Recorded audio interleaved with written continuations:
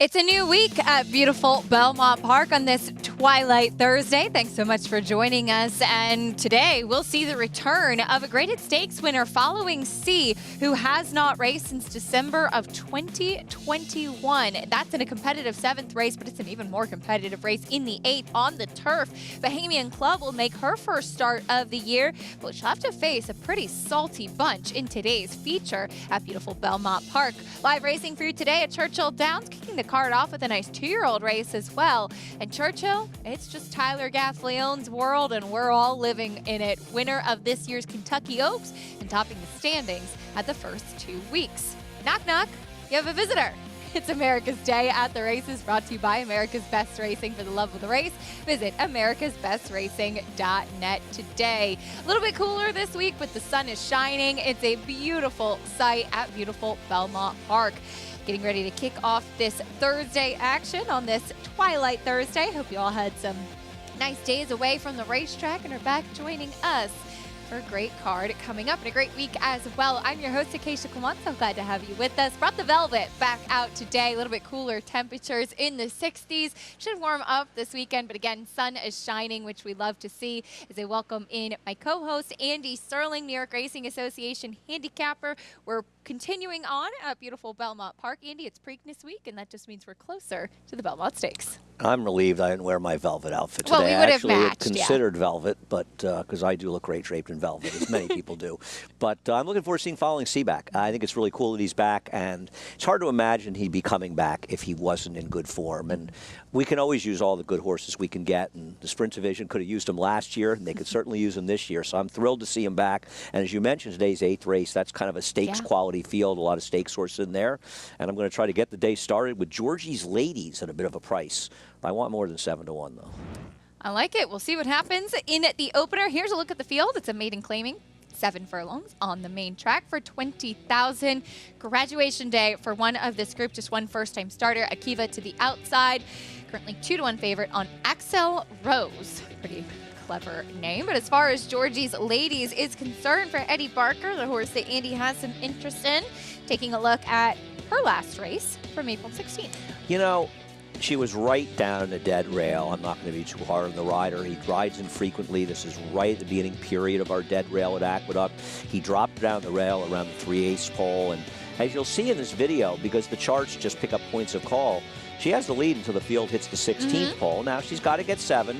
But her prior race is good enough to put her within hailing distance of this race, because look at the favorites, Excel Rose and the number 1, Valentina, and I prefer Valentina the 2. Their figures are in the 40s on the dirt, and yeah, they're probably the 2 horses to beat. I don't know why Welcome to My World is taking as much money as she is, though she's run against better.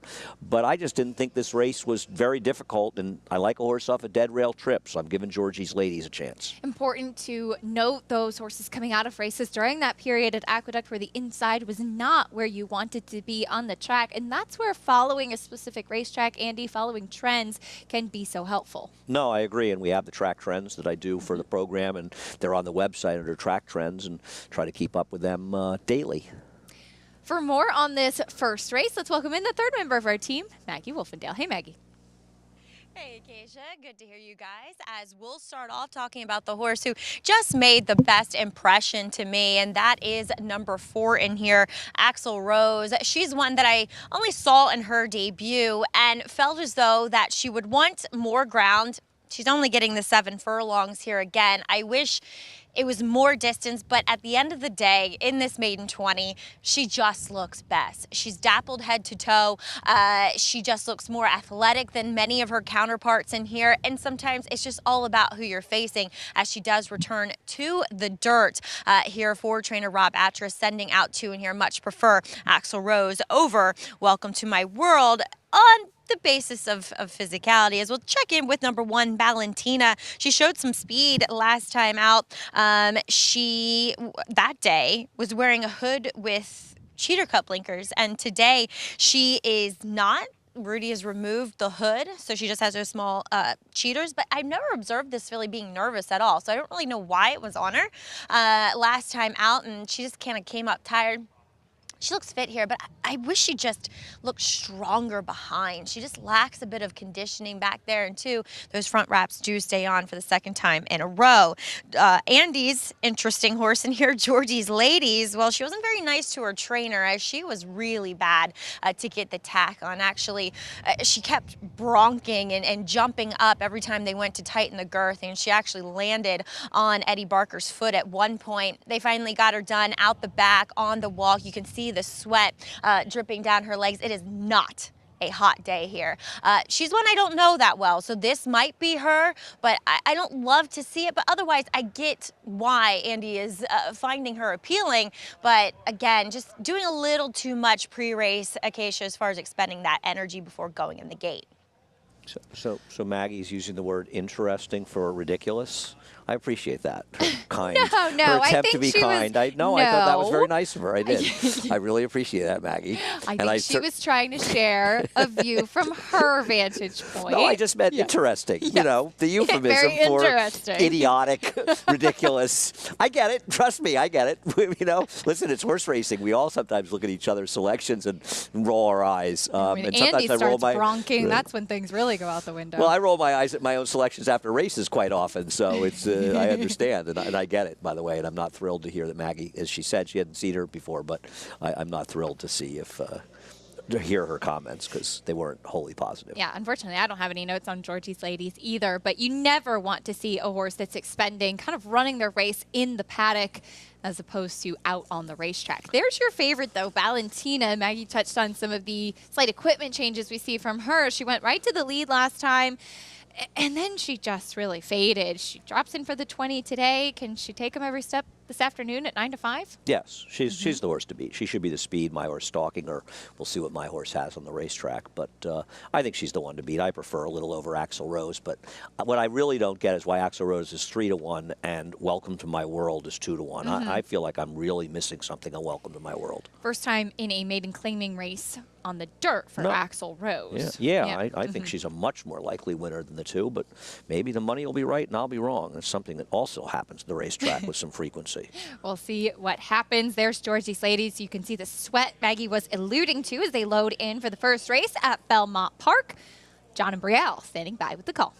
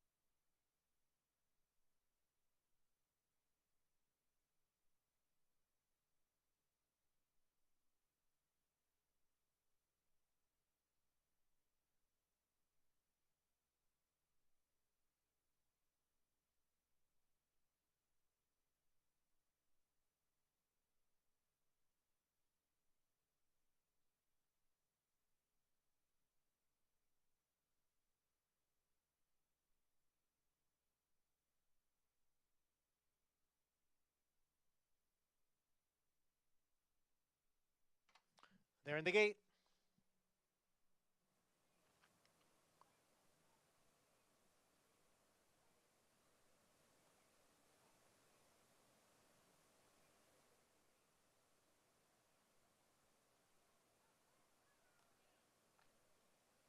And they're off.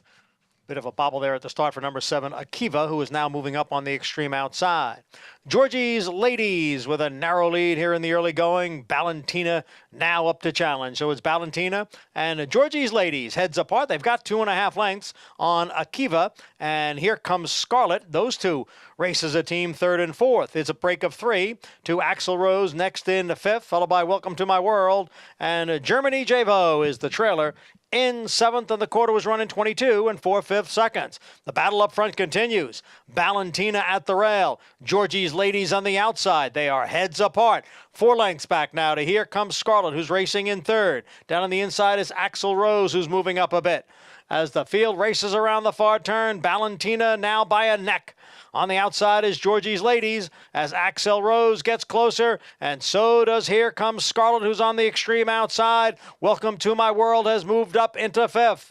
The field is at the head of the stretch, the half mile in 46 and 4. It is Valentina challenged now on the outside by Here Comes Scarlet.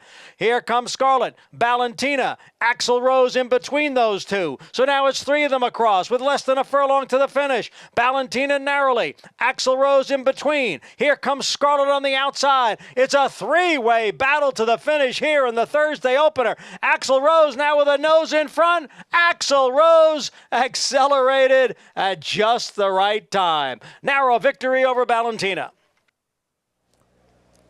I see what you did there, Johnny Eyes. Axel Rose by Accelerate, a clever name, of course, Axel Rose. She was in a kind of compromising position here, Andy, in between horses, able to gut out the victory. No, the real Axel Rose has probably been in a share of compromising positions as well. I would think so. Long and storied career. Yeah, this took every bit of Kendrick Carmouche's terrific ride to get her home, because the truth is Valentina did all the dirty work. She got pressed to, for these horses, an extremely quick pace by my horse Georgie's Ladies, and Maggie was absolutely correct about her. And so you would have thought, given the trips that both the 4 Axel Rose and the 5 Here Comes Scarlet had, they would have blown by her in the stretch. And frankly, Valentina did extremely well to battle back. But Kendrick Carmouche saving ground the turn. At first, you know, there's that moment where you think, Kendrick's about to look like the GOAT here because he's never going to get out. Well, when the 5 drifted, he got that room. He was patient enough to wait, and he needed every single bit of that ground that she saved to get the job done here. Terrific ride by Kendrick on a horse we both said before the post parade. She was supposed to be the co-favorite with the 1. Yeah, 5-2. She went off at Axel Rose. All of the strength of Kendrick Carmouche on display, as well as he's able to use all of that to propel her to victory in what can be a relatively uncomfortable position sometimes, especially for horses of this level in between horses. Coming up a little bit later on, though, Andy, we have some really nice races to look forward to. That does include race 7, also known as the return of Following C. Again, we haven't seen him since finishing 2nd in the Cigar Mile behind his stablemate American Revolution in December of 2021. No, I mean, this was a horse that quite a few times you were saying, you know, we'd almost forgotten about him, but there were a number of occasions when a lot of people would ask, or we would even ask, where's Following C? Yeah. Is he coming back? I think you had told me maybe he worked once last year, or somebody else told me, and then he disappeared. Well, they were patient, and it's just, this is his terrific 2nd place finish behind a very good American Revolution in the Cigar Mile, trying to get a mile, and we were sort of wondering, and I can't believe that these connections, Todd Fletcher, Spendthrift, are going to bring back a horse like this, of this kind of layoff, unless he's really showing them good signs in the morning.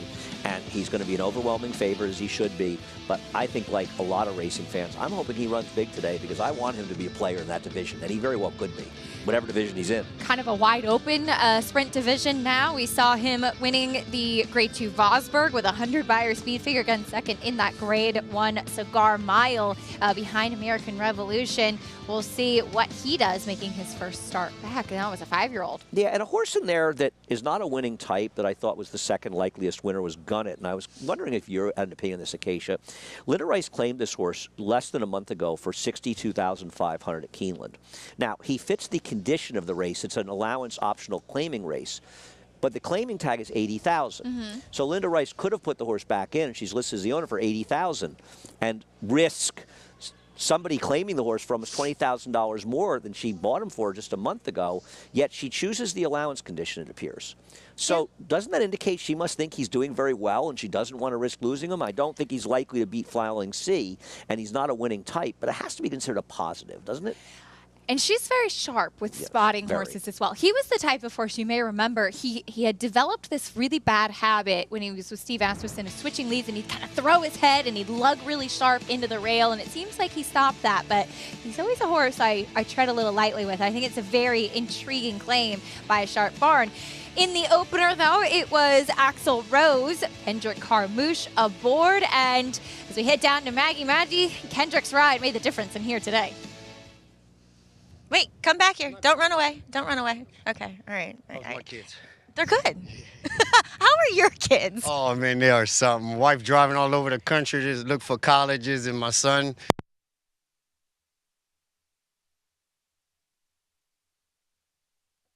Is there any? She's pretty tall, to be fair, but has she ever said, "I want to be a jockey"? Nah, she don't like the point of jockeys falling off. She don't accept that.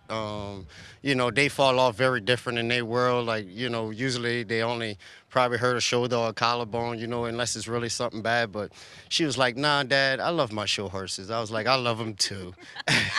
Well, Axl Rose talking a little bit about how tough you have to be a jockey. You had to kind of bowl your way through there, and as you're saying, sometimes at this level of horse, it's like nobody really wants to win. So you really had to will her to the wire first.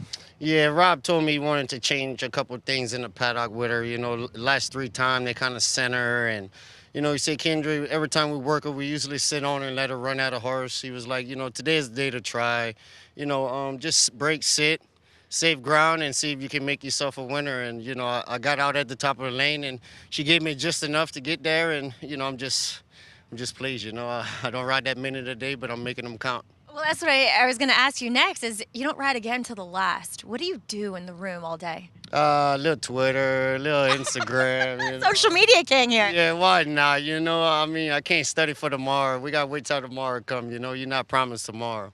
It's true, Kendrick. Well, at least you got a winner out of the way here in the first. Congrats. Thank you, Max. All right, Kendrick Carmouche, guys. Always an entertaining interview.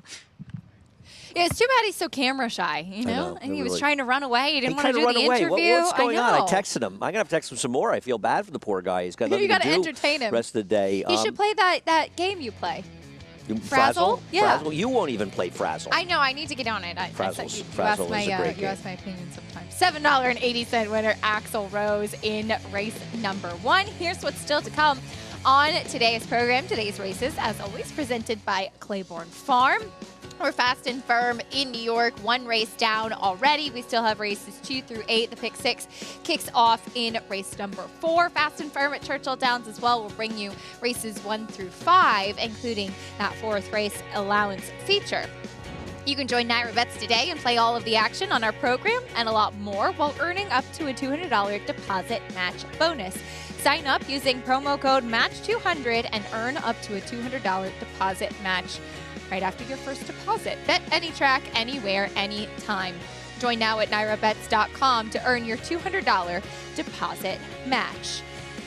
A lot more still to come on America's Day at the races, and that does include a conversation about this year's Preakness Stakes. The Kentucky Derby winner, Mage, the only horse to come out of the Kentucky Derby and try for the middle jewel of the Triple Crown.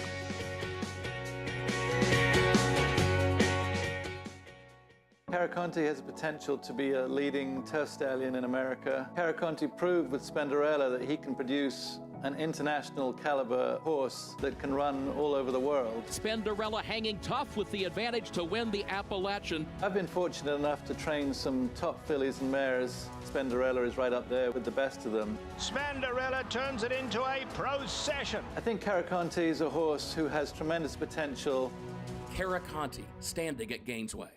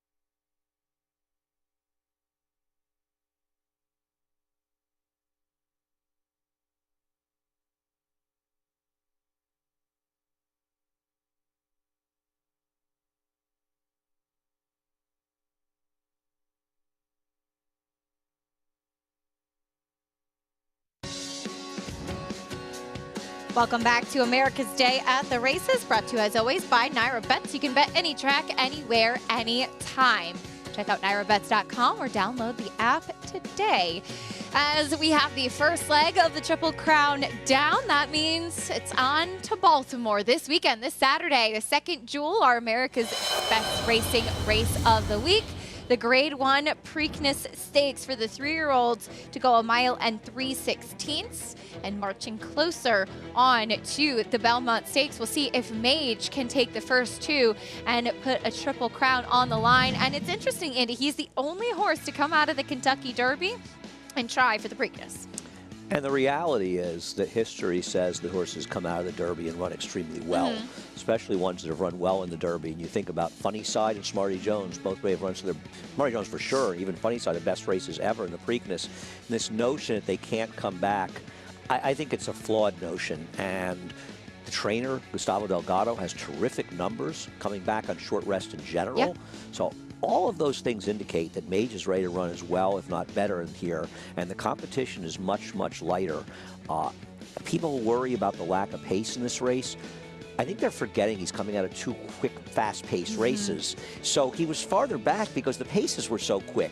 He's a horse that has speed, and if he breaks, even as well as he did in the Derby, and Javier's so great out of the gate, he's going to have that early position, 2-3 lengths off. He's way the horse to beat. Was that you in the back trying to get a bath shot? Yeah, you know me, I love a bath shot.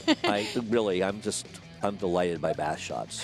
Javier Castellano got his first Kentucky Derby win aboard Mage this year, breaking that 0 for 15 record, a native of Venezuela, a special win. Gustavo Delgado, also a native of Venezuela. And Gustavo, don't forget, he actually won 2 Triple Crowns in Venezuela, and maybe just doesn't have the same kind of caliber of horse here in the U.S., but certainly a very capable trainer that's getting some good press this year. No question about it. I don't think I've ever, for me, seen a rider, and not just for me, who's been friends with Javier for many years, so many people so happy for Javier. Yeah. Many people, and a very deserved win, an absolutely terrific ride. But Gustavo Delgado, in some ways, because Javier Castellano is getting so much attention, might not be getting the credit he deserves. I mean, to get this horse to run that race in just his 4th career start, and the way he's improved as such a lightly raced horse in such a short period of time is really nothing short of remarkable. And listen, here at Naira, we root for one horse every year, and that's for the Derby winner to win the Preakness, yes, so we can have a huge day here on Belmont Stakes. And First Mission, maybe he can beat him in this race, but I don't think the competition is stern enough, and I believe Mage is going to be extremely tough to beat. First Mission, though, he has been pointing to the Preakness after that win in the Lexington. He did not have the points to get into the Kentucky Derby. He comes up the inside of Arabian Lion, who, to a lot of people's surprise, is not in the Preakness field. He's going to the Sir Barton, a 3-year-old dirt race on the undercard Preakness weekend. First Mission's workmanlike victory here in the Lexington. What did you make of it? I thought he ran well in here, and it's interesting because this was a clear-cut second choice, and like a lot of people, I think he's the only real competition. Yet Bob Baffert chooses to run National Treasure and not Arabian Lion. Now, maybe that's a knock on First Mission. I don't know, but it's Brad Cox. Like early voting, he comes in this race off of 3 races with a couple of victories and a loss, and I think he is the biggest possible upsetter in here. He should get good position. He breaks well from the outside. There's a little speed inside of him, but he can stalk the pace. And if Mage loses, he is, in my opinion, far and away the likeliest horse to beat him. Saw a quote from trainer Brad Cox. He said, "We're not going to be on the lead. First Mission's not going to be the pace setter. You'd imagine that'll be Coffee with Chris or even National Treasure to the inside, but you'd certainly expect Luis Saez and First Mission to kind of be in that first flight type of thing." And we'll see if Mage is going to break a little bit better, but he does seem to be the class of the field, for lack of a better phrase. And I thought he broke better than the Derby than he had in his prior 2 races. And I don't think there's a rider that fits a horse with gait issues better than Javier.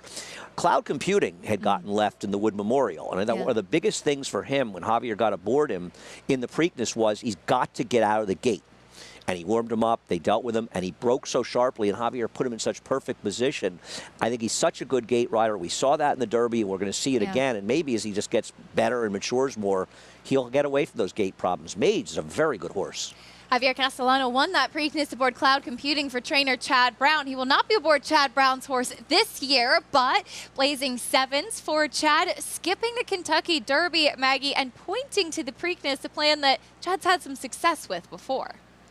Yeah, including last year's Preakness Acacia with early voting. And he's just a horse, Blazing Sevens, that Chad has felt just really hasn't materialized as quickly as he would have liked coming into his 3-year-old year. Yes, he is a Grade 1 winner in taking the Champagne, but now I'm wondering if third start off of the layoff that he can be effective here. He has 2 bullet workouts, which if you saw the one last time, looked fantastic here at Belmont Park. I'm wondering if second time with those blinkers on, he can put himself in the game a little more, and I think that's what it takes to win Preaknesses. I really don't think you want horses rallying too far back, and especially what is a shorter type of field. So while I echo the sentiment of Andy, I will be rooting for Mage to win. I've always liked Blazing Sevens, and I particularly like him in this year's Preakness Acacia. He is an intriguing prospect, that's for sure, Maggie. And funny enough, at Blazing Sevens, Mage, both by Good Magic, who had the misfortune of being in the same crop as Triple Crown winner Justify. There's 3 Good Magics in this race. Yeah. He's really having a great start to his career. Well, for those people out there that think I like every Chad Brown horse, I don't like Blazing Sevens at all in this race. I believe if he has future success in Grade 1 races, it'll be 7/8 to maybe a mile, much like the Champagne. And a Woody Stevens or an Alan Jerkins are more suitable races for him. I don't believe he finished at all, getting a good trip and getting there top of the stretch in the Bluegrass. And I think that he's a horse that's just not suited the distance, nor do I think he's good enough. You saw the stake schedule there for Preakness Day. Funny story, in race 9 in the ski pat, you'll see Mage's older half-sister gunning for Ken McPeak running. And there's That's pretty cool, huh? To see siblings on Preakness Day running on the same card and stakes. Yeah, I like that. Yeah, That is cool. It's also fun, very huh? different races, right? Very a sprint different as races, opposed yeah. to a route. Mm-hmm. Wow. And she's a filly, so we will see what happens there. But I loved when you see some of those little pedigree notes materialize. Back to today, we have race 2 coming up next at beautiful Belmont Park, a mile and a 16th on the main track. It's a $10,000 claiming race. Caribbean currently 6-5 favorite, but a couple of other contenders in this race, Mr. Winston, American Lincoln. They will be piloted by Katie Davis and Jackie Davis, respectively. Little girl power in the riding colony in here as the Davis sisters will face off in race number 2. They've certainly made a splash here in New York, and we'll see if one of them can be victorious. More on the second after this on America's Day at the Races.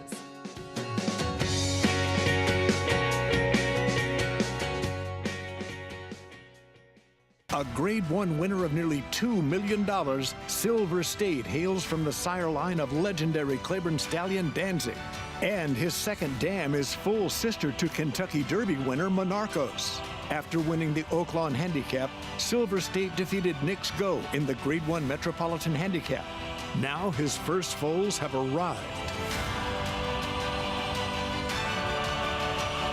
Grade 1 winner Silver State, standing at Claiborne Farm.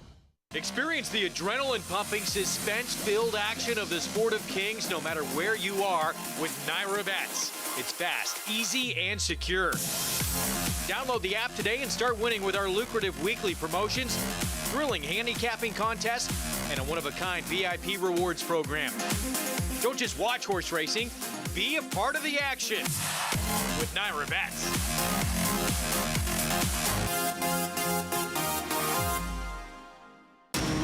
Every hair, every muscle, every contour, every pulse. In the juvenile. Essential Quality have won. In the Belmont. Essential Quality has won the Belmont Stakes.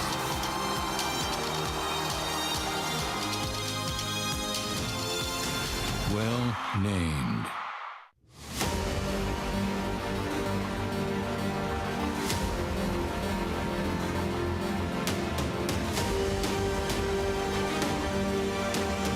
$290. You want to do that up front? $290,000. Nice run here from the son of Good Magic, Mage in front.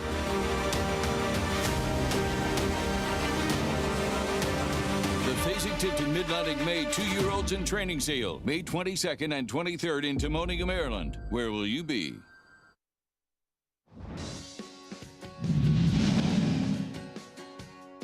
Funny Side and Empire Maker. There's nothing between them. And at the midway point on the far turn, Empire Maker pokes his head in front. Emboldened by that challenge, Funny Side fights right back. And 10 Most Wanted right there in behind them with Pat Day as the field turns for home in the Belmont. And it is Empire Maker on the outside. Santos has gone to the whip on Funny Side. Empire Maker a short lead. Funny Side is doing his best, but he's dropping back. And here comes Pat Day, and he's coming with 10 Most Wanted. Funny Side has dropped back to third. Down to the final 100 yards of the Belmont. Empire Maker Jerry Bailey asking him for everything he has. 10 Most Wanted right there with him. Here's the wire, and Empire Maker has won the 135th Belmont Stakes. The 2003 Belmont Stakes with Empire Maker, a heartbreaking day if you were a Funny Side fan and for the Saratoga team, but Empire Maker, a great horse he was, Andy, and a terrific sire. He went on to be sire of number 3, Royal Realm, coming up in the second race. Yeah, and the truth is that we were talking this offhand, and Empire Maker paid, I think, 2-1, and if this had been the 4th race in the Thursday, Empire Maker would have paid 340.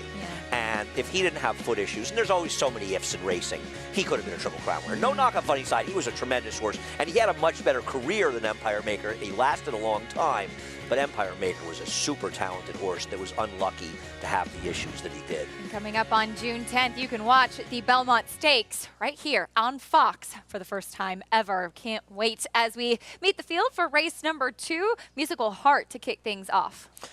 Yeah, Musical Heart's probably going to be part of the pace in here, but his recent form makes him very questionable. Here's the 2 Forever Wicked. He is the weaker half of the entry, and not the reason they're 9-2. The other part of the entry, the 2B, Don't Be Late, coming off a win. It's a tougher race today, even though he's dropping in company, but this horse ran terrific last time. That race, besides him, completely fell apart, and he held the whole way. Too. Yeah, his last race was very good.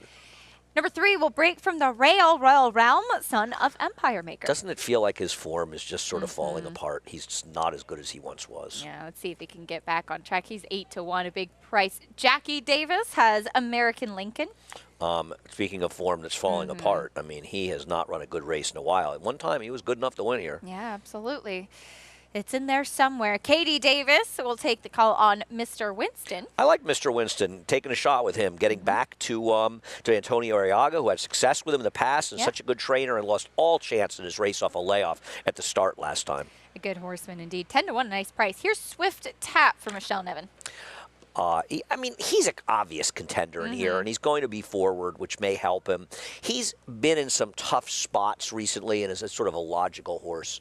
Right now, good price. And all the way to the outside, dropping in class, Caribbean. I'm not going to be shocked when Caribbean wins. I picked him 3rd in here, but I don't trust this horse at all. Linda Rice has bad numbers if she's dropping horses precipitously, 2nd off a claim. He ran lousy last time off the claim, albeit against better horses. I just don't trust this horse. He comes out of a 4-horse field, 2 back, and at 6-5, I can find better horses to bet. Here's that Linda Rice stat you were touching on.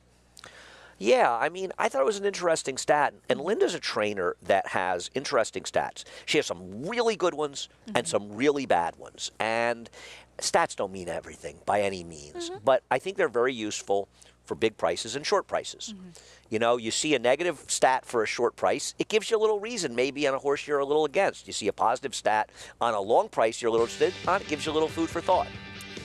Taking a look at Caribbean's race 2 starts back. This was, as you mentioned, a 4-horse field, 2nd best this day. And he does kind of have that habit. He kind of gallops along with that big stride. He's a little bit of a grinder.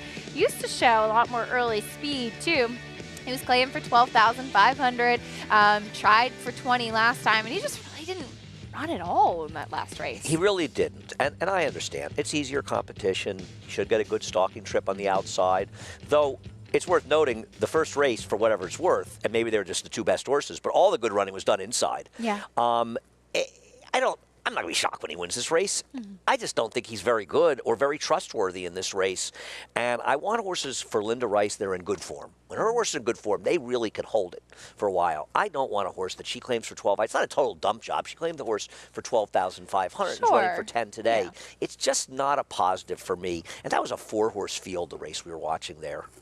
You had some interest, you touched on in the post parade with Mr. Winston, back to Antonio Arriaga, who is a talented horseman that maybe kind of flies beneath the radar. We following regularly here in New York. We know him well. And this is a horse who has some good back races. Yeah, I mean, listen, there is a serious concern with this horse that, yes, much like my last interesting pick, Maggie, he could be ridiculous, and I won't blame you if you find him interesting as well. But he has back racer good enough. I like the switch back to Antonio's barn, and he had a major excuse last time. He's got figures good enough, and he's 11-1. So I'm going to take a little shot with him. Maggie, your thoughts on race 2? I admit I fully use interesting in many different ways, Andy. I don't really like one if I do kind of like one, so it's my middle of the road term I like to use. But let's start with Swift Tap. Now, I have no problems with Caribbean, but I agree. His last race, I just was hoping for a bit more. He was kind of slow and sluggish out of the gate. Now, we do see, Jose Ortiz giving him a nice warm-up today, but I don't know. He's fine, I guess, but I went with Swift Tap in here, who, I get it, is kind of just run okay in his last 2. But last time I thought he had to chase the Loose on the Lead, the Revenger, and then he he also had to work to get that forward position after a slowish kind of start. Look, he's one that's a little bit of a pet of mine. He always looks appealing physically to me, so I like Swift Tap in here, although I fully admit that extra half a furlong might wreak havoc on him, just looking at him physically. As we'll take a look at the 2B, I agree with you guys. He ran a huge race last time. Don't be late. So game in victory. But again, one that, is this the right distance? He is 1 for 1 at it at the end of the day. But sometimes when you're a forwardly placed horse doing the elongated sprint, and it's a really elongated sprint down the backside here at Belmont, you get a little bit more leg weary. So, but honestly, I liked his warm-up. He looked great out on the racetrack here for Randy Prasad. So if you like him, 5-1, obviously, you know, there being 2 of them, it kind of hurts a little bit, but still, I think he makes a good deal of sense. All right, Maggie, thank you. We'll see if the number 2B, Don't Be Late, can do it again. I mean, this horse, as Maggie was touching on, he was so game last time, and he was kind of pressing horses, and when he took over, it looked like he was caught by the horse inside him, and he kind of dug in and came back in the last jump. No, I thought he really ran well, and I love horses that run against the flow of a race. Randy Prasad is not the most reliable trainer in general, and he's not particularly reliable off of wins. They seem to run some of their best races, and I'm hoping that's the case in race number 3, off of lousy efforts. But to deny that this horse ran as well as he did last time is to not really pay attention to the PPs. 6-1. Let's see if you can go back-to-back. Your favorite still, Caribbean at 6-5. The number 6 with Tap taking money. Let's check back in with Maggie. Yes, so do want to talk about number 5 in here, Mr. Winston. He is one that, in that bad stumble last time coming off the left, also was wearing an extension blinker last time, for the first time, I should say. And as Richie often talks about, you'll see poor starts with horses wearing this equipment for the first time. So look for him to possibly break better, but as I always say, I don't love to see it. Sometimes it works out, but more often than not, it does not. One of the better times I've seen him moving, though, on the racetrack, a horse I'm fairly familiar with. So I wouldn't be shy to take a shot here, Andy, at 11-1. All right, Maggie, thank you. Got some good notes. He's good interesting. He's the good interesting. Today. Okay, I'm hoping so, Maggie. We'll see what happens here. I just don't want to take the 7 that short a price. I get it, but I don't trust him. I have a little 7-5. I'm not going to lose money in the race if it's 7-5, but I'm against. Loading in for race 2, Caribbean, even money. We'll see if he can get the job done at that short price. John and Brielle standing by.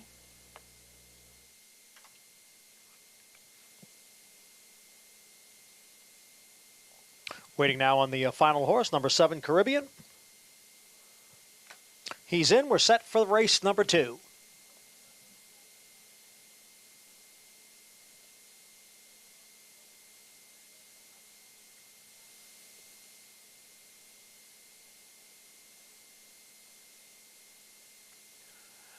And they're off.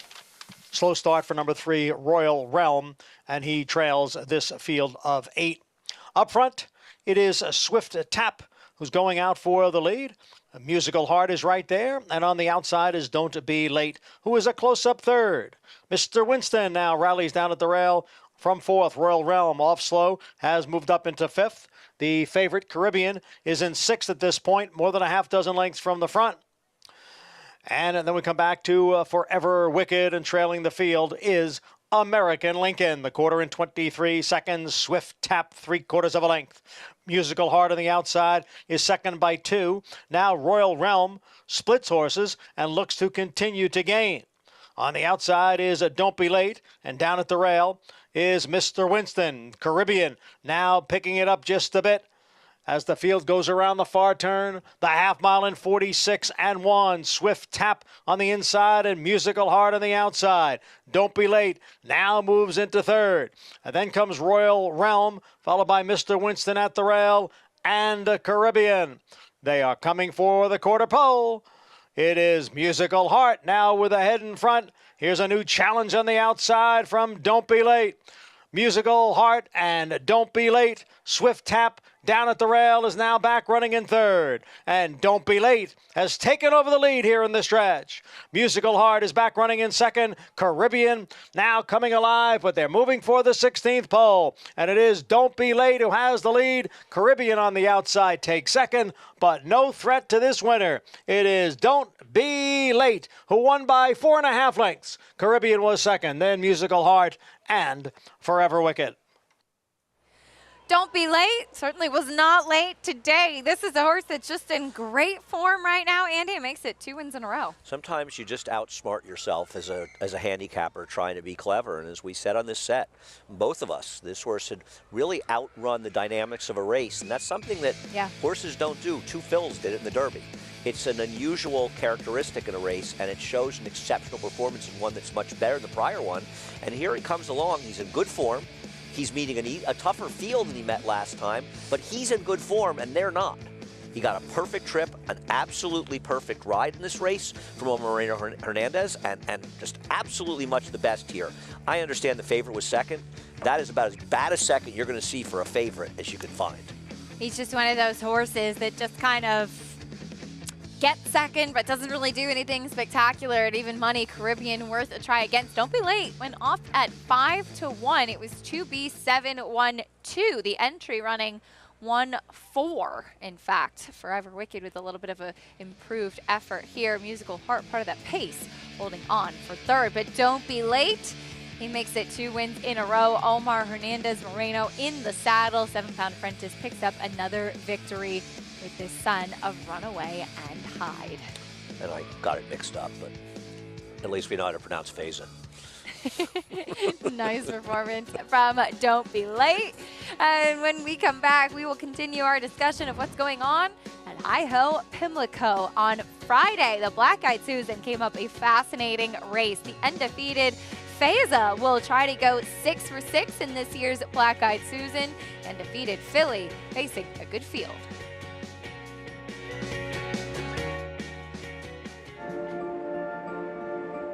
City of Light, a multiple Grade 1 winner with $5.6 million in earnings. Winner of the Grade 1 Malibu, the Grade 1 Triple Bend, the Grade 1 Breeders' Cup Dirt Mile, posting a 110 buyer, and the Grade 1 Pegasus World Cup, posting a 112 buyer. The best son to date of leading stallion Quality Road. City of Light stands to continue his sire's legacy at Lane's End.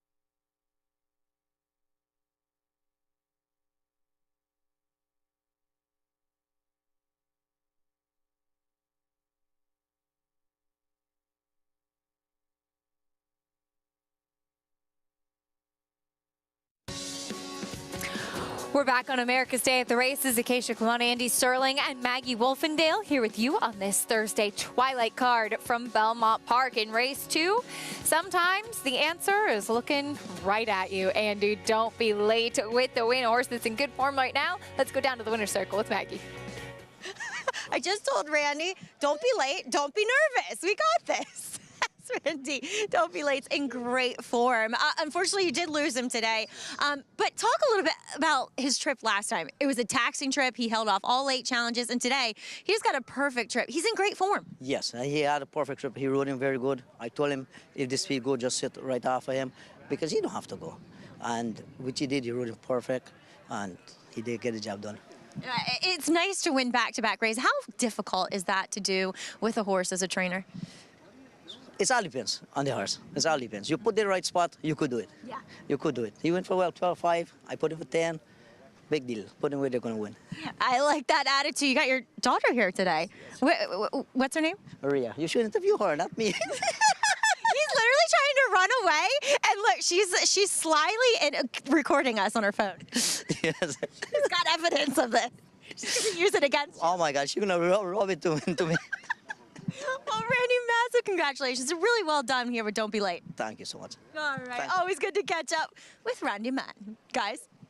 And a nice winner, a nice horse that's in good form right now. He actually was trying to run away from Maggie. We were just joking about Kendra Carmouche, but take note, she's going to get you. She's pretty You're scary do today. The I mean, apparently there's something going on with Maggie where she's a little extra scary today.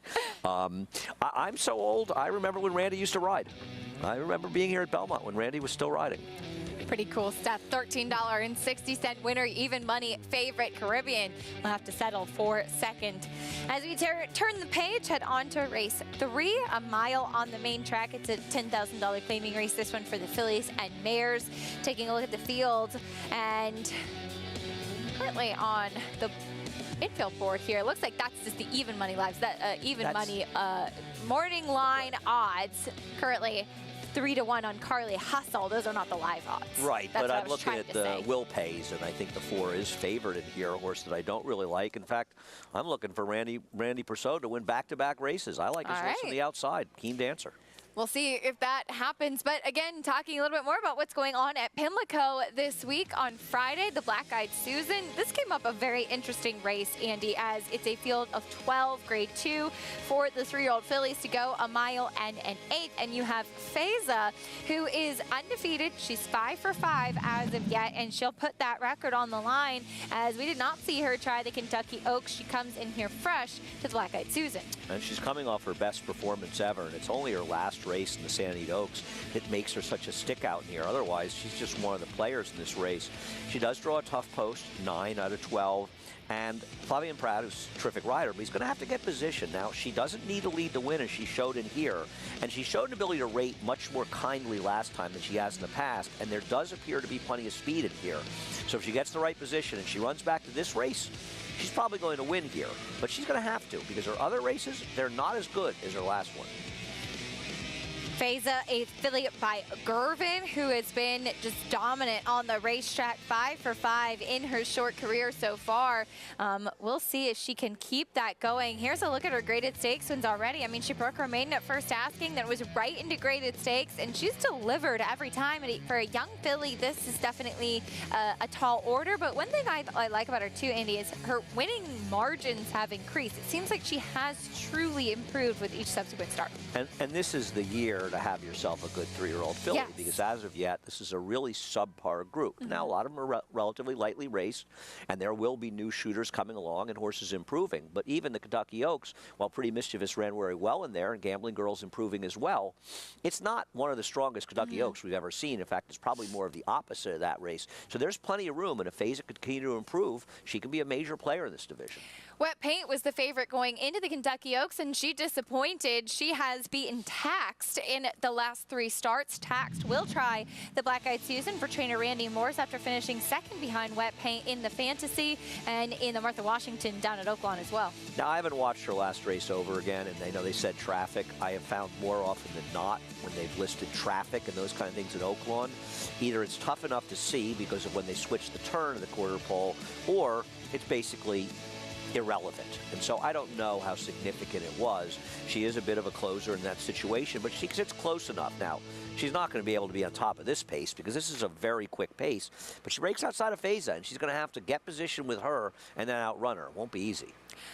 A horse that we've seen quite a bit here locally for trainer Rob Atras is Balpools. We bring Maggie into this conversation, a filly that, yes, it was a short field in the off the turf memories of Silver, Maggie, but this is a filly that's coming in good form. Yeah, and she's steadily improving her numbers, and I don't think that she's going to have a problem with the distance. In fact, I think she'll relish a little bit of extra ground moving forward as she does stretch off of that one-turn mile in the off-the-turf memories of Silver. But at the end of the day, she was beating fillies that are a little bit distance challenged, where she was the one that really relished, A, the going, but B, most importantly, the added ground where some of them were stretching their outer limits. Yes, do I think she's always had a bit of promise? Certainly, but she's going to have to prove it in the Black-Eyed Susan going down there. But again, as Andy pointed out, nobody has really stepped up their game. And look, I love Pretty Mischievous. I think it's fair to call her the leader of the division right now, but it's really not that strong of a division. So it's crying out for somebody to really step forward and make themselves a star. Acacia? And this Black-Eyed Susan could help somebody do just that. Maggie, thank you. It's an interesting field. It is, I think, you have Feza, who's undefeated, and then you have some other fillies that are really trying to take a step forward. I think it came up a competitive race. The word interesting just keeps coming up. Interesting. See, now I'm saying it subconsciously. I blame you for this whole It's an interesting betting race. No, I actually do agree with you. I think because Feza's the horse to beat. She's 7-5 or something on the line. 7-5 on the morning line, She's going to be a short price. You got the Baffert factor, and her last race is very good. I'm not denying it. The rest of her PPs don't do enough for me to just jump on her in a short price off of one race. I'm not really sure where else to go. I'm going to tape a quick video on it tomorrow for Naira Betts, and we'll get it out there. But as of now, I don't have an opinion in this race. I'm a ways from making one. Look forward to hearing your thoughts. The Black-Eyed Susan will be at race number 13 on Friday at Pimlico Preakness weekend. Back to today, horses in the paddock for race 3. There's the 4, Twice Smitten, who is co-favorite right now at 7-2, stretching out in distance for Rob Atras. Speaking of Balpool, and speaking of Law Professor, who will try his hand, and the Pimlico Special this weekend could be a big Black-Eyed Susan day for Rob Atras and his team. Classes in session at Pimlico. Law Professor off the back of the win in the Excelsior looks to keep his momentum going.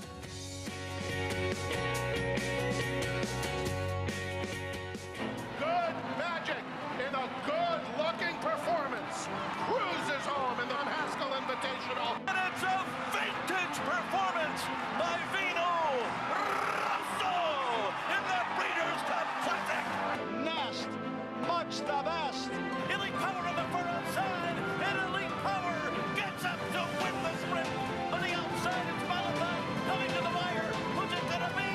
It is Malafat. Race to Twin Spires, where you can take advantage of our $200 new player offer right now.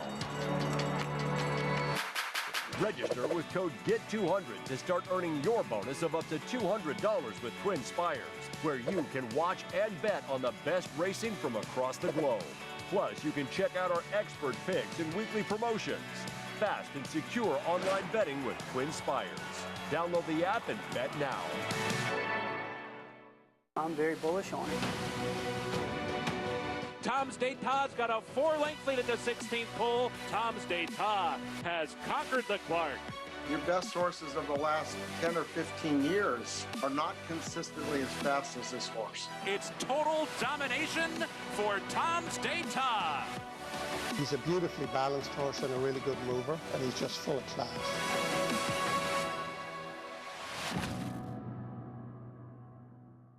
Racetrack Television Network brings you every race, from every track, on every screen, every day.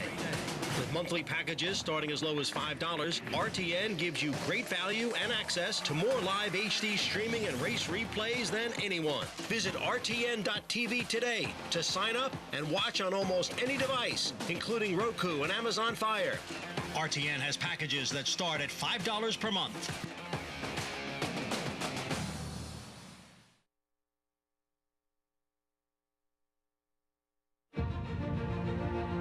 He goes, well, Woody Stevens special that he called Seth one day after he was 3 for 3 and was fast and had a problem and looked like he was going to have to retire him, and said, you need to stand this horse. And he talked him into doing it, and he turned out to be one of the premier stallions of his time. Danzig's one of the legends of Claiborne, and his influence is far and wide throughout the thoroughbred gene pool today. And you'll look through and see a great influence of Danzig, and we're just trying to keep it going here at Claiborne with Silver State, War of Will, and Warfront. So we feel like we're in a great position, especially with War of Will and Silver State, to keep it going. We love War of Will's foals. Like I said, Silver State has a great book of mares, and he's going to have a really big chance of continuing that legacy. The Danzig line 10 years ago, 15 years ago, people weren't sure what it was going to do. And it's still continuing on with Hard Spun and Warfront, who now the sons of Warfront are looking like they could be really okay on a number of fronts. So that was one of the reasons for War of Will, plus the fact he won a classic on the dirt with the Preakness, and then come back and win a Grade 1 on the dirt or on the turf at a mile. So he's a big, pretty horse. He's gotten well supported, and Mr. Barber's bred a lot of very, very nice mares to him, and the offspring are good so far. Welcome back to America's Day at the Races, brought to you by Claiborne Farm. 100 years of doing the usual unusually well. Claiborne Farm taking a great look at some of the horses just loving life on one of the beautiful farms in Kentucky. I love all those shots of Claiborne. I'm trying to see one. I want to go there. I know, me too. I know. We'll plan a trip soon. We'll plan a trip, that's for sure. Well, as mentioned, it could be a big weekend for trainer Rob Atras out of town. Not only does he have Balpool in the Black-Eyed Susan, he has Law Professor in the Pimlico Special, which will be right before the Black-Eyed Susan on Friday. And Law Professor coming off of a big win in the Excelsior, a horse that has really run some very big races, and especially since coming back here now as a 5-year-old, Andy. And what he has also over his competition, and particularly Rattle and Roll, who's the 9-5 morning line favorite, is speed. Yeah. And also he doesn't need the lead. Now he's the fastest horse in here, and knowing the way Manny Franco's been riding, unless you see Keystone Field like he did in the Excelsior want the lead, Manny will go. And if Keystone Field wants to go, Manny will sit second to him, and he easily beat him in this race when doing that. He's sitting third, actually. But Law Professor's been in great form, and his natural speed, in some ways, gives him real advantage over Rattle and Roll in this race, and they're pretty close together on their figures. Yeah, Rattle and Roll coming off a win in the Ben Ali. The problem with him is that he tends to just come from so far out of it. And as Maggie was touching on earlier, typically at Pimlico, and especially this weekend, horses that are forwardly placed often do have a little bit of an advantage. And we'll see if Law Professor can kind of dictate things. And I like to see his regular rider, Manny Franco, making the trip down to Baltimore. No, I think it's an interesting matchup between those two. Once again, I haven't done a ton of work on this race, and I guess Clapton ran well last time out. But it really does feel like Law Professor and Rattle and Roll are very much the two horses to beat him here. Yeah, they seem to be the stars on the billing for the Pimlico Special. That'll be race 2 right before the Black-Eyed Susan, a race I've always enjoyed as well. As we take a look at race 3 back here today, a $10,000 claiming race, a mile on the main track for the fillies and mares. That's a look at Rob Atras's runner in here, Twice Smitten, as this one stretches out in distance off a near miss last time while sprinting. Yeah, I don't like Twice Smitten in here, and as usual, David sort of nails the morning line in a very, very difficult race to make a line. And I guess people are looking at her and saying, well, she's in good form, she's got some speed, and I don't think, and we've got a lot of horses in here that, to be honest, their PPs look a little bit ugly. But their horses may be better than their ugly PPs look, because the reality is, Twice Smitten's got to get a mile in here. There appears to be other speed between Trade Secret and Gypsy Janie. So Twice Smitten, Manny Franco, getting money because of Manny, and rightfully so. But she's going to beat me in here. I'm going to get involved with Keen Dancer, with the 7 Valoran, and even the long shot, the 3 Gringotts. Yeah, Rob Atras has 2 in here. You touched on Valoran, one that he actually reclaimed, which is an angle I always pay a little attention to. Reclaims are interesting, and I think that's another thing that people like to look at. Now, the problem with Valoran is he claimed this horse for $10,000 off of terrible performances, and now he runs her back for $10,000. So it's kind of like he's thinking, Okay, I got her. You lost her I'm for not 25,000, so I'm that's not sure I really want it. You know, Yeah. maybe I shouldn't have claimed her back. And it is a different ownership, I believe, than when she had her Yes. before. But claimed her because he feels, you know, obviously he likes the way she goes and feels she's very sound. But I don't like her last two races, but I did pick her second here. I picked the race 8-7, 1-3, and I'm going to use the 7 and 8 with. And you're going for trainer Randy Prasad to try to get 2 in a row. Keen Dancer was 12-1 on the morning line, 9-2 right now on the board. Yeah, I'm not surprised that she's taking a lot of money in here. You know, Keen Dancer has been in significantly more difficult spots recently, and at this level, I think she figures to get some pace to close into. This is the kind of race and day that she shows up. There's Manny Franco, a date with Law Professor in the Pimlico Special on Friday.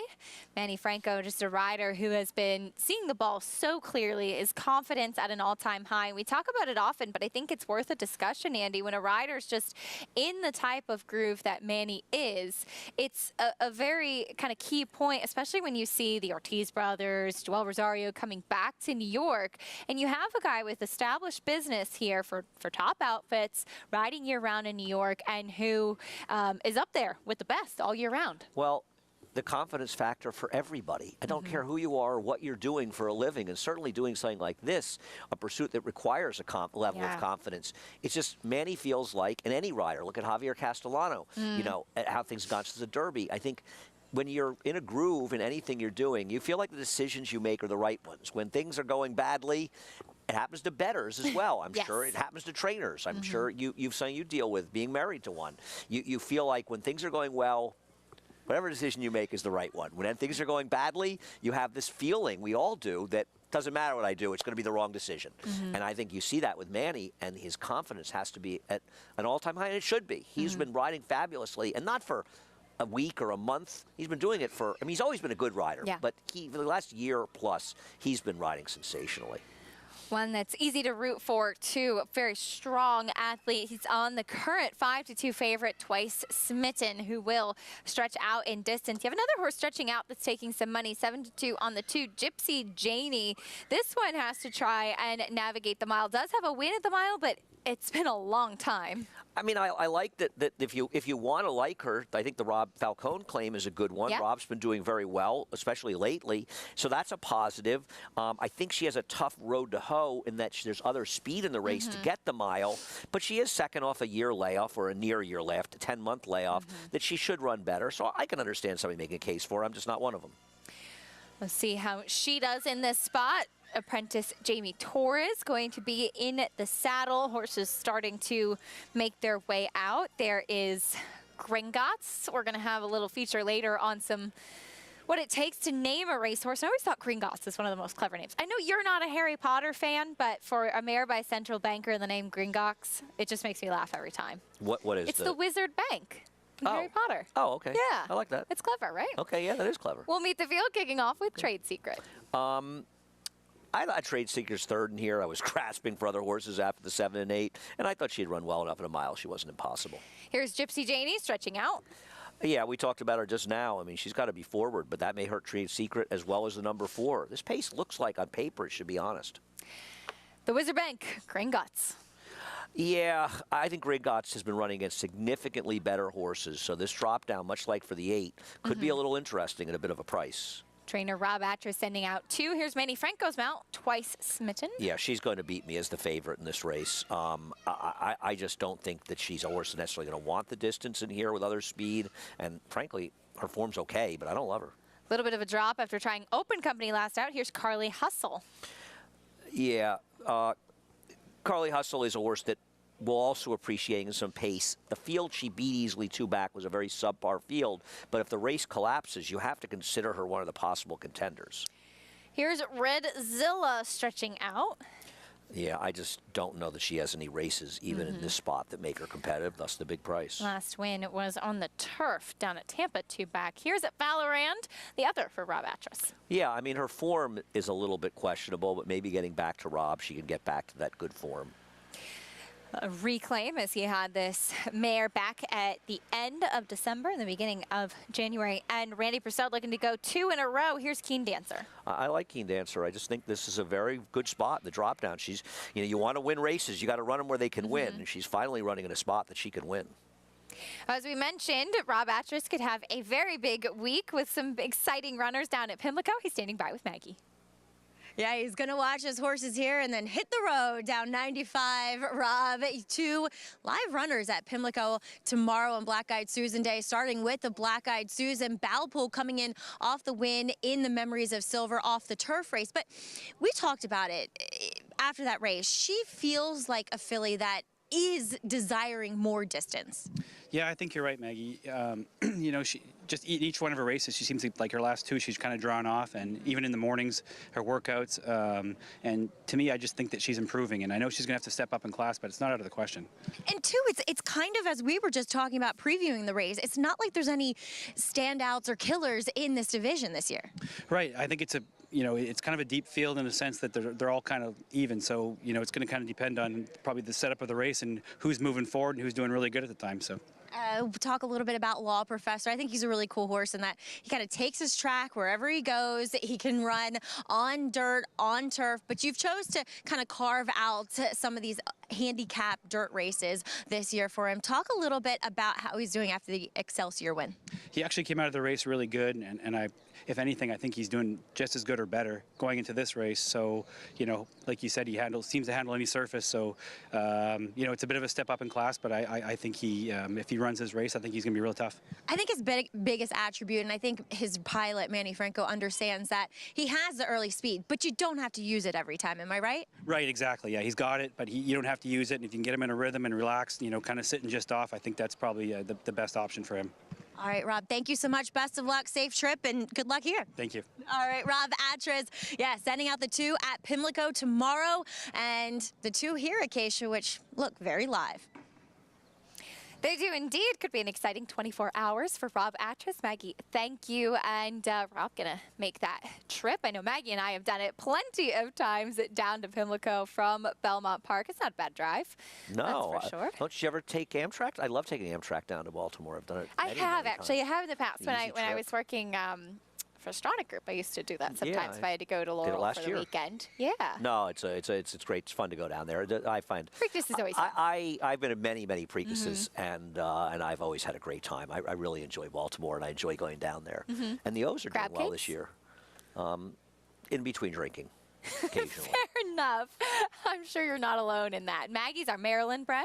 Plenty of experience at various Preakness events and Maryland events down there. We're looking forward to a big weekend. And, of course, we'll see how Rob Atras does with his live runners in some of the big races on Black Eyed Susan Day, as there is one of Rob Atras's runners twice smitten, 5-2. I know that there are so many questions surrounding the distance, the stretch out. Maggie likes this mare by Daredevil, getting a little bit more ground. Do you feel like the betting public here, Andy, kind of deferring to the connections in this spot where there is maybe not a ton of form to sink your teeth into? Yeah, this is a very easy, very tough race to have a particularly strong opinion, because it's just you look at the 4. I don't like the 4. If the 4 wins this race, I'm going to lose, and I'm fine with that. But I know she has races fast enough. I think this distance is highly questionable for her. I don't really love the races she's coming out of, and I just think there's enough other speed. The pace should at least be honest, and I think if she's going to be effective in all likelihood at this distance, she's going to need a little bit of an easier pace scenario. And I just think that the outside horses are more interesting, particularly, as I said, the number 8 Keen Dancer. And she's a horse who can rely on a good pace. I know her recent figs are bad, and maybe she's just lost all her form, but I think it has a lot to do with the fact that she's just been running over her head. We'll see if Keen Dancer can provide trainer Randy Prasad with 2 wins in a row on the Twilight Thursday card. They load in for race 3. The voice of Belmont Park, John and Brielle, standing by.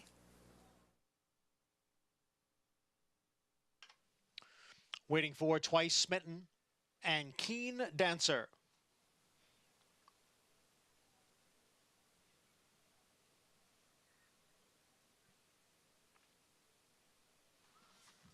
Set for the start.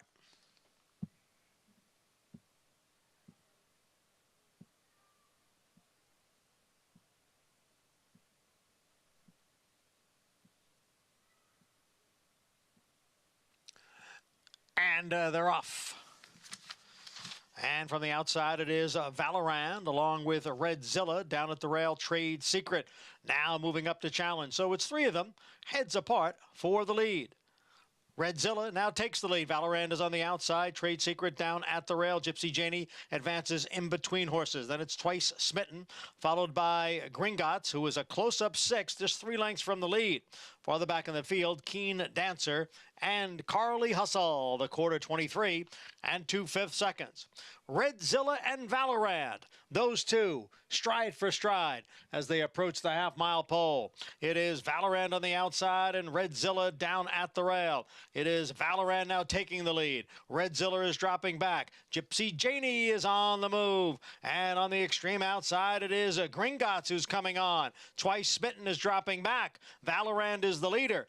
Challenged here by Gypsy Janie on the outside, with Gringotts racing in third. Valorand on the inside, Gypsy Janie on the outside, and the two of them are together, with Gypsy Janie now taking over. Valorand back running in second. Then Gringotts in third. Farther back it is Twice Smitten, and down at the rail is Keen Dancer into the stretch. 3/4 in 1, 12 and 2. And it is Gypsy Janie who gets away now. Gypsy Janie has opened up on the field in front by almost 5 lengths.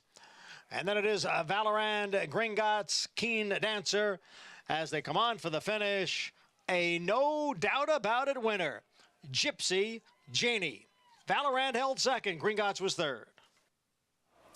Gypsy Janie was able to navigate the distance. In fact, she was much the best in this third race. First off the claim for Rob Falcone. This is a horse that just dramatically improved off the claim, and she's handled the distance before. She handled it with aplomb today, and Rob got her back to her good races off the claim, and she wasn't winning. She might have been second. You don't take horses like Keen Dancer inside. They're deep closing horses, and they're going to get their runs muted. She wasn't winning. It doesn't matter. I didn't even have a 2/8 exacta, but someone needs to tell Jalen Samuel, if you're going to close this horse, get her in the outside. Gypsy Janie, Jamie Torres in the saddle.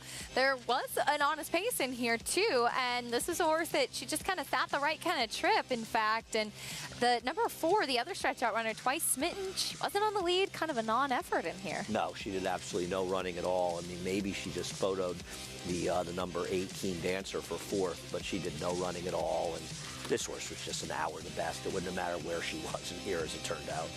2-7-3-4 in race number 3. Gypsy Janie, a horse that's been very popular at the claim box. She gets to the winner's circle today, the first time for the new barn. 7-2. This Twice Smitten, your favorite, left to settle for 4th. When we come back, we'll take a little preview of the stakes action we have to look forward to on Saturday. Early in the card, the Paradise Creek Can Vacation Dance get back on track after the first start as a 3-year-old last time out.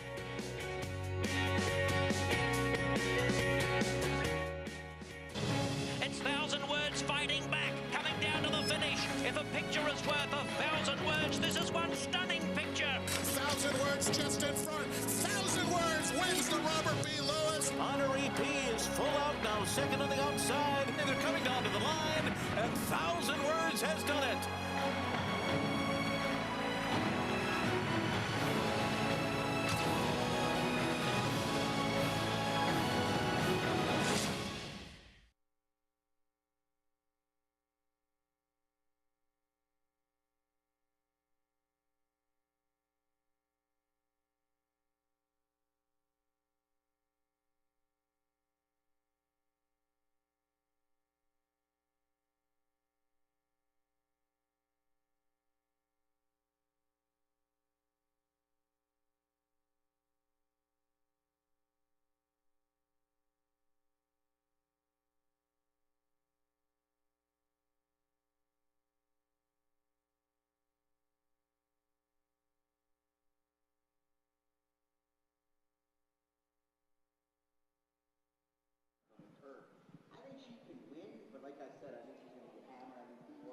Hey, 1, 2, 3, 4, 5. And what's, hey, Danny, what's he on? What number is he on the Unity? Okay, yep, I got it on 6. Yep. I do not hear anything right now. I do not hear anything.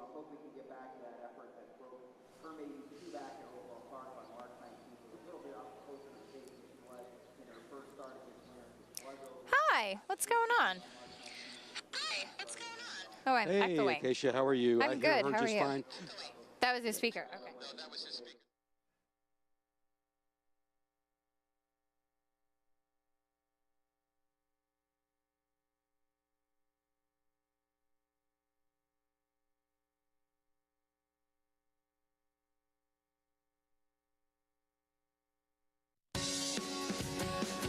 Welcome back to America's Day at the Races, brought to you by America's Best Racing. For the love of the race, visit americasbestracing.net today. I like that angle. That's if you're heading over to take the Long Island Railroad, which you can do. Take the train now from Grand Central or Penn Station. And we run a shuttle bus back and forth between the train and to the track. So it's actually made it very, very easy. So easy. And the station's very convenient. So I recommend people use that and not be scared by that. Absolutely. Though I take the F train and the N6 bus. You're tougher. I avoid the bus. Anyway, Jamie Torres had no traffic in this race. He's standing by with Maggie. Yeah, here with Jamie. And Jamie, the one thing I have to say, you do a lot of things very well for a young apprentice, but the one thing that I noticed that it takes a while to learn, I think, is to understand how much horse is underneath of you. But every race I ride, you seem to know exactly how much horse you have. I think for me, the best deal is to be confident. So I just give them the confidence. I just try to feel how they feel and just go with the flow with them, and let's see what happens. I just think I'm gonna win every race. I love that. And especially too, talk about coming back. You had to serve a suspension, but you seem completely undeterred. Talk a little bit about just your mentality coming back off that break. Well, I don't like the days, you know. I want to be riding every day like I'm doing, but it is what it is, you know. I am an apprentice, you know. I had to learn a lot of things, and I just took those days to watch races, learn, and I was very excited when I saw the first day with here at Belmont, and I was like, I want to ride, I want to ride there. So. Well, talk about it. You are literally riding every single day. You ride most of the card here throughout the weekend, and then the dark days, you're at parks too. How tough is that? Well, it's tough just because of the muscle, the stamina of the muscles. It's tough, but all of it is here, in the mind. So if you have a tough mind, you can do it. Yeah, mind over matter, and you certainly do that. Congratulations here, Jamie. Good to see you having success. Thank you very much. Thank you very much. Have a good one. Really bright future, guys, with Jamie Torres. We respect the hustle, Jamie, and it's great to see a young rider doing so well on a very tough circuit. As Maggie mentioned, going to parks on the off days. He's working hard to make a dream a reality, and we love to see that. And I think those are 7-pound apprentices that just ran 1, 2, 3. Yes. Would that be correct? Jamie Torres is a 5-pound apprentice. Okay. Yes. Right. Yes. I think he's a terrific rider. I've been very impressed by him. And obviously, since Gomez lost the apprenticeship, the bug, he's going to get those kind of mounts, the best mounts, the apprentices, and he's absolutely doing a terrific job. I'm a big fan. He's definitely turned some heads, again, riding in a very tough colony here in New York. As mentioned, we have some stakes action to look forward to on Saturday. We pay tribute to Paradise Creek, as Andy and I often discuss. The stakes here in New York are a great history lesson of the game as we take a look at the 1994 Manhattan won by Paradise Creek. Paradise Creek broke his maiden, I believe, first time out on the grass at 7 furlongs here at Belmont, late in the meet. We used to run our first 2-year-old races late in the meet at Belmont at 7 furlongs back in the day. We didn't run a lot of turf sprints, and 7 was the distance. Cool. He was a tremendous, tremendous racehorse for trainer Bill Mott. I want to say he was second to Lure in the 1992 Breeders' Cup Mile down at Gulfstream, but he had a tremendous career. What a horse he was. You have a great memory. Yes, he was. Second to Lure in the 1992 Breeders' Cup Mile. Yeah, then he would come out of that and win the Hollywood Derby. Won some really, really great races. He was 14 for 25 in his career for $3.4 million earned. Now, this race on Saturday will be early in the card as we're going to avoid some of the potential rain on the weekend, which is a smart move by the racing office. And with this going 7 furlongs on the turf, we'll hopefully get it done early and have the opportunity to run this race on the grass. Inflation Nation and Vacation Dance met as 2-year-olds in the Atlantic Beach. Both of them have had a comeback race in their first start as a 3-year-old. Inflation Nation will cut back a little bit, and Vacation Dance will stretch out a little bit to the 7 furlongs. I kind of prefer the cutback than I do the stretch out, but what I will say about Vacation Dance is he was wide. He was 3 wide chasing last time on a time you probably were better off being inside. So I think that he was a little against the track, and that'll be a positive for moving forward. Maybe he met some tougher older horses. Running with Scissors is a pretty consistent horse. Yeah, he came back with a big win in his next start, so I don't want to be too tough on him. I thought this was a wide open race. I had a lot of trouble with it.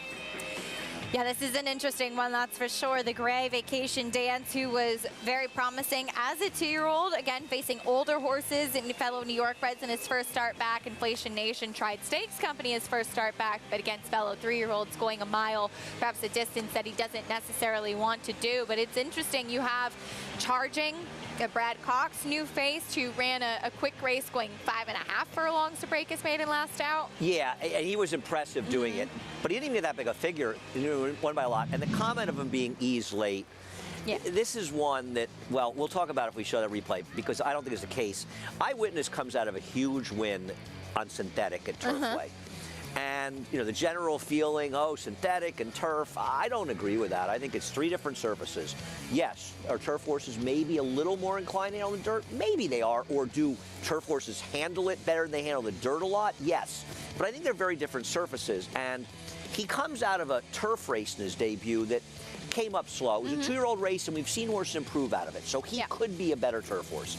But the numbers for Wesley Ward coming in off of big wins on synthetic races, going in sprints from synthetic to turf, are awful. Really? Yeah. Interesting. They're not good. It's not he a runs huge quite a few sample at size. Turfway. It's not a great sample size. Yeah. And Wesley's horses, the turf horses, because we know Wesley runs them in races like they're a precious commodity. Yes. So he's not afraid to wait a long time to run. He runs on the turf with his turf horses. That's pretty interesting. Some interesting moves there is that we'll see if that son of City of Light will be ready getting back onto the grass after that win in the Animal Kingdom at Turfway on synthetic.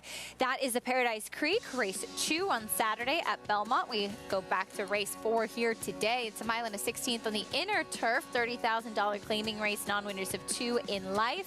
The fillies and mares, your spotlight right now as we have Annihilate as a very short price. There is your favorite off, just missing last time out. We'll see if she can get the job done, and we'll kick off the pick 6. More on the sequence and this race 4 field after this.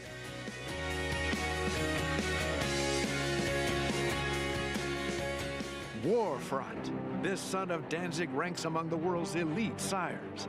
Ranked #1 by percentage of stakes winners, graded stakes winners, and Grade 1 winners. No stallion has a better strike rate. Warfront is the sire of over 100 lifetime stakes winners, including some of the sport's most talented runners both at home and abroad. The leading turf sire of 2022 by stakes winners and stakes performers. Warfront, standing at Claiborne Farm. Now more than ever, it's time to get with the program. When shopping for your next race prospect, consider that New York breds start with an advantage. Our New York breds run for serious green. At Saratoga Race Meet, New York bred maidens run for up to $88,000. New York bred allowance horses run for up to $100,000. And New York bred owners can collect awards of up to $20,000 per horse per race. So get back with the program. Seriously. On a perfect day, there is no finer place in all of sports. Nerves, excitement, and anticipation. Than beautiful, truly stunning.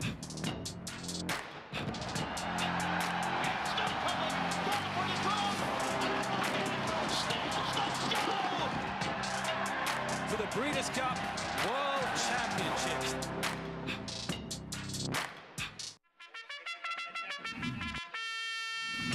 Monmouth Park's summer season rolls on with live racing action every weekend in May. Win early and often with our Win Early Pick 5. First race, 12:40. Home to full competitive fields and big paydays, Monmouth Park continues to prove itself as a place to profit. Joining us on site? Be sure to lock in your odds with fixed odds wagering at Monmouth Park Racetrack.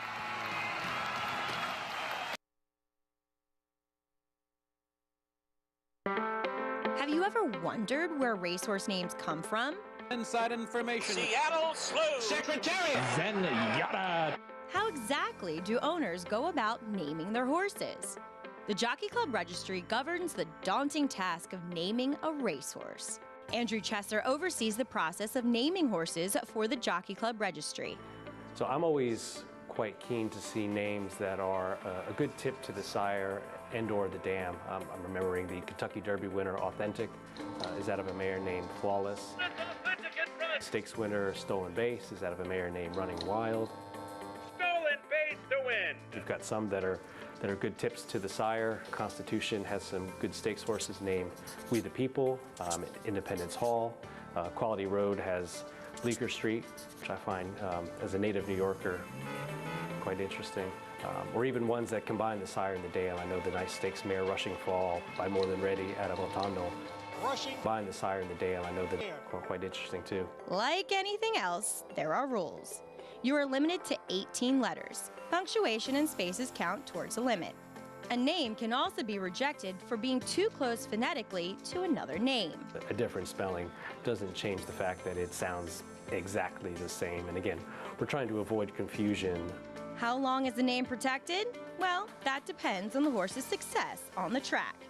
Names that are currently in use, whether they're active racing stock, active breeding stock, or if they've reached a sense of famousness because they've won certain stakes races. Those names can be protected for longer, or they can be permanently protected. You know, for example, if a horse is in the Racing Hall of Fame, has won an Eclipse Award, won a Triple Crown race, you know, those names become protected forever.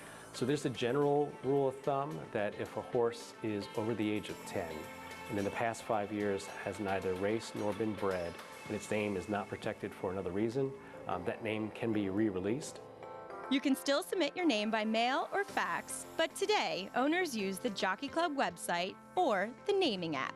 You really see an owner's creativity when they go about naming their horses or things that are really special to them. So I would just want to make sure that anyone who's involved with that horse have the opportunity for a say, and that it's a name that everybody can be agreeable to, that's impactful, has a bit of prominence to it as well. This is a very nice racehorse. What goes into naming a racehorse? Well, now you know it's not just as simple as it may seem, and sometimes we get a chance to see some pretty clever names too. I mean, you're like a professional horse namer. Is there anything in this business that you haven't done? Probably is. Yeah, there's a few. Yeah, there's a lot. I mean, you are an incredible. I never galloped horses on the track. Okay. Yeah. All right. Maggie's got that on you. Yeah, she does, absolutely. Holding it over your head, I'm sure. No. King of Comedy we saw on Sunday in the 7th race. I know this is a name you're a fan of by Oscar Performance out of a mare named Rupert's Promise. Yeah, I think a lot of people are familiar with the Martin Scorsese movie called King of Comedy, which is one of his lesser-known movies, but it's with Robert De Niro and Sandra Bernhardt, as well as Jerry Lewis. And Rupert Pupkin is the name of his character, and De Niro's character, and Oscar Performance. So you get that there, and they named the horse King of Comedy, which I think is a great name, and I recommend it. It's a quirky movie, but it's a pretty clever, funny movie. And as an aside to it, my cousin, I have a cousin who has the same name as I do, which is a curse for him. And there's a famous scene in the movie where it's filmed in his apartment before he owned the apartment. Oh, pretty cool. Yeah. Well, there's Lost Luggage out of a mare named Nothing to Wear, which I think is pretty funny. I like seeing clever names. As many people know, I got to name Senbei. I'm undefeated as of yet naming New York bred champions. So. He's the greatest horse that ever lived, Senbei. I have nothing but great things to say about Senbei. Race 4 coming up. Maggie, great job with that feature. It's a lot of fun seeing what goes into naming racehorses, and it's not an easy task. No, it's not. And I kind of got a chuckle because my husband tried to name a horse that's actually entered in the Paradise Creek on Saturday. His name is Son of a Birch, but he originally tried to name him Basque for the French region that grows birch trees, B-A-S-Q-E. But there was already another horse named Basque, B-A-S-K, and as we heard Andrew say, you can't have things that sound alike because of confusion. So Tom threw up his hands and said, well, let's just call him Son of a Birch, see if they accept that. And they did. Anyway, taking a look at horses here in this field. Number 5, Rosemary Potatoes. I think she deserves another shot, second off the layoff. Last time when she was off the bench, she was what I like to call OTT, just a little over the top. She was a little too fresh, expending too much energy, and she's so much more settled today and focused and calm, and she's just a little bit more lean. While she looked fit enough / strong coming off the bench last time, I just think it was needed just to get that one out of the way. And she's a horse at times has run very well in this same condition. So I'd be willing to give her a shot here, second off the bench for Marcelo Arenas. Moving on to 2 horses trying the turf for the first time. They both have some sneaky turf pedigree, and they both physically look like they should like it, to be honest, as number 6, Joey Big Nose, does... God, every time I say that name for this poor filly, I feel bad for her. I'd love to know where that name came from for a filly. But anyway, she does have a turf hoof. She's one that hasn't really gone on from 2 to 3 much.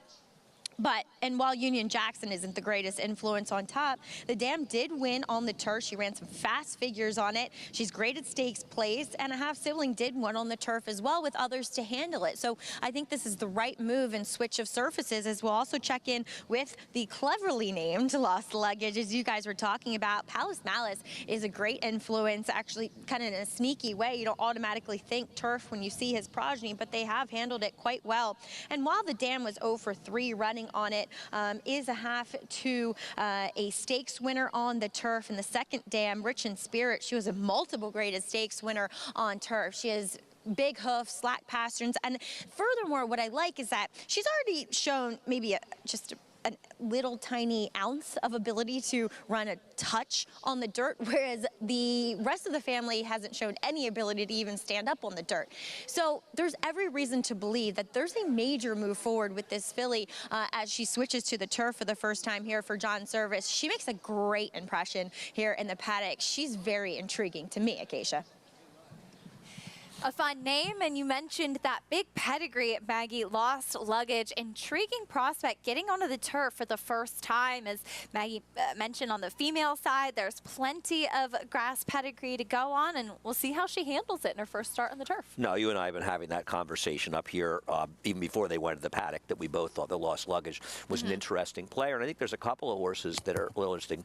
The name, which I don't disagree with Mag, Joey Big Nose, that horse has pedigree to move forward. And I also like Maggie's point about Lost Luggage. Not that he's any kind of superstar, but she's done enough running on the dirt to suggest with that forward move potentially on the turf that she could be dangerous in here. I've used both the 6 and 8 with the 3 Annihilate, the heavy favorite, who is just significantly the horse to beat in here. But I'm going to have to go back and throw a couple dollars in there with Rosemary Potatoes, because if she wins without me, or if it's 5-8 or something, I'll throw up. You have a soft spot for her. I don't have a soft spot for her. I love her. Kidding me? It's a love affair. Join Naira Bets today, and you can place all the action on our play all the action and a whole lot more. You can play Rosemary Potatoes if you feel like Andy does. You can get a $200 deposit match bonus by signing up using promo code MATCH200 and get up to a $200 deposit match after your first deposit. Bet any track, anywhere, anytime. Join now at NairaBets.com for your $200 deposit match. Even money, though, on the number 3 Annihilate. She was very impressive in the way that she ran last time. Andy getting back onto the turf, which obviously is her preferred surface, and a slim defeat. Unfortunately, that was at 8-1. You're going to get even money today. Right. I mean, I didn't bet her last time. If I did, I'd still be sick because she was so much the best. It's just awful. But the fact is that you had that price last time, and you're not getting anywhere near it today. Meeting the field, blast out maiden winner, Miss Christie. Yeah, listen, maybe she can improve again off her maiden win. I don't love the wins down at Gulfstream, and the reality is that over the years, and many years, Jane Sibeli horses do not run as well at Naira as they seem to out of town. Here's another Gulfstream invader into touring. Yeah, I just didn't think she was quite good enough, but she is first time in the grass for her trainer, Peter Walder. He claimed her. Her last turf race was with former trainer Mark Cassey. Here's Annihilate, your favorite. Yeah, we may show some of her replay last time. She had trouble at the start, got shuffled back to last, and she made a huge wide move throughout the entire race prematurely, opened up in the stretch, only to be nailed by Always Laughing, who just got an absolutely perfect trip. Irony, another one coming up from South Florida. Well, I guess it would be irony if this one, Katie Davis, who had the mount in the favorite last time, were to win at the expense of Annihilate, who has Manny Franco today. Big price on that one at 39-1. Here's Rosemary Potatoes. I've always liked her a lot. Maybe Maggie's right. She'll run better second off a layoff, but I didn't think she did any running last time at all. First time on the turf for Joey Big Nose. I have always wondered who Joey is. And I guess she has a big nose, and it's a joke to somebody. And hopefully she has a good sense of humor about it. There's enough turf to say this horse could move forward on the grass. We'll see how she handles it. Next in the post parade will be another first-time turfer, Lost Luggage. Yeah, well, we're interested in her, and we've given our case. She has plenty of pedigree, so she can move up on it. Number 9, Heartburn is next. Tried to take them gate to wire in that Annihilate race. Yeah, I think she's kind of a neat horse. She outran her odds. She was competitive last time, but I just don't think she's good enough to win here. But maybe she get a piece. She ran well enough last time. And outlast in the post parade will be the number 7, Champagne Poetry. Yeah, and I mean, I don't know. Maybe, you know, she did run okay in her first race in the turf. That was sprinting. We'll see. She's been awful lately on the dirt, but maybe she can run better here. Last time she tried the turf was in the Grade 3 Soaring Softly back last year. Definitely a softer spot as far as a grass try. As far as Annihilate, your favorite, does go, Andy touched on the trip. We'll take it from the beginning, Andy, and Annihilate versus Heartburn. And the difference in the start, Heartburn keen to go forward, and you see Annihilate get completely steadied back, and she's last by a few lengths early in the race. Well, she got annihilated at the start. And at this point, she's back in last with Katie. And, you know, maybe she just got a little keen on her, to be honest, because I think Katie's a terrific rider. And this horse just kind of got away from her here and probably was pulling on her. And it was a hard situation because you're seeing right there, I mean, I'm sure she wanted to stay inside and she wanted to run in front of the horse in front of her. She ends up being wider. And not long after this, she's already flushed out. Now she's 3 wide, and she's going to make a long, sustained run out in the clear. And as I know you know, in your household, trainers don't love in turf races, especially 2-turn ones, when their horses are flushed out wide with no cover. And that's what happens. And she's going to go right from here and just consistently move up towards the lead. And ultimately, the race collapsed. So she's the one who sort of made that move, and the horse that wins, she just passed her. She's actually on the inside and waiting patiently, saving ground. And I just think this horse got away from Katie. This is not the way she rides. I'm a big fan of hers. Probably a tough situation after the break, and then she ran off on her a little bit. But regardless of all that, she ran a winning race that day, and just unfortunately, things didn't work out. Yeah, you see her still with that extended run on the outside, and you could see early on that she was really pulling the filly. And when she went to the outside, then now here she's kind of forced to stick with this move that she's made. And up the inside on the blue cap is the winner, Always Laughing, who was the one that made the last move into that pace that collapsed, whereas Annihilate is the one that's kind of a no man's land. No, exactly. I mean, and they beat the rest of the field by 3 or 4 lengths. I mean, if you're betting Annihilate, I mean, 4 or 5 lengths, you're betting Annihilate, you watch that race, you're sick. I mean, she was 8-1 that day. What a great bet. And unfortunately, and a lot of it had to do with something that wasn't her fault at all, the start.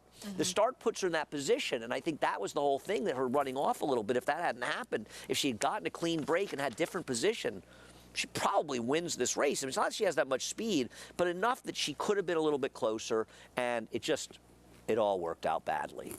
The only thing that was good, I guess, is stayed in the family, because I think Trevor won the race. Well, for more on your favorite, let's go back down to Maggie. He did. He did. I felt bad for Katie. It's never good when your husband beats you. In anything, in any kind of argument, if for that matter. But they support each other wholeheartedly. So it was good to at least get the exacta with the McCarthy-Davis clan. But taking a look at your favorite in here, Annihilate, she is tough. She is, for small filly, which small fillies tend to be that way, they are headstrong. They try to make up for maybe their lack of size with their big presence and their aggressive demeanor. She took a hold of Manny Franco, too, as they warmed up. And I have no problems with her. I can't fault her. But I feel, and while these trip horses, they win, sometimes they don't. And at 6-5, why not look elsewhere? I'm not looking elsewhere to the second choice currently, who I do not get. Number 1, Miss Christie. Jane Sabelli does not have much success shipping horses here, as you've heard Andy say. And furthermore, yes, the third place finisher came back to win to improve her figure, but that was on the Tapeta. And I just feel like you can't put too much stock into, qualifying these races in what they do on that surface down there. She's kind of a small, unassuming type, and I just thought there were other ways to go. And like I said back in the paddock, I like number 8, Lost Luggage, getting on the turf. I liked her even more out on the racetrack. Beautiful warm-up. This filly exudes confidence. And furthermore, I would say that the guy on her back is sending some confident vibes her way, too, with Javier Castellano aboard. Acacia? I would certainly think so. Maggie, Kentucky Derby winning rider. I know he likes the sound of that. Looking for another Preakness win with Mage. Yeah, and I think he's going to be very tough to beat in there. And it would be, listen, it's always, I've said before, at Naira, we're rooting for one horse a year. The Derby winner to win the Preakness, and a huge day here on Belmont Stakes Day. And I think for Javier especially to come here, I mean, listen, it's already big enough. But to have a chance to win the Triple Crown, I mean, that's a once-in-a-lifetime opportunity, you would think, for most riders. Yeah. Not all of them has turned out, but I think most of them, right? Actually, I'm not sure. Is that Triple Crown? Mike Smith rode Justify, right? Victor Espinoza rode American Pharoah. I don't know about. I only know about John Croquet and Steve Cawthon, and I know they and Ron Turcotte. I know they didn't win another Triple Crown. Right. Well, we'll see what happens. A lot to find out this weekend. Still lightly raced. Mage did not race as a 2-year-old. He was impressive in the Kentucky Derby, going on to the Preakness. We'll see if he continues his march.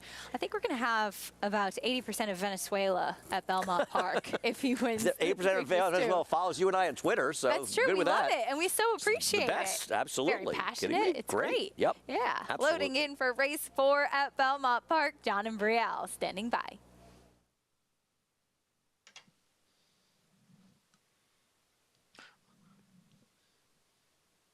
Waiting for the final horse to complete the field, number 9, Heartburn, who will now be ridden by Dylan Davis. They're all in.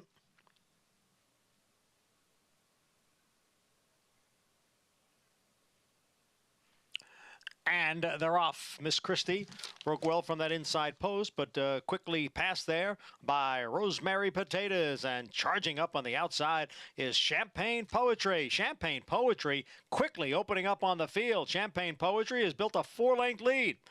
Rosemary Potatoes is down at the rail. Joey Big Nose is in between horses with Heartburn on the outside. Then a break of another 5 back to Annihilate, who races in 5th.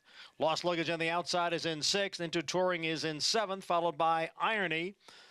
And at the back of the pack, after breaking well, Miss Christie is the trailer.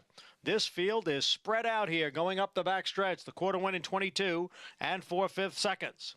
And so it is Champagne Poetry who leads here by about a length. Rosemary Potatoes in 2nd. Joey Big Nose is on the outside in 3rd, 2.5 lengths. Back to Heartburn in 4th. And then it's another 3 to Annihilate, who's getting closer now in 5th as they go into the turn.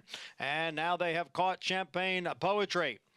In between horses there is Rosemary Potatoes. And on the outside is Joey Big Nose. Rosemary Potatoes takes the lead. Joey Big Nose on the outside. Annihilate continues to gain ground. Champagne Poetry has dropped back as the field comes into the stretch. Here comes Annihilate up on the outside to challenge Joey Big Nose. Rosemary Potatoes battles on down at the rail. Lost Luggage is kicking in, and Miss Christie, who was last going up the backstretch, is up to challenge Annihilate. Here is Miss Christie now to take over the lead here, and Miss Christie with a last to first victory. Lost Luggage got up for 2nd. Annihilate was 3rd. I have no idea why. The new face, number 1, Miss Christie, with a big late run under Jose Ortiz. There was a lot going on in the late stages of that race, Andy. Well, there was a runoff situation. Yes. Frankly, Joey Big Nose ran a tremendous race and holding as long as she did, given the pace scenario in here with the runoff. And as it turned out with Annihilate, maybe she moved a little soon as it turned out here again, or maybe this was one of those rare Jane Sibeli horses. And I tell you, she won a couple races the last 5 years after going 0 for a lot of years here, where this horse just got the right trip and ended up drawing off impressively. She clearly improved here to get it done. And we talked about the 8, she picked up the pieces, but this was an odd race with a very fast pace, but that's not an excuse for Annihilate. Annihilate just, once again, maybe she's a horse that moves herself a little prematurely. She shouldn't have here. It doesn't feel like a premature move by Manny. She made her move and didn't finish. Big finish, though, from Miss Christie. Jane Sibeli with the win. Jane had a good filly that won a couple races here. What's her name? Paint Them Blues Away. Won a couple races here. No. She's had 2 winners in the last 5 years here. One was an off-the-turf race. That one ran here for sure. Yeah, one maybe, but the one was an off-the-turf race, and the other one was a 3-to-5 shot. And before that, I believe she was 0 for a significant period of time, actually. Pretty interesting. As 7-2 on Miss Christie. She took some money. Jose Ortiz taking them out for Jane Sibeli as this one made that big late run. Lost Luggage, who Maggie had some nice things to say about with that pedigree getting onto the turf for the first time. She ran a good race, and she actually was able to pass Annihilate for second. Yeah, no, I mean, listen, this race was falling apart, and I'm going to tell you something. Joey Bignose, she ran a really big race. Huge in here. I mean, truthfully, there's an argument she ran the best race. I mean, I don't know where the other speeds finished, but I'm guessing they finished way, way, way back. And they were the 5 and the 9, or the 5 and the 7. Obviously, the 7 a big long shot, but not Rosemary Potatoes. And Joey Bignose battled it out to the end. I mean, look at that pace. Under 23, 46.30 for a race on the inner turf. I know the turf is firm. Those are very, very, very fast fractions. And Joey Bignose ran a huge race first on the turf. We're talking about the 8, but the 6 had pedigree too, and she improved remarkably on the turf for the first time. Miss Christie, though, the winner at 7-2. Jose Ortiz aboard for Jane Sibeli. In race number 4, we turn our attention over to Churchill Downs, the first race on the card there, Andy, and a nice 2-year-old race to kick things off. Only 2 with experience, both of whom tried the turf last time out, interestingly enough. But first, we check in with Paul LaDuca for the first time today. Hey, Paulie, what can we look forward to at Churchill today? Yeah, beautiful day, excuse me, Acacia, in Louisville. It's absolutely gorgeous out. 8 race card here today. We do have a great race in race number 4. Don't forget, tomorrow night is racing as well. Friday night racing will start at 6. We'll have that coverage for you as well at America's Day at the races. You know, we have a good 2-year-old race in race number 1. I actually was looking at the condition book. There was not another 2-year-old race in the next one, so we might see some decent horses in race number 1. But race number 4 is an interesting turf race. 1 3/8 on the turf. And the one, Haystack, I think would be your favorite in there. She comes off a nice little win for Chad Brown after getting Lasix for the second time. And she put on blinkers last time and got the job done. I think she's going to be the favorite because some of the other horses to the outside, for Voli, a horse coming from Europe for Grand Motion for the first time. The 12 horse does draw in. Now the rails are out a bit, so I don't know how that's going to play towards speed. Usually it plays towards horses towards the front too as well. And I thought the 2 Shut Sounds for Phil Bauer. You know, Phil didn't have a tremendous Keeneland meet. Let's be honest. He didn't really have much going on, and this horse won. He's come here so far, and his horses are firing. So I thought, you know, the 1 and the 2 in there, Chad Brown or Phil Bauer, could, you know, take home race number 4. But, you know, we'll have race number 1 for you in a little bit, Acacia, like I said. So we've got some nice little 2-year-olds that are going out. Look forward to hearing your insight, Paul. Thank you so much. Getting ready to kick off the live racing action at Churchill Downs. Post time for the opener of 5 o'clock. So, fun race to look forward to, and as Paul mentioned, he'll be there for it all. We'd be lost without Paul. Are you kidding me? He has done a fantastic job for us, especially starting with Oaklawn at the Oaklawn meet, and now at Churchill as well. He's had a terrific opinion as well. Larry Ravelli was second in this year's Kentucky Derby with 2 fills. There's Stormquist looking to get off on the right foot, but the 2-year-old race coming up next.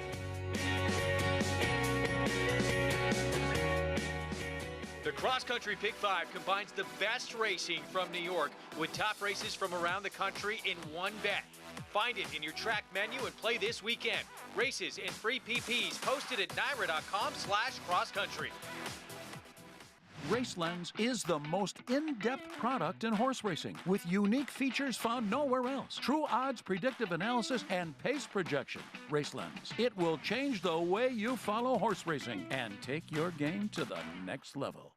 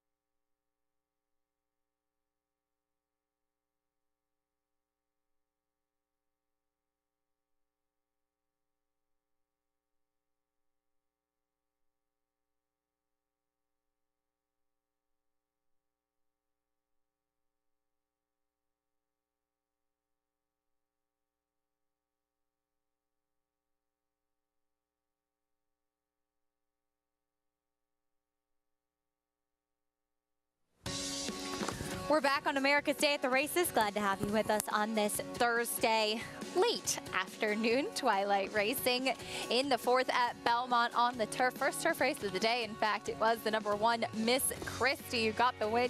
I see her red tag. Looks like she was claimed as well. Win and get claimed for Jane Sabelli. Well, you get a pace like that, you save ground all the way. I mean, she got a beautiful trip and ride, but she had to show up and run. And Jose got a perfect seam to come through right there, no one getting in his path, basically moving up and following Manny Franco on the favorite. But she showed up. I mean, she got a great trip and a great setup, but she showed up today. So she gets the win and a nice ride by Jose. Nice ride indeed, able to run down your favorite Annihilate, who actually faded to third. That first time turfer lost luggage, getting up for second. Her first time on the grass, a successful try. 7-2, $9.80 winner in the 4th to kick off today's pick 6. The late pick 5 will start in the 5th at Belmont, and we will start our first race at Churchill Downs. Trainer Norm Cassie, well, he had a Kentucky Oaks starter for the first time this year. Maybe next year he'll have a Kentucky Derby starter. Rhyme Schemes will make his debut coming up in the opener at Churchill Downs.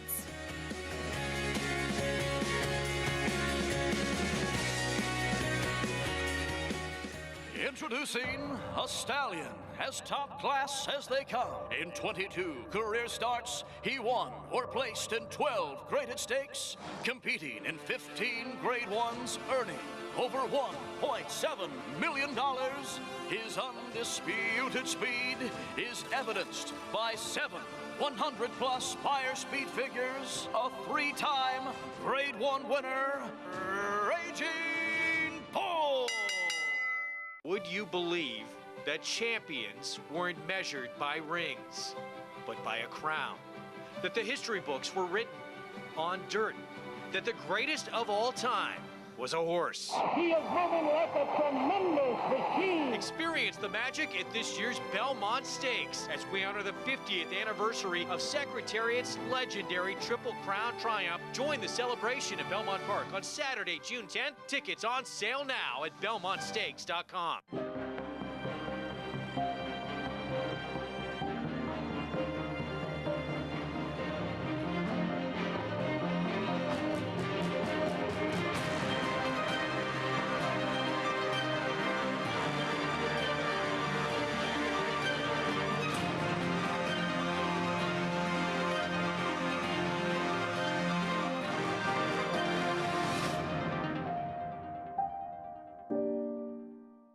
Racetrack Television Network brings you every race, from every track, on every screen, every day.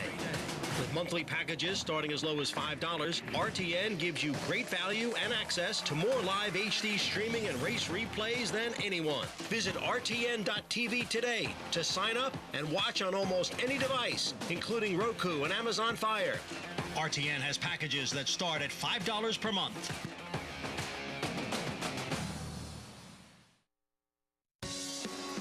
Welcome back to America's Day at the Races, one of the most iconic sights, the Twin Spires at Churchill Downs. As we get ready to kick off today's card at Churchill on Thursday, and it's the Spendthrift Farm 2-year-old race of the day.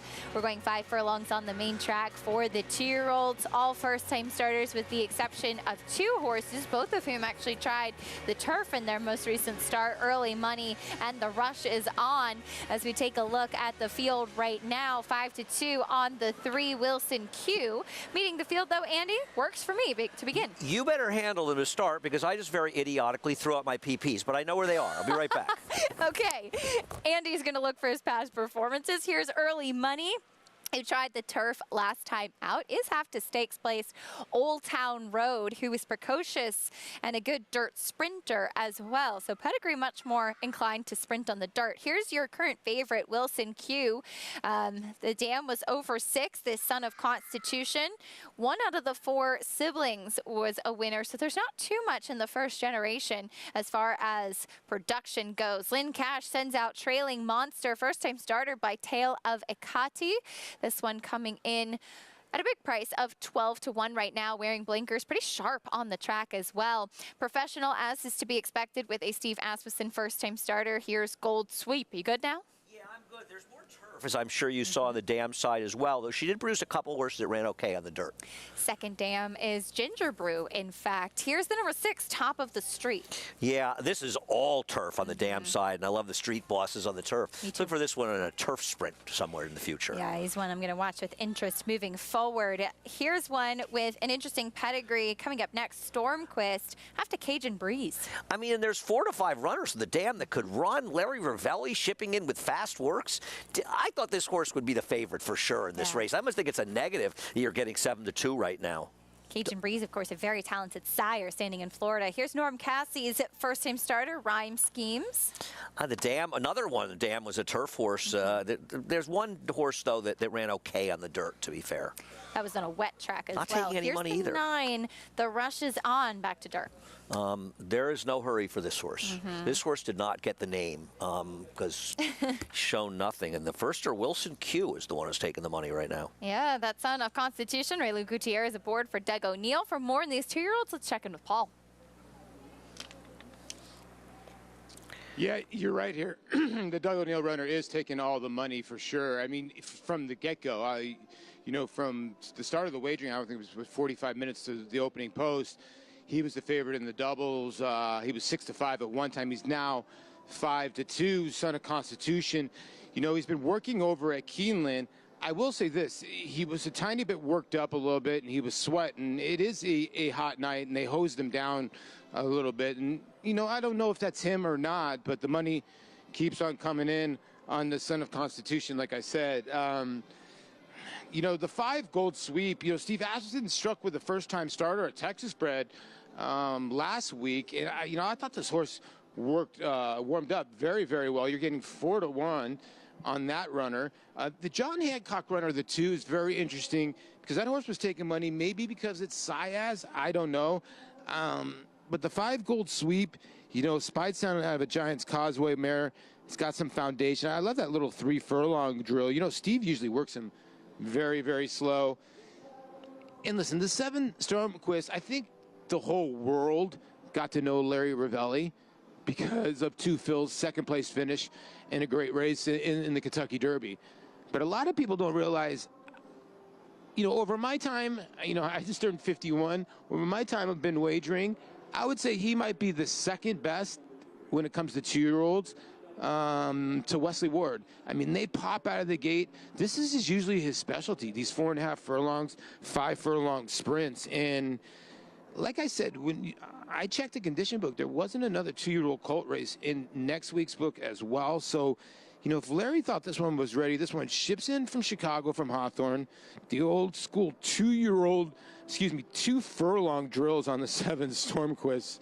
So the money's starting to pour in now at 2-1. And I think, like Andy said, the horse to beat by far in here, and maybe not by far because there's a lot of first-time starters in here you really don't know. So I thought a difficult race, but I'll go with the Larry Ravelli runner in here just because I know his horses are going to be ready. And I think the Steve Asmussen runner is going to make a very, very good account of himself.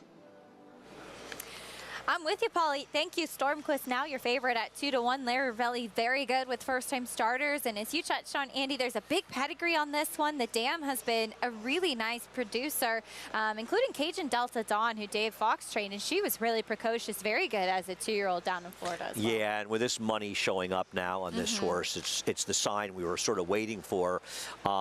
The others are just a little bit lukewarm. I mean, the 3, I would say that the 3 Wilson Q, I mean, I know Doug O'Neill's going to take money, doesn't run a lot of horses necessarily outside of California, and obviously a very successful trainer. There's not much pedigree to speak of. It's really much more turf, as I'm sure you noted. Yep. And the 5 Gold Sweep, it's Asmussen. So this horse is going to be, Tyler Gaffalione and Asmussen, this horse is going to be no more than 9-2 or 4-1, and maybe even that's a stretch just because. So the reality is nobody's that live here except the 7. Even Norm Cassie's firster, not taking a ton of money, but that doesn't mean that they're not going to run. Sure. Norm Cassie has Rhyme Schemes, son of Go Sapper, sold for $210,000. The dam's only win was on the turf, as you mentioned. Is from the female family a couple generations back. You've got Dreaming of Julia, the Dam of Malathot, but you have to dig a little bit for that. Let me ask a question. Those kids that have been screaming for at least the last 2.5 hours while we've been out here, I hope for their parents' sake they don't scream that all the time at home as well. I think they're letting them run ragged on the apron at Belmont so that they won't scream at home. Good plan. We've had a nice background music here.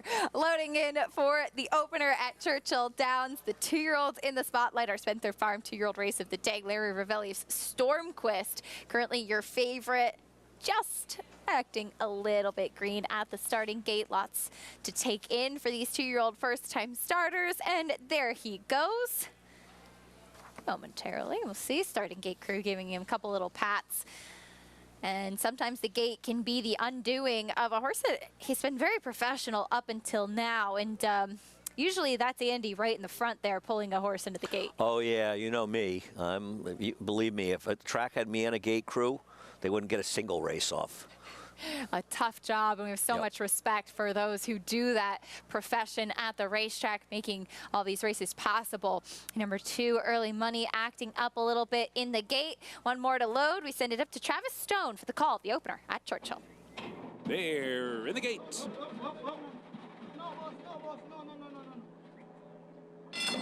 And they're off. Wilson Q sent out for the lead. Top of the street is there. Rhyme Scheme showing speed. Works for Me. Down inside is up there too. Up the back stretch into the far turn. Wilson Q goes head to head with Works for Me. Stormquist on the chase in the outside third. Gold Sweep fourth. Rhyme Schemes racing fifth. Top of the street in sixth. Trailing Monsters on the move from seventh. Early Money's back. Second to last. 5 back. The rush is on. Round the far turn. Wilson Q grabs a narrow lead at the quarter pole. Works for Me trying to keep up in second. Stormquist under pressure back in third. Gold Sweep swings to the outside fourth and starting to come on now. Racing for the 8th pole. Wilson Q still with a narrow lead. Works for Me is battling and Gold Sweep is closing. Final 16th. Wilson Q back in front. Works for Me gives way. Gold Sweep final try. Wilson Q holds on. Wilson Q the winner. Gold Sweep second. Works for Me third. And Stormquist was fourth. Wilson Q took all of that early money, and turns out the money was right. Not too much pedigree on the bottom side, but this horse was ready to roll at first, asking to hold off Gold Sweep. And a game influenced by Works for Me, who battled all the way around with Wilson Q, and congrats connections, and always happy to see my friend Ray Lou Gutierrez gets a win. And Gold Sweep for Steve Asmussen is going to get bet next time when he comes back. And I'll be betting against him because he could not have gotten a better setup with 2 horses battling. And the horse for Larry Ravelli chased, but came up completely empty as well. A lot more to come at Churchill Downs and Belmont Park. We're going to be passing the baton. Richard Migliori and Greg Wolf coming up. Richie was doing pull-ups. I mean, he's ready to roll here. I'm staying out of that conversation. They're coming up on the set in a few moments, and the next stop is Baltimore, the second jewel of the Triple Crown. The Preakness Stakes coming up this weekend.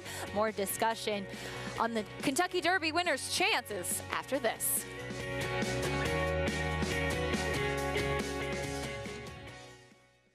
Good magic in a good-looking performance.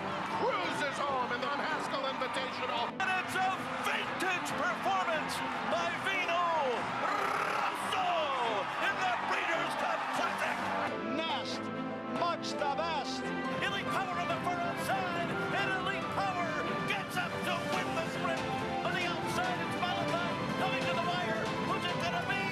It is Malafat.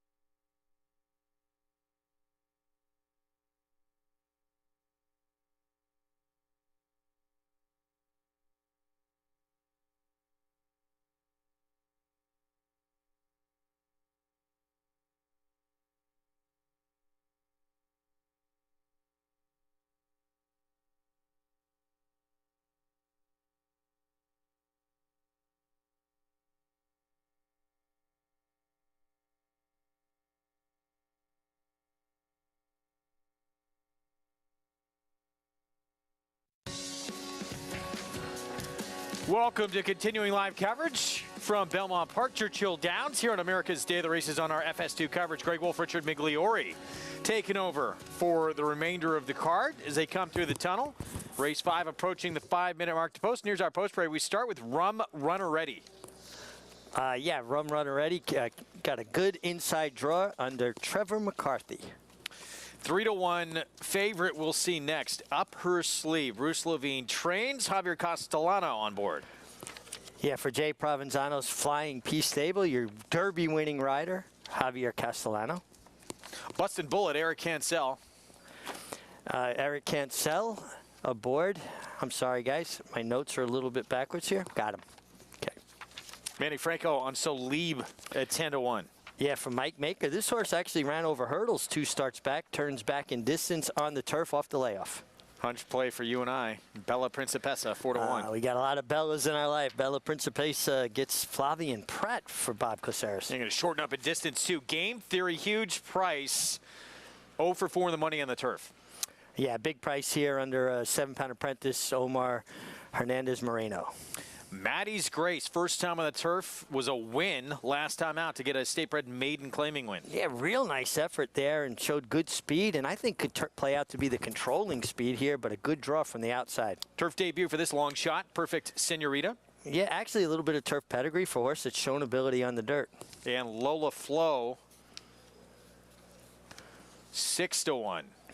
Yeah, coming off the layoff, you get Jose Ortiz, who's riding well, won the last race with a beautiful ride on the turf, kind of wending his way through the field. 4 minutes away. Late pick 5 starts in this race coming up. Good to see everybody on this Thursday afternoon. Back to live action here at Belmont Park. Beautiful Thursday early eve on our twilight card here. It is absolutely beautiful, and I love the way the light starts to set over Belmont Park here. There's softness to it, bouncing off that vibrant green of the turf course, and it's great to be here with you, Greg. Always good to be with you. Get to share an office with you here at Belmont all summer long. You're going to see a lot of me this summer. You'll get tired of me. Never. 2-year-old race today was brought to you by Spendthrift Farm, home of North America's 4-time reigning champion General Sire, Into Mischief.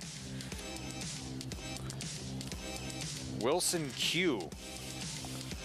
Raylu Gutierrez. Doug O'Neill, the Del Mar Group. 1088 for the victory. So it's Mick Cronin, UCLA basketball coach, Rick Pitino, Chip Kelly, the football coach for the Bruins, enjoying a victory with a 2-year-old first-time starter. A nice group put together there. Maybe the Del Mar group will pay us a visit in Saratoga with Wilson Q. Got 3 stake races for Colts there, and nice debut win here for the Son of Constitution. All right, let's get back to New York. And the late pick 5, 7 furlongs on the turf for those just tuning in. 50,000 starter allowance. And Maddie's Grace, this was back on April 22nd. Yeah, I mean, just a big effort for, a filly that didn't show a tremendous amount on the dirt. First time with John Kimmel, goes to the turf. And what I liked is she showed good natural speed. Also from an outside draw this day, going 6 furlongs. And was able to kick on. And I see her getting a very similar trip today, going to 7 furlongs. And the way she finished, Greg, I don't think another furlong is going to be an issue. 80 Beyer in that turf debut. Just a massive turnaround in form, getting onto a different surface. And sometimes that can just be everything. As you take a look at Javier Castellano, he will be on upper sleeve, the 2. Hall of Famer, of course. He won 4 straight Eclipse Awards as outstanding rider, and finally breaking through after going 0 for 15 in the Kentucky Derby on a horse who bucks history, lightly raced, making just his 4th career start, getting that Kentucky Derby win. Let's go to Maggie Wolfendale. And Greg, we'll take a look at that horse taking some money. That is up her sleeve, in which she does come out of a fairly live race, it feels, in which Lady of Thoroton, she finished 4th in that Aqueduct event and came back to win here last week. And also from Hello, actually hit the wire with her. She improved her Beyer speed figure a bit as well. And Union Dolly was just a horse that was odds on that day and found that win with the utmost ease. Now, upper sleeve, she got a great trip, and she was just 3rd best. But I feel like this might not be as tough of a group. I like the cut back to the 7 furlong. She's a bit of a smaller, handier filly. And furthermore, she's kind of second off the layoff. She looks incredibly fit as well. So she is taking money, but there are several horses taking similar money, and a co 4-to-1 shot is number 10. That is Maddie's Grace, who I gotta say hasn't done that much changing from 2 to 3, and I wasn't in the paddock for her last effort, which the switch to the turf really did the trick. So I get where Meg's saying that the extra furlong shouldn't hurt her, because watching that race it would make sense, but looking at her, I'm not so sold. And furthermore, it was a race in which nobody really made up any ground. So I'm always intrigued to see how those races come back, races where they basically just hold together overall. Now, I do want to check in with number 7. It is So Lib, because named after my good friend Libby, who is a former owner of this filly. Just kind of flippant saying of, oh, that's So Lib. It's an odd move to bring this filly back where she was just going over hurdles and now off the layoff. She looks incredibly fit, and she's very sharp. It's one of the better times I've seen her prior to a race. My worry oftentimes is that when you have them, going those longer distances, and the last start before the layoff at a mile and 16, she didn't show any speed, whereas this is a filly whose best weapon was her speed. Was that dulled? I think it was just not necessarily being in a racetrack environment, and now she's really sharp. She's really well turned out, making her first start here for Mike Maker. Number 8, Bella Principessa, she comes off of a short layoff. She's fired up for this turn back in distance, and as I always say, horses coming back off short rest, I want to see their energy level bouncing, and she's certainly doing that, if not more, out on the racetrack, guys. All right, Maggie, thanks. We'll see how it plays out here coming up. It's going to be tough for the 7 because Bustin' Bullet is sprint speed. Going a little bit further, Maddie's Grace, the 10, that turf debut, was forward on a pretty hot pace early. Those two look pretty quick. Do you think there's a chance, too, maybe the 12 Lola Flo gets involved, also coming out of some sharp 5.5 furlong races with the layoff, a little bit fresh? No question. Yeah, especially coming off that long, usually you fire out of there. Did you notice that a lot? I mean, as handicappers, we think that a lot, but did you notice that more as a rider? Oh, absolutely. You get a horse coming off a layoff. There's a little more nervous energy, and they tend to kind of jump out of there and want to run. They're fresh. They'll get in the bridle a little bit more, a little bit keener. The 2 up her sleeve, I like the 7 furlongs for her. I think it might be just right. You know, she had the mile on the 16th off the, freshening. She hadn't run from February till late April. And she looked to me like she got there and was a little one pace, and sometimes turning back, it'll intensify their late closing kick, their turn of foot. 7-2 with your Kentucky Derby winning rider on board. Javier Castellano going to try and keep that Triple Crown dream alive this Saturday with Mage in the Preakness. There he is, moving in those hot pink silks of Flying P Stable. There's one of the speeds stepping in, that 5, Bustin' Bullet. So Lib stepping in, Maker, Manny Franco. Maybe she can't sit and stalk. Perfect Senorita, first time on the grass, and more pace outside. The 12 Lola Flo will be the last in line. Pick 5 starts here on this Twilight Thursday card. Let's go upstairs. John Imbriel to get us started.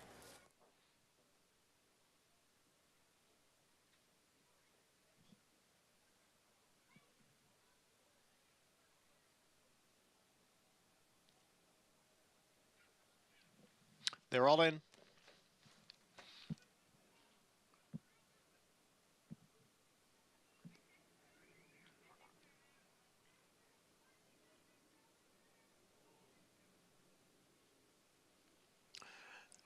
And they're off.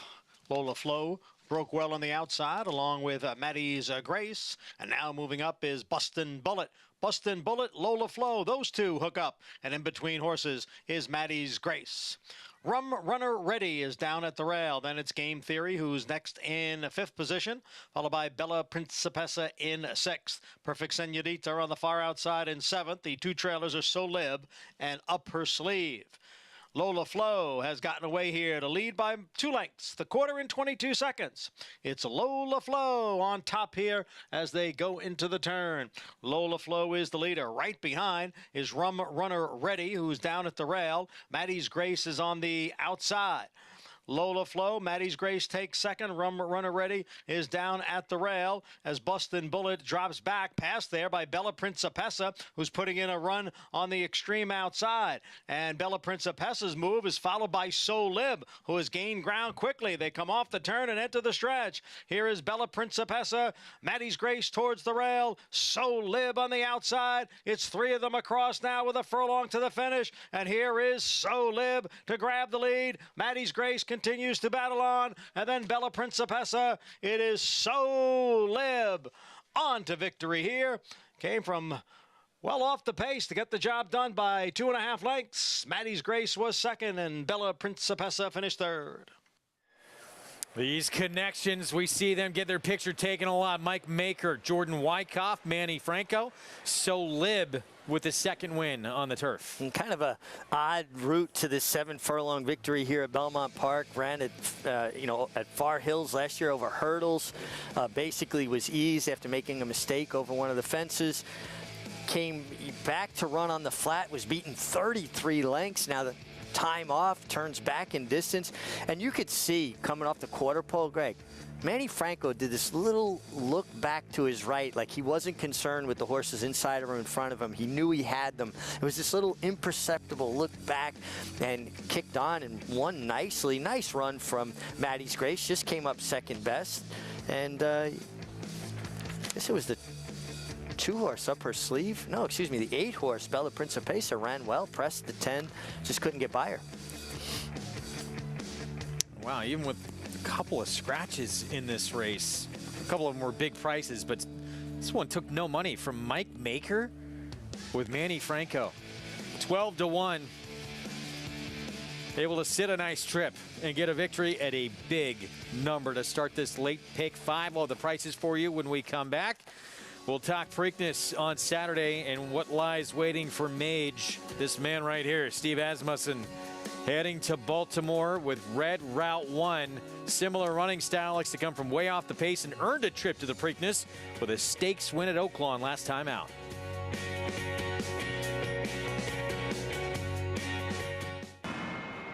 Catholic Boy, a Grade 1 winner on both dirt and turf, including this romp in the Run Happy Travers Stakes. He's so impressive today, the others didn't even have a prayer. This 6-time graded stakes winner was the fastest 3-year-old of his crop over 10 furlongs. At the sales, his first crop yearling sold up to $300,000. Dual surface Grade 1 winner Catholic Boy, standing at Claiborne Farm. Experience the adrenaline-pumping, suspense-filled action of the Sport of Kings no matter where you are with Naira Bets. It's fast, easy, and secure. Download the app today and start winning with our lucrative weekly promotions, thrilling handicapping contests, and a one-of-a-kind VIP rewards program. Don't just watch horse racing, be a part of the action with Naira Bets.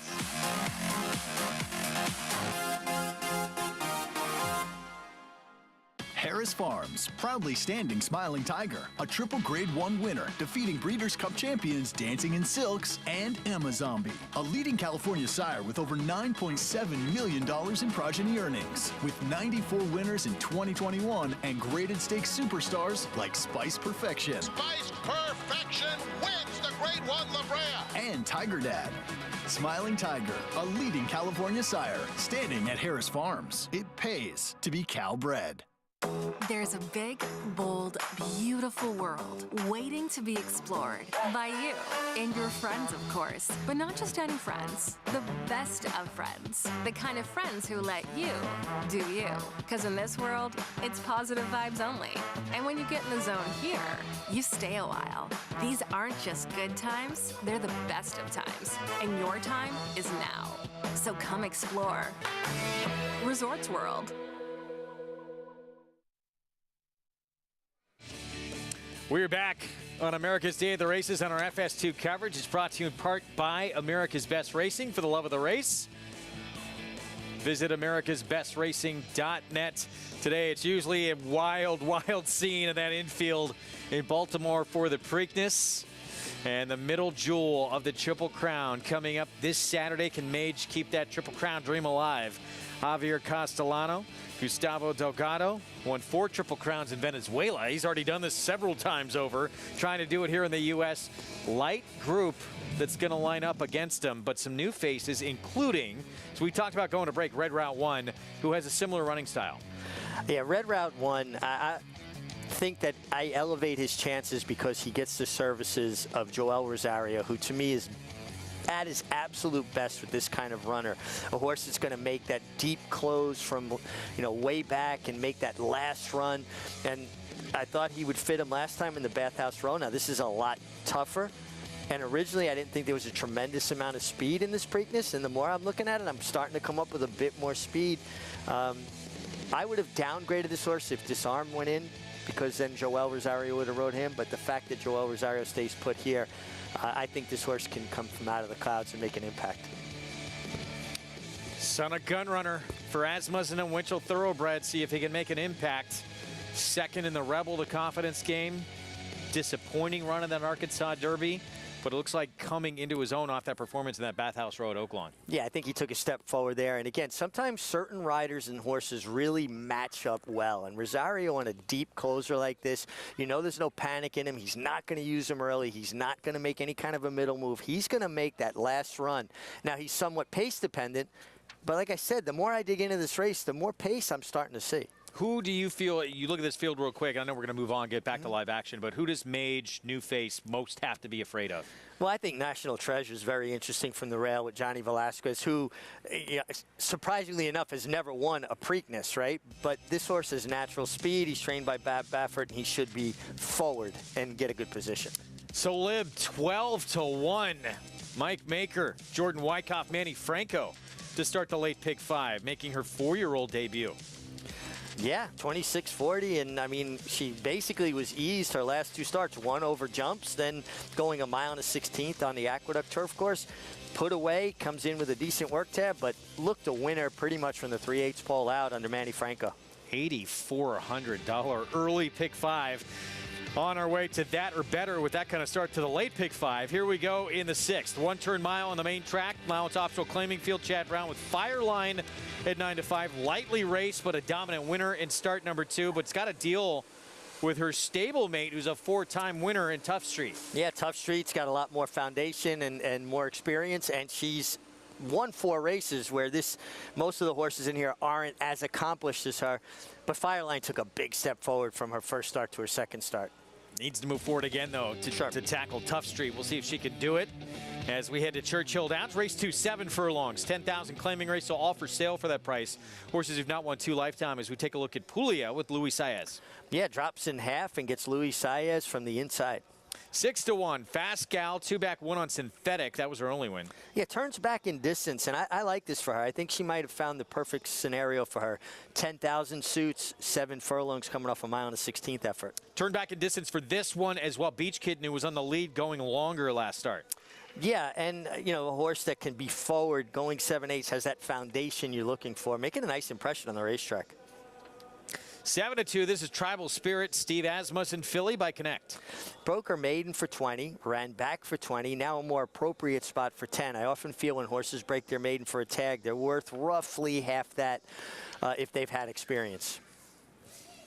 5 is out. We go to a little bit crazy. Comes off a win, put it all together, and start number 10 out on the West Coast at Santa Anita. And she's your favorite. I play against horses that break their maiden in lower maiden claiming races from California. Those races are just not very good. And she was an even money favorite, too. So how tough was that field?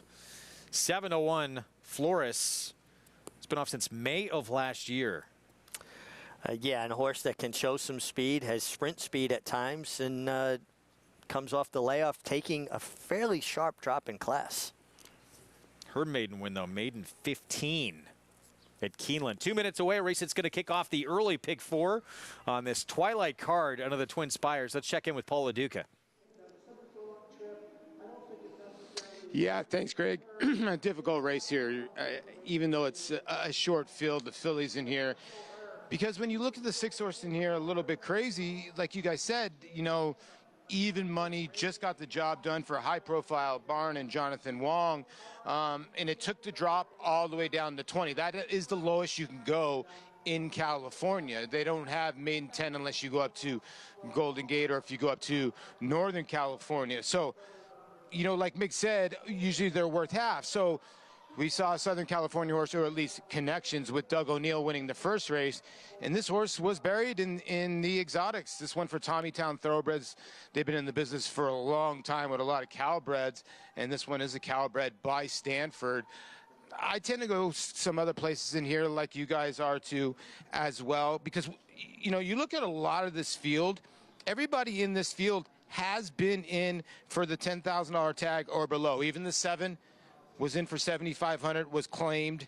You look at the 4 Atkins, I'm sorry. You look at the 3 Beach Kitten, that horse was in for $7,500. Fast Gal dropped for the 10. The 1 Puglia, who I think's got a look, was in for $7,500. So, you know, a lot of these horses have been spinning their wheels. You know, the 4 is the interesting horse to me. I need some kind of edge in this race, and I'll tell you the edge. You know, this is a horse that I probably wouldn't endorse because a lot of the Oaklawn shippers have not been great. But I'm getting a 3-year-old against 4-year-olds, so I get a weight break. And I'm getting the bug boy Walter Rodriguez aboard. I'm getting about 8.5, 9.5, almost 10-pound weight break on the rest of the runners in here. It worked a lot in the last meet when Rene Diaz had his bug. So I'll take the 11 pounds and take the 4 Tribal Spirit from off the pace for Steve Asmussen. That's a good point, Paulie. Early in the year, 3-year-old facing elders, and just about everybody in here, with the exception of the 2, is getting 10-pound weight break. You know, and that's significant. It's something that I overlooked. I'm glad Paul pointed that out. You know, lower level horses, give me the younger horse in a situation like this. Maybe not so much with accomplished, hard-hitting older horses taking on a 3-year-old that's not that accomplished. And this is the lowest level she's ever run for, and she's in receipt of 5 to 10 pounds from everybody else in the race. See if it makes a difference here. That one win, it came at Oaklawn in a 20 maiden claiming group that was strictly 3-year-old fillies. You know, it's interesting. I think she's got another 3-year-old filly to beat here in the 2, Fast Gal. I like the turn back for her from the mile and the 16 to the 7 furlongs. So, full disclosure, I'm going to make an all 3-year-old filly exacta box here. All right, see how it plays out for you. The 2, the 4, the 3-year-old fillies near tackling older company. And 9-5 favoritism, a little bit crazy, who has the ability to be close. In fact, probably is if she wants to be, is the quickest in the race. Now, I just remember riding those races when I rode out in California, and honestly, they just were not very good. And then, but she has run well for maiden allowance against state-bred, Cal-bred. So maybe I'm being a little too harsh, but see it a lot going to parks. Horses shipping from Southern California, having run for maiden claiming 20, and they take all this money, and then they just don't really perform. She wins, she beats me as the favorite. Rayla Gutierrez will be aboard. She just stepped in line. That's the 6. Coming off 10th start of her career and her first ever win. Start of the pick 4. Let's go to Travis Stone.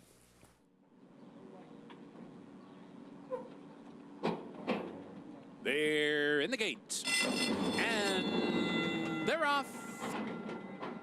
Flores from the far outside breaks out well, and Beach Kitten is showing speed too. And Beach Kitten comes on through to take the lead as they cross over. So it's Beach Kitten in front. Flores is racing second. Puglia down inside in tight while third. Fascal up into 4th. A little bit crazy on the outside 5th. 2.5 from there. Tribal Spirit the trailer. 5 furlongs to go. Beach Kitten down the backstretch run. Negotiates an opening quarter in 23 seconds flat. Beach Kitten the leader. 4 furlongs to go. Steps out to lead by 2. Fascal's now second. A little bit crazy's outside 3rd and moving up. Losing ground there is Flores, and so too Puglia. Tribal Spirit goes to the outside from last. Round the far turn. Beach Kitten uncontested. 2-length lead. A little bit crazy on the march and coming on now. Beach Kitten and a little bit crazy head-to-head at the quarter pole. 5 lengths back to Fascal and Tribal Spirit. They're off the turn. Beach Kitten trying to tough it out a little bit crazy. Has been traveling well and has taken the lead right outside the 8th pole. Puglia is trying to get back in it with Fascal and Tribal Spirit. Final 16th. A little bit crazy is a little bit leg weary. Beach Kitten is wandering about. Puglia is late on the scene. Too late to catch. A little bit crazy, who wins it by 1.5 lengths on the wire. Tight second there, Puglia or Beach Kitten. Tribal Spirit was 4th. A little bit crazy. Started 0 for 9. Now she's won her last 2. Yeah, nice ride from Raylu Gutierrez to sweep the early double at Churchill Downs on a filly that I stated clearly. She wins, I lose. I just took a shot with some others. It looked a little desperate for everybody the last 1/8 of a mile, right? Everybody looked like they were struggling a little bit. The one, Puglia, rallied nicely under Luis Saez to get up for second on along the inside. The 3, Beach Kitten, who set the pace, tired late, jumping back to her left lead. And a belated rally from the 4, Tribal Spirit. Get to those prices in a moment. Back to Belmont, approaching the 9-minute mark. To race 6 coming up. Kicks off this late pick 4. 2 Chad Browns in the race. Let's go downstairs to Maggie. Yeah, which Chad Brown do you land on here? Well, currently the public is gung-ho for the comeback runner in number 1, Fireline. And typically I would side with Tough Street because she is a multiple winner in this entry-level A other than. But I gotta say, the fact that this filly ran for maiden 25, not once, and didn't win, but then came back and won, and nobody took her off Chad Brown. And yeah, she's gotten good. She got good over the winter time. Is she gonna turn back into the proverbial pumpkin, you know, going along the Cinderella line of things? I don't know. I just can never really warm up to her. Whereas you look at Fireline and look how she's been preparing. Chad Brown's a trainer who does work his horses typically on the slower side. I mean, 49, that'll get one to the races and have them ready to go. This filly has been working 48 after 48 after 48, which hints to me that there's A, ability, B, that there's going to be some forward speed, and you would hope so, breaking from that rail. The rail is probably the most negative thing about her, in that she doesn't have that much experience. Obviously, she only has the 2 races, and last time when we saw her win by the length of the stretch, basically, she got to do so by stalking on the outside. Fitness levels, they're there. She is fit. She's ready to go. She has a nice demeanor, bright forward kind of energy to her as well. So I like what I'm seeing from Fireline, Greg. It's just the inside post maybe causes a touch of concern. All right, thank you, Maggie. Well, the post parade when we come back. Fireline for Chad Brown, the 6-5 favorite, making her 3-year-old return. Stablemate Tough Street looking for the 5th win of her career, 50th anniversary of one of the all-time greats. Secretariat. We'll be back.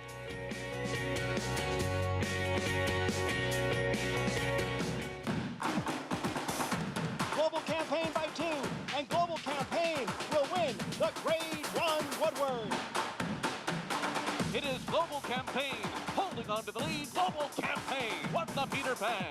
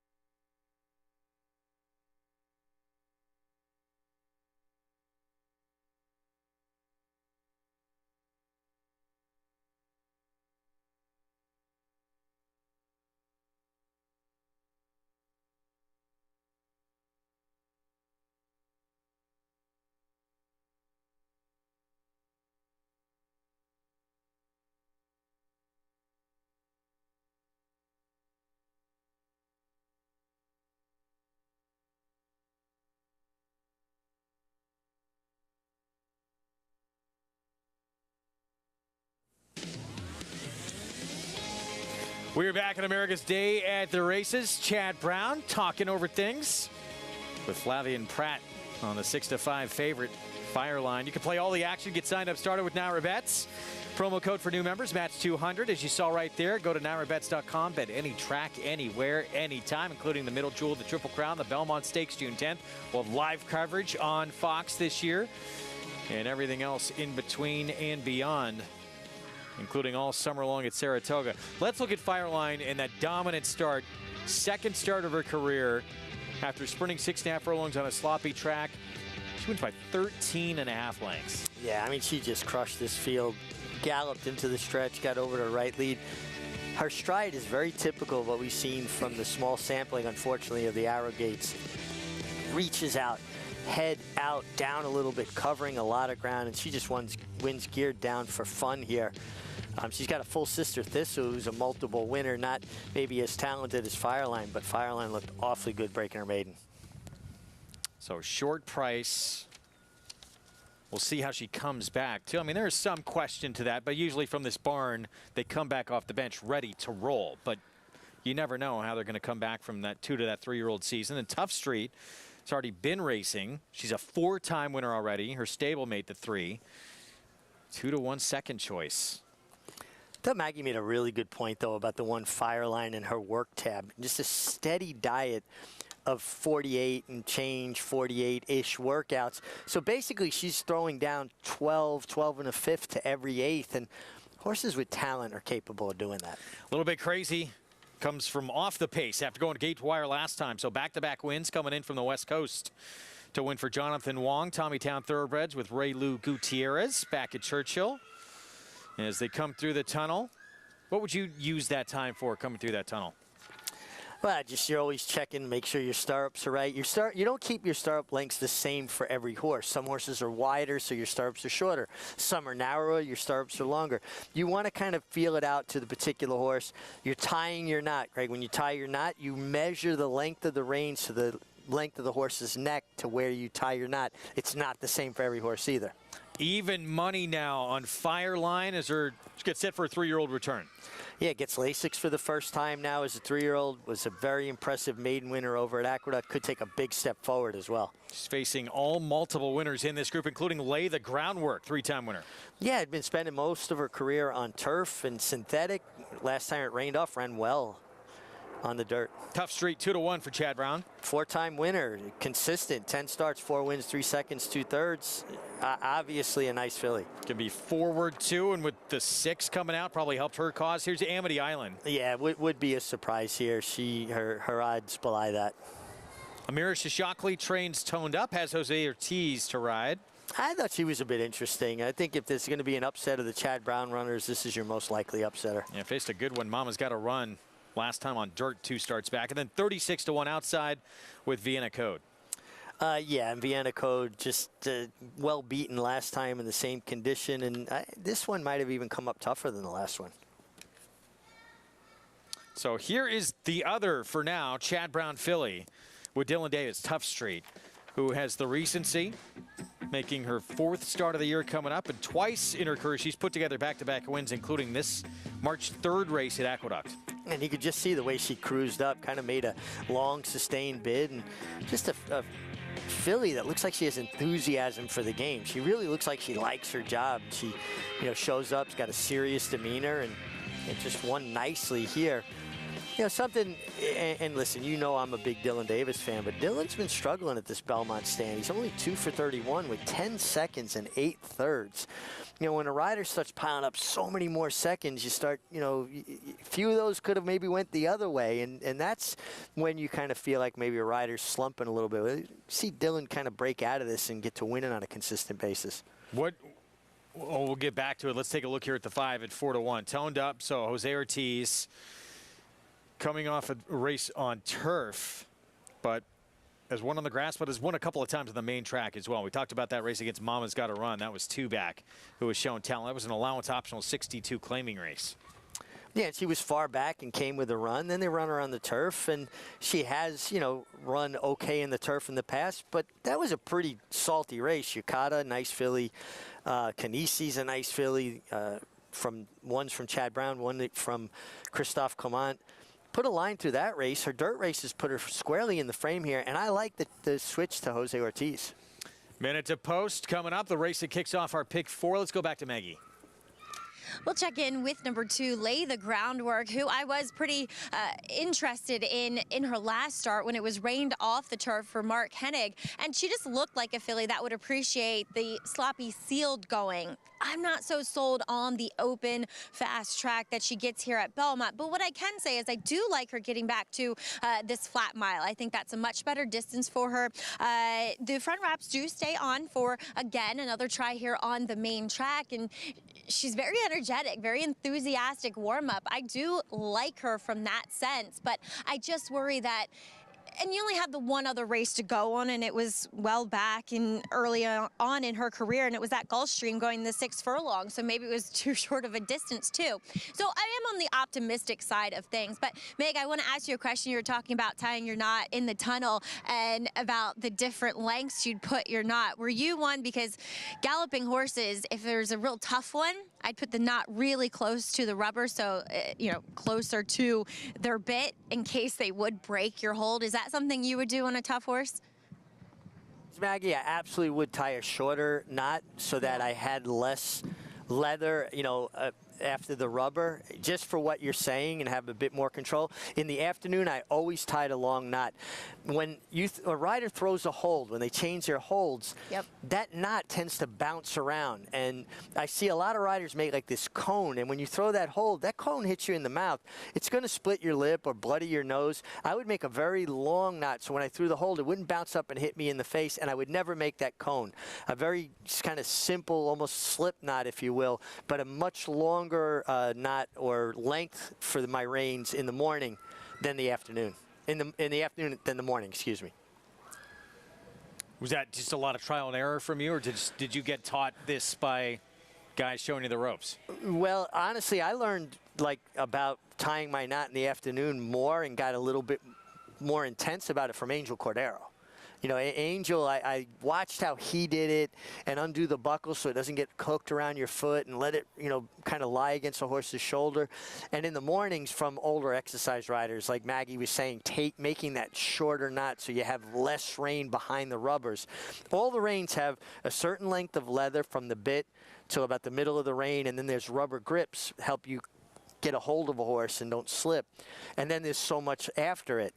That shorter knot kind of gives you a little bit more control so that, you know, the horses, if they do break your hold, you're not going to slide all the way back to the knot, and now you've got way too long a hold and they run away with you. 6-5 favoritism. Well, they both were at 6-5 just a moment ago. Tough Street at that same number as the stablemate Fireline, but now Fireline again dipping down to even money. It's these two on the board taking all the attention for the same barn. Chad Brown. We'll see if Fireline can fire in her return. First race of her 3-year-old campaign. Let's go to John Imbrial for the call. They're in the gate.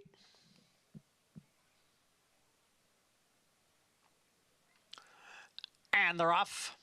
Number 1, Fireline, was off a step slow and now moves up down at the rail. Tough Street has the early lead. Fireline continues to advance down at the rail. As they race up the backstretch, it is Tough Street with the lead. Fireline now moves into second. Amity Island is next in third. Vienna Code in the clear on the far outside. Then Lay the Groundwork, and the trailer is toned up in sixth. Tough Street, the leader here by 3/4 of a length. The gray Fireline down at the rail, the quarter win in 23 and 4/5 seconds. And then it is Vienna Code and Lay the Groundwork. Those two are heads apart, third and fourth. Amity Island is next, and farther back is Toned Up. Tough Street continues to show the way here. Now the lead is a length and a half. It's Tough Street on top. Ran the half in 47 and 3/5 seconds. Then big long shot Vienna Code second by a head. Fireline, the odds-on favorite, down at the rail. On the outside is Lay the Groundwork. Then comes Amity Island, who's being asked for more. Farther back, Toned Up. And they are still chasing Tough Street, who has the lead. Now Fireline moves to the outside for the final quarter mile. Tough Street in front. Fireline ranges up now on the outside. So it is Tough Street and Fireline. The stablemates are 1-2 here with an eighth of a mile to the finish. Tough Street on the inside and Fireline on the outside. And now there's nothing between them with a 16th out. Fireline on the outside pokes her head in front, and it will be Fireline who comes from off the layoff to win it here over Tough Street. Farther back, Vienna Code finished third. Fireline gets right up to her stablemate and then rolls on by in her 3-year-old return to the races. She's won back-to-back starts now. This was a really nice effort from Fireline. Last time she was 7-7 against a bit of a lean maiden field. This time from the inside, she had to sit the pocket, had to be much more professional, take some kickback from her stablemate before being able to angle out around her and then finish against Tough Street, who's a tough, you know, filly who shows up every single time. Now, she's never been worse than third in all of her career, well, except for one career start. And that was on the turf, but all her dirt starts, she's never been worse than third.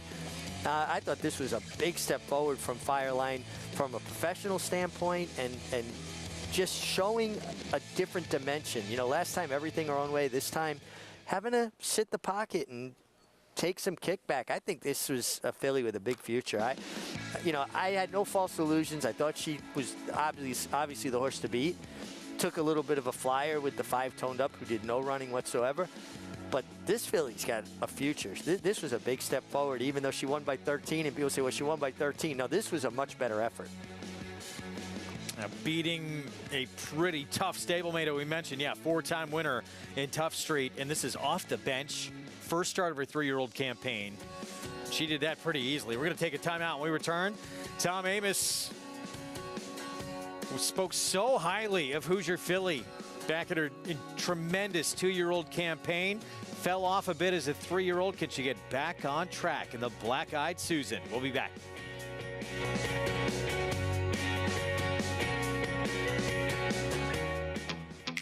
Yes, there's family. If we say La Troyenne, you'll get the picture. And of course, form. G1 this. A breathtaking run. G1 that. Dig down deep to win it. But take a long, steady look, and the word that most likely springs to mind is fantastic. Maxfield. Family. Form. Physique. Fantastic. Race to Twin Spires, where you can take advantage of our $200 new player offer right now. Register with code GET200 to start earning your bonus of up to $200 with Twin Spires, where you can watch and bet on the best racing from across the globe. Plus, you can check out our expert picks and weekly promotions. Fast and secure online betting with Twin Spires. Download the app and bet now.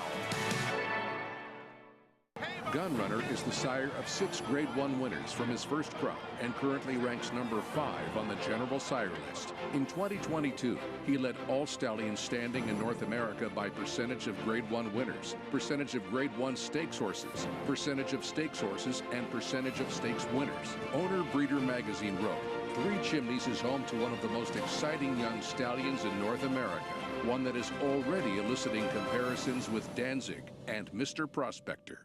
Racetrack Television Network brings you every race, from every track, on every screen, every day. With monthly packages starting as low as $5, RTN gives you great value and access to more live HD streaming and race replays than anyone. Visit RTN.tv today to sign up and watch on almost any device, including Roku and Amazon Fire. RTN has packages that start at $5 per month.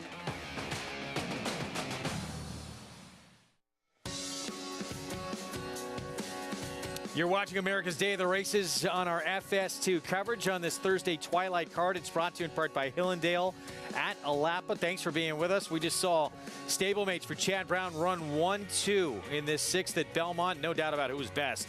Fireline coming back off the bench for her 3-year-old return. She's now won 2 in a row. Flavian Pratt on board. $3.90 for the victory, owned by Juddmonte Farms. Homebred for Juddmonte. Let's head downstairs to Maggie. And here with winning trainer Chad Brown. And Chad, you seem very proud of both of your fillies here, and rightfully so. Yeah, I mean, Fireline, you could hear her blowing pretty hard. She really needed that race. I'm proud of her that she got some more experience. She'll need down the road, being inside a little bit, and Flavian got her out and ran down a really tough little scrapper there. Tough street. I'm very proud of her.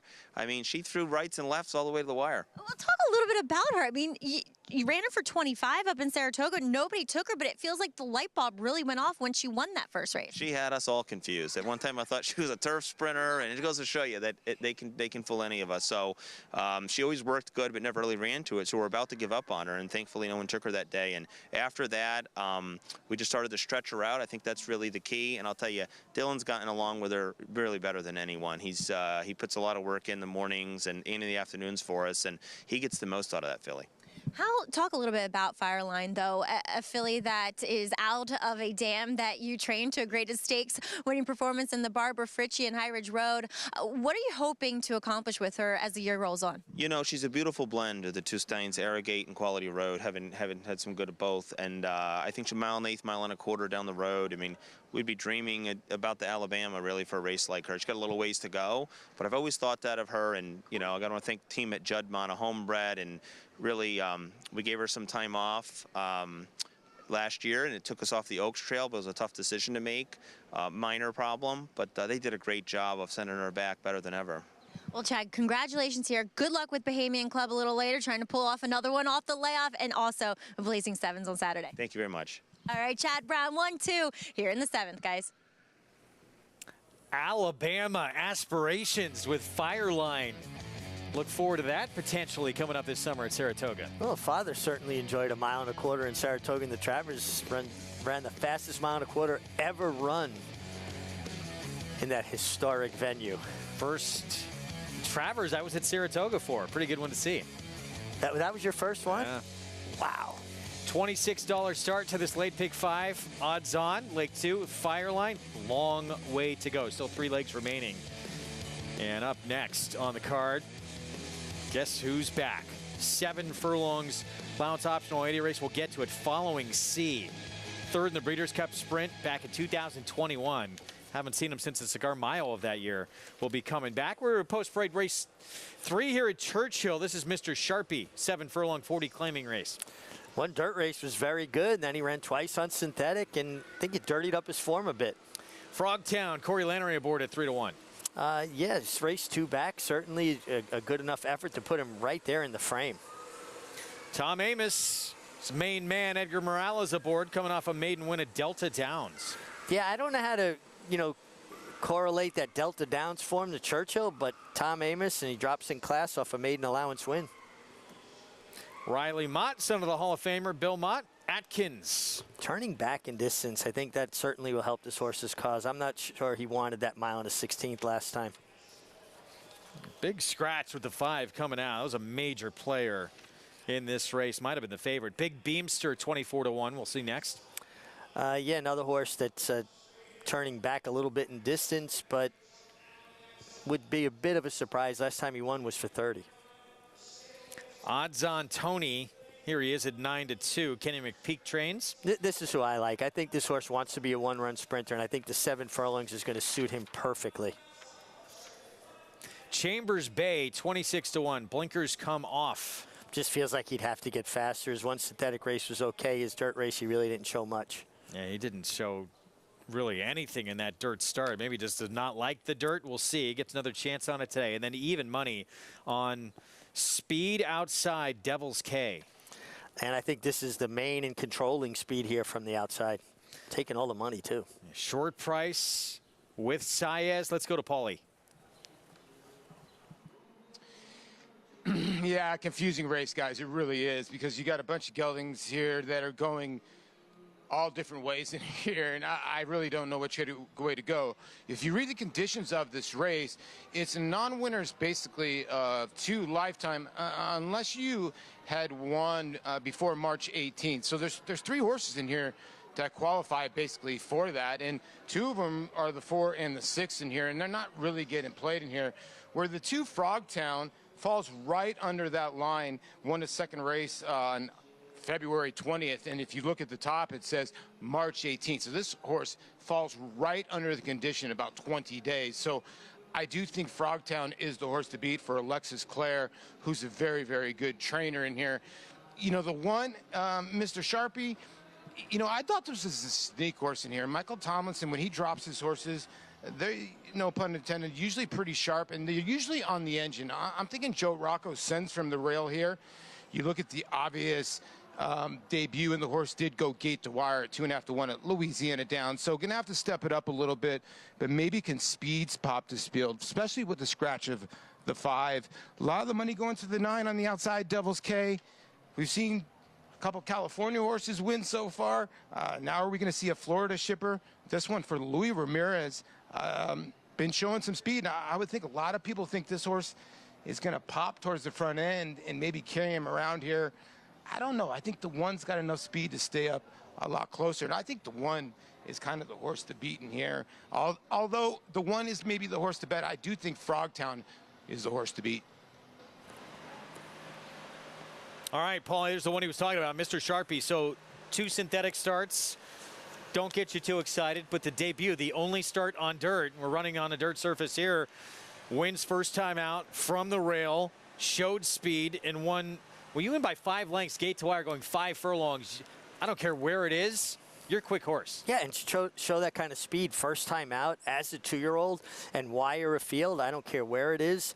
You've got speed. You've got ability. And I think those 2 synthetic races kind of cloud the picture, if you will, right? He wasn't as good on synthetic as he was on dirt.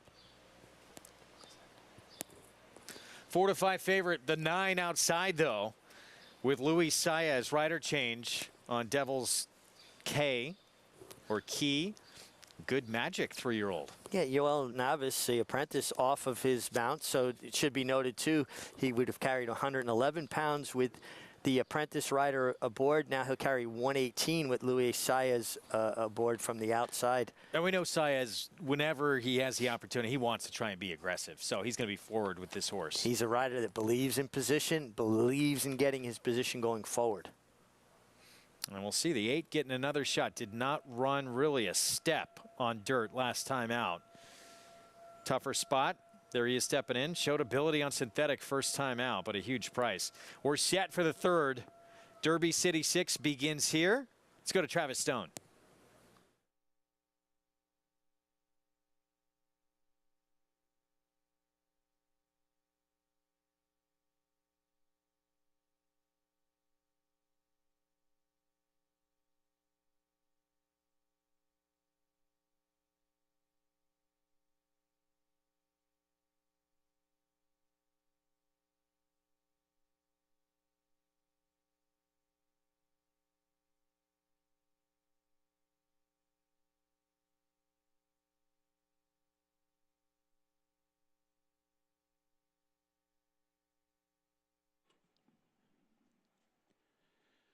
There, the gate. Oh, nope.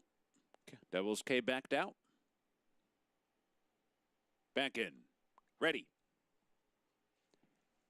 And they're off. Atkins got away well, so too did Odds On Tony, and Big Beamster's there. And from the far outside, Devil's K and Chambers Bay. So up the chute to the main track they go. Cowboy Values comes out to grab the lead. Devil's K's right there, and Chambers Bay smack dab between them. Right in behind is Mr. Sharpie, firmly held. Mr. Sharpie in tight and fighting Joe Rocco Jr. down the backstretch run. Atkins alongside of that one in 5th. Odds On Tony now 6th. Frogtown toward the inside 7th, and Big Beamster angles to the far outside trailing, but only 6 lengths behind. That opening quarter in 22 and 4th around the far turn. Cowboy Values, clear-cut leader now. Devil's K's up into 2nd, and on the move up into 2nd and coming after Cowboy Values. Chambers Bay tails off into 3rd. Odds On Tony comes alive from 4th. Frogtown with a 4-wide bid from 5th, and Big Beamster 5-wide 6th. At the quarter pole, Cowboy Values turns for home. Devil's K fully extended but still 2nd. Odds On Tony trying to close in. Frogtown down the center and Atkins in behind. 1 furlong remaining. Cowboy Values fended off Devil's K so far. Atkins is coming on. Odds On Tony is coming on. Atkins and Odds On Tony. Odds On Tony and Atkins to the wire. Odds On Tony got it. Odds On Tony is up over Atkins, and it was Cowboy Values in Frogtown. Odds On Tony, Kenny McPeak Barn, Brian Hernandez Jr., 3-year-old son of Tonalist, with the victory. Odds On Tony loomed up like he was really going to kick on, and then he kind of idled. He kind of stalled there alongside the eventual runner-up, and then when that horse came out from behind horses, he kicked on again with him. It was almost like the company emboldened him. That was the 4-horse Atkins, and Odds On Tony, I liked him on the turn back, and he had a fight for it. Strong handling from Brian Hernandez. Great stretch run there, and a rider that is so well respected. Brian Hernandez Jr. and just about always has his horse in the right position. He is such a good rider, and you know he's very accomplished, and he's Kenny McPeak's go-to guy, and he did win a Breeders' Cup Classic, right? So I mean he can win on the big stage. No question. We'll have those prices coming up. Black-Eyed Susan, Friday before the Preakness Stakes, and we're gonna see Hooser Philly once again for Tom Amoss. He was just doesn't speak like this publicly about horses that have talent. Just was so high on her in her 2-year-old campaign, and she was very good, undefeated as a 2-year-old. She has struggled coming back 0-2 in 2 graded stakes as a 3-year-old. Giving her another shot on the big stage. She has been working very fast in the morning. It's kind of interesting, and if you go back and kind of go through her work tab leading up to her first 2 races as a 3-year-old filly, they weren't as fast as these works, and some of her better works as a 2-year-old filly We're coming off works of 59 and change. Now, she worked well into her 2 races, but you didn't see any 59s. You saw a minute, you saw 47 and change, 48 and change. She comes in with a 59 flat, best of 23, a 58 and 4, first of 27, and maybe, just maybe, she's, whatever she was going through or worked her way through, she's back to being the Hoosier filly that Tom Amoss thought she could be. And also, maybe some horses run better when they work fast. Secretariat was a horse that if he didn't blow out super fast, he didn't run as good. Some horses need to be able to do that, and maybe she's that kind of filly. Tom Amoss does not speak as glowingly about a horse unless they've really shown themselves to be good. And her work tab, I think you're going to see a different version of Hoosier filly. Seems like wake-up effort is in the cards. Be fun to see. That's coming up on Friday. Following C, back for Todd Pletcher's Spendthrift Farm. Got shut off in the Breeders' Cup Sprint on the rail by Jackie's Warrior. If not, could have been a different outcome. Just missed a stablemate American Revolution as well in a Grade 1. Daredevil, returning to stud on U.S. soil. The only first-crop sire to see 2 offspring win the Grade 1 Kentucky Oaks and the Grade 1 Preakness Stakes in the same year. She dares the devil, taking the Kentucky Oaks and the Grade 2 Azeri Stakes, and champion Swiss Skydiver, winning the Preakness and the Grade 1 Beholder Mile Stakes. With more exciting prospects on the track and multiple 6-figure sales in the ring, Daredevil's career is just getting started, only at Lane's End.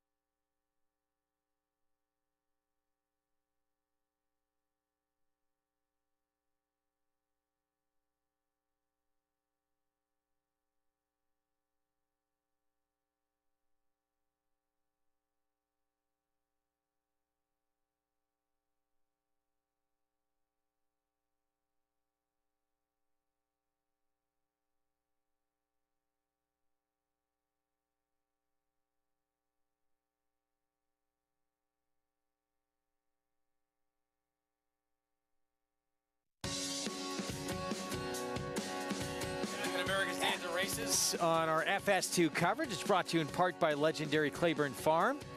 100 years of doing the usual, unusually well. Gorgeous Thursday evening here in Elmont. We're getting set for Following C coming back.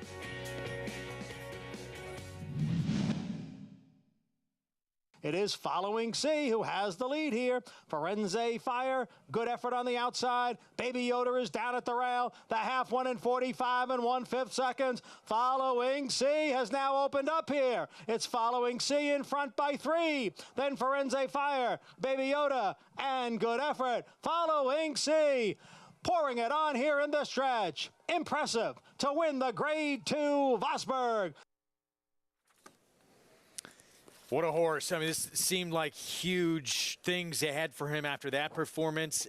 Breeders' Cup Sprint, yeah, he got a good trip in that race. He also got shut off in the stretch and had a possibility potentially to win that race, ran 3rd, and then a narrow defeat to his stablemate American Revolution in this race to end his campaign in 2021. We haven't seen him since. Well, I guess that's the question, right? That he hasn't been seen since December of 2021. This is an extensive layoff, but he also has Todd Pletcher as his conditioner. And Todd is so good at putting foundation into horses, getting the miles underneath them. I have faith in Todd. Unless he's not the same horse at 5, who in here do you think would be the most likely upsetter? Well, he's been gone for so long. As we start our post-parade, a small fragment surgically removed from that ankle. That's why he was on the shelf. We start off with Synthesis. David Jacobson trains. Yeah, big price, but David Jacobson is really having a good Belmont meet and really kind of gotten back on the beam since returning. 3-2 zone, 10-1 Dylan Davis. Thought he was a little interesting. First time gelding, a horse that I think at times was difficult, and he's run very fast races in the past. You would think, I mean, these connections, Andy Serling said it earlier too, if he wasn't showing that same ability, they probably wouldn't be bringing him back. Yeah, I mean, he's already a stakes winner, a grade 1 placed horse. What would be the reason? It can't enhance his value if he's not going to be good. Chestertown, 12-1. Trevor McCarthy rides. I like the turn back for this horse. I don't know that he really wants all of a mile or more. I think 7/8 could be his perfect distance. He's going to have to run one of his best races, though, to compete with some of these. And Linda Rice just claimed Gun It off of Steve Asmussen for $62,000 last start. Yeah, off a good effort at Keeneland. The horse has got some good runs. A lot of seconds, though. 3 wins, 9 seconds. 5 minutes to post here in, let's call it a co-feature. Following C in this race. Obviously, a lot of attention here. You can play this race, all the action with Naira Bets. $200 deposit match sign-up bonus. The offer, new members get that offer with that code right there, match 200. And bet any track, anywhere, anytime. Details at nairabets.com. So, Gun It, 7-year-old son of Tappet. Take a look at him in his last start. It was at Keeneland, 7/8 of a mile, coming from off the pace to get second behind Silk Trade. Yeah, he worked out a nice inside-out trip with Flavien Prat. He saved all the ground, was able to tip out. You see him here lingering on his left lead, and you know, it doesn't help a horse finish. They need to get over that right proper lead to find a bit more. You can see he tried again right there, throwing his hold, shifting his weight towards the inside to get him to step to that right lead, and he hung on that left lead the entire length of the stretch, despite the efforts of Flavien Prat. And maybe that's why he's accumulated more seconds and wins. I think this is a very talented horse who's making a really nice impression on the racetrack, but that's problematic to me, all those seconds. And some huge efforts. A couple of years ago, Saratoga, that 97 Beyer win behind Sha Sha Shake Me Up. Let's go down to Maggie. One day, maybe bloodstock agents will realize that gray tappets aren't always worth the money. $4.6 million in horseflesh purchased for the outside 2 runners in this field. As you can still see, poor Gun It has to have that, well, they both do, I should say. I thought they removed that after they turned 5, but anyway, they still have their sales price there on the form for you to look at. And Gun It is that half-brother to Gun Runner, except he's by Tappet and Gun Runner's by Candy Ride. So here we are. Gun It, he is not an easy horse to ride. As you saw, he was in a good position in that Keeneland race early on. We just were able to see the stretch run, and then horses kind of made it tight on him in the quarter pole, and he checked himself out of it. And then Flavien Prat got him to the outside, and as Mick said, he may have won if he would have not been so reluctant to switch leads. And it's not like I see anything mechanically with this horse being the problem, because he is a good mover. He's warmed up beautifully with Jose Ortiz aboard for Linda Rice for the first time. It's just what's between the ears, as I like to say, that gives him the most problems, I think. But otherwise, he makes a great impression. He is outfitted with a ring bit here today. Now let's check in with your heavy favorite. Following C, honestly, it doesn't look as though he's been off for a year and a half. He looks incredibly fit, and I wish he seems a little nervous. You know, when the horses start doing that kind of in-place cantering or trotting, thoroughbreds, they're not fancy warm bloods that are doing a pee-off or a flying or a canter pirouette. It just says a little bit of nerves, and rightfully so. He's been away for a while. I remember the last time when this guy won here at Belmont, he was just moving so well and really striding out. And not that he's not moving well here, he's just not being focused as much as I like to see. I liked him more back in the paddock than what I'm observing from him here on the racetrack. Look, I picked him at 2-5 because he does look ready. It does not look as though he's been off since the Cigar Mile in 2021, and he certainly has every right to win this race, especially at the 7 furlongs, which I think is the ideal distance. Just wish he was behaving a little bit better, Greg, that's all. All right, Maggie, thanks. About to load up. And Following C about to come back. Hasn't raced since December 4th of 2021. Here's 3-2 zone. 9-1 New Gelding, Ray Handel. And we've seen him most recently in New York anyway in that toboggan. He was no match for Repo Rux that day. No, but he went off form. His form really deteriorated his last 4 starts, going back to the 4-go last year. But previous to that, if you look at some of his races, they're fast and they're good. His Belmont effort back last May here, 3 days short of a year, is good enough to win this race. And maybe as a 5-year-old this year, he was too studdish or whatever it was that caused him to geld him. So I'm hoping that the gelding kind of returns him to his good form. And if that's the case, and Following C's not 100% off the bench, fit, maybe there's an upset here at a big price. I'm taking a little bit of a swing. I think Following C obviously is the best horse. But I thought you can make a case for 3-2 zone because of that ultimate equipment change being gelded. Tough to see. Obviously, upsets happen in this game all the time, but Todd Pletcher probably has him ready to go, and the board's telling you so as well. Yeah, and listen, he's got Hall of Famer Johnny Velasquez. Todd Pletcher and Johnny Velasquez, it's like peas and carrots. John Imbrial, the call. Following C's return, the 4-horse here in this 7th from Belmont.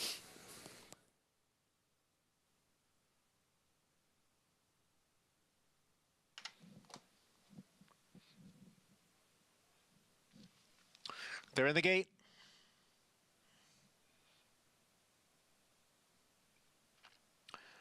And they're off. Gunnett goes for the lead. Following C now moves right alongside. So it's Gunnett and Following C right together here in the early going. And they quickly open up 2.5 lengths on Synthesis, who's racing in 3rd. Chestertown is next in 4th. And the trailer is 3-2 zone in 5th.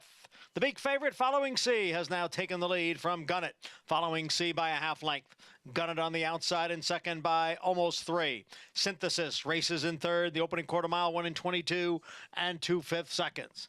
So it is Following C, the 1-5 favorite, leading by 3/4 of a length. Gunnett is on the outside in 2nd by 2. And then Synthesis racing in 3rd. And then a big break back to Chestertown and 3-2 zone. Up front, Gunnett moves right alongside of Following C again. Gunnett on the outside. Following C down towards the rail. Synthesis moves to the outside for the run into the stretch. And on the outside, it is Gunnett who's taken the lead from Following C. Gunnett narrowly. Following C down at the rail. Synthesis on the outside. Here comes Synthesis now to take over from Gunnett. Following C is back in 3rd. Inside the 16th pole. And it will be Synthesis to pull off the upset here under Javier Castellano. Not today, not in the comeback for Following C. It's Synthesis with the upset score, 10-1. David Jacobson, Javier Castellano. Synthesis set the perfect trip. Gunnett took it to Following C, got the best of him, took his measure coming off the quarter pole. You got to think Following C off that extended layoff will be better for the effort. But once again, keep an eye on Gunnett. The gray horse now taking the lead. He's leading with his left front leg, and he never changes leads again. And I just think it makes him come up wanting the last furlong. You don't get that fresh lead where your horse finds a bit more energy. And this is something that's been habitual with him. Synthesis sat the trip, tipped out under Javier Castellano, who has just re-emerged as the top rider he is. Incredible job by P.J. Campo, handling him as his agent, and this horse just kicked on home with the perfect trip. Tough to come back at 7 furlongs too for Following C. Especially when you're taking pressure from a quality horse. I mean, they went a sub 45 half, 44.94. So they were running. And Gunnett took it to him. He defeated Following C, but it wasn't a match race, wasn't a 2-horse race, and Synthesis set that perfect trip right in behind him. Javier Castellano, once again, just his confidence and putting horses in the right spot, coming off that Derby win. And guys don't forget how to ride. The first thing to go on a rider, you ask people, they'll say, is it their legs, is it their heart, is it their eyes? It's their customers, and he's getting his customers back, and he's riding well. I mean, even take away the Derby, we've been saying his name a lot over the past few months, and really it goes back to last summer, Saratoga. Really, this resurgence from him, and it's because he's healthy again. Well, that's it too. If you're mentally, if you're hurting, you're not going to be as good. So your physical health goes along and helps your mental health as well. So he's riding tremendously. And by the way, our condolences to the Campo family. J.P. Campo, John Campo, PJ's brother, passed away recently, and at a fairly young age. We'll be back with more, no question. Our thoughts and prayers. Very sad to pass that along. We'll get more from Churchill Downs when we come back. Stay with us. We'll have this next for you, Churchill. Prices from the 7th at Belmont, and move into race 8 when we come back.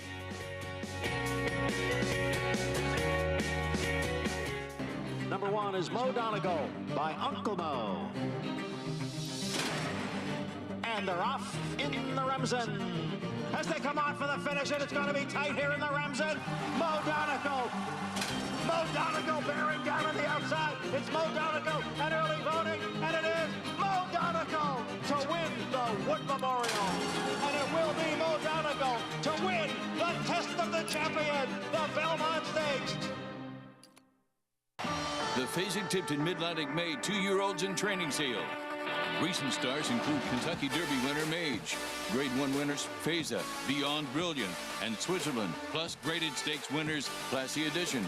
Informative, Mimi Kikuchi, Riding with Biden, and that's right, a leading juvenile sale by percentage of Grade 1 winners, and the only major 2-year-old sale venue with a dirt racetrack. May 22nd and 23rd in Timoniga, Maryland. Where will you be? In the heart of legendary Cooperstown, New York. Cooperstown Distillery's handcrafted, artisanal spirits are produced from the highest quality, locally sourced grains, grown only by people we trust and respect. We invite you to taste for yourself and discover our Cooperstown Select distinguished whiskeys.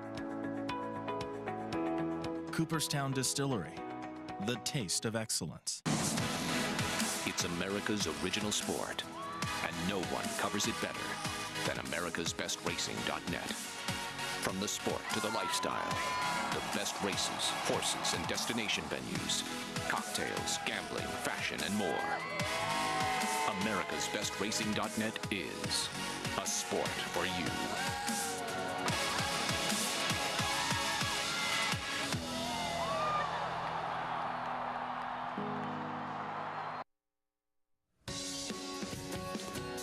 You're watching America's Day of the Races on our FS2 coverage on this Thursday evening. Synthesis spoils Following C's return, who was backing up in the race anyway. Synthesis wins for the 10th time in his career. Our winner circle lead-in brought to you by Fasig-Tipton Digital, North America's #1 digital auction platform for thoroughbreds. Fasig-Tipton Digital, the newest from the oldest. Learn more at digital.fasig-tipton.com. Another look here down the stretch.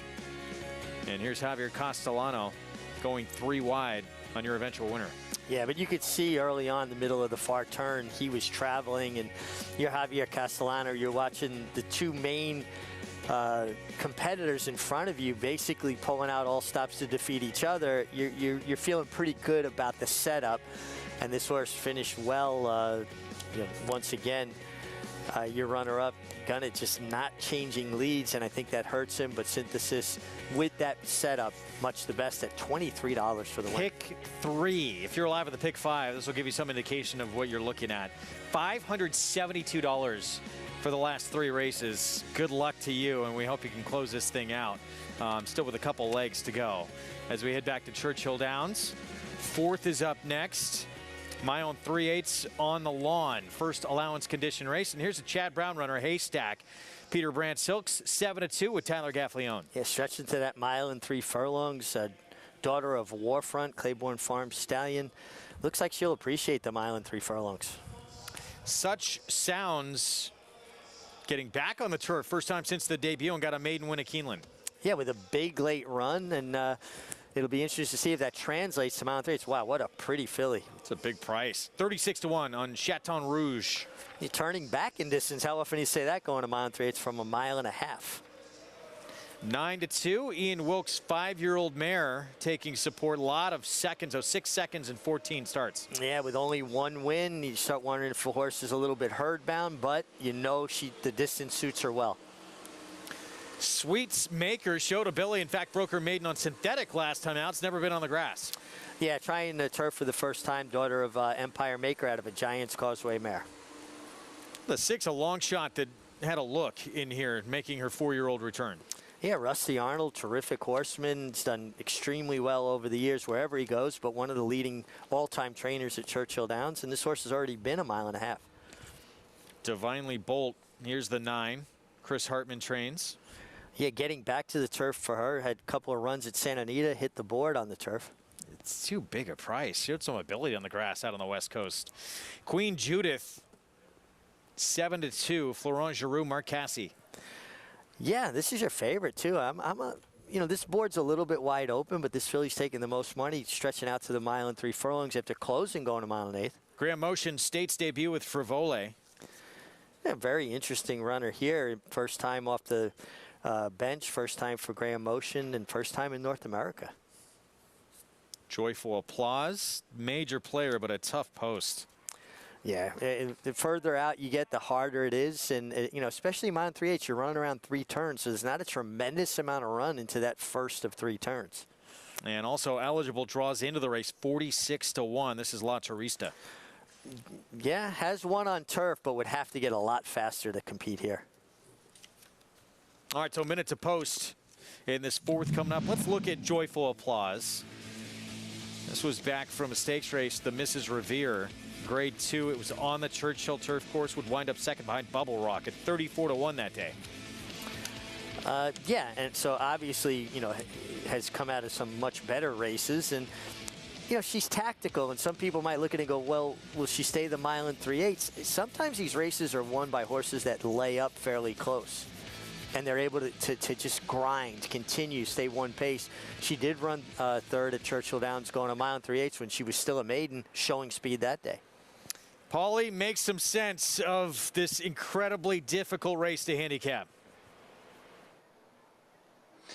Well, I'll tell you one thing. I'm a little bit surprised that the 10, some of the outside fillies are your favorite in here. You know, the 10, Queen Judith, you know, she's gotten beatable by Joyful Applause, the 12 in here. And I'm going to have Theo pan out here a little bit, my camera guy. As you could see, the rails are out 24 feet. And we'll get to Mig here in a little bit. But you got 12 horses lining up, and you're basically, it's taking up the whole turf course. So I would think the outside horses are going to have a little bit of trouble here. That's kind of sort of like I landed on the 1 Haystack and the 2 Such Sounds. You know, the 2 was giant last time out. And listen, it's all about trips when it comes to turf racing, because I think a lot of these fillies are pretty close. The 1, the 2, I think the 4 obviously has had some tough luck with 6 seconds. You know, the 10 has taken money, you know, a lot of these outside horses. But when I look at, you know, the turf course, it might be hard to really find position and find cover where I think you'll get that. You know, I'll probably go with the 2 at 7-1, Such Sounds for Phil Bauer. First time getting on the turf was her debut, and she actually ran better than looked. Came back on the lawn last time and was dynamic, getting some extra distance. And, you know, Phil Bauer's horses run well here at Churchill Downs. I do think the Chad Brown horse, the 1, is the horse to beat, but many chances in here. But I wanted to give everybody a look. When they say the rails are out, Mig, you explain to everybody else. I mean, how hard is it, or obviously you're very cognizant, especially for the outside horses, you've got to get cover going into that first turn.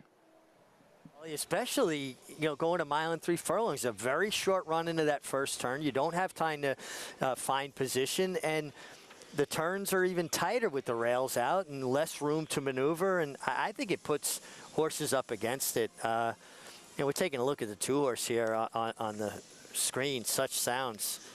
This is a beautiful daughter of Cairo Prince, and she certainly has the length and scope that you would think she would get the mile and 3/8. I think she's very interesting, and I like Paul's idea going towards the inside. I just think they have a huge tactical advantage with that short run to that first turn. Yeah, that's what we should mention too. I mean, mile and 3/8, that first turn comes up really quick. So it's 3 turns, mile and 3/8, and if you're hung out wide early, just a chance to get a really hung out there wide early on. Thing is, a rider, if you're hung out that first turn, you've got to save as much ground as possible the other 2 turns. You just can't afford to be wide on all the turns.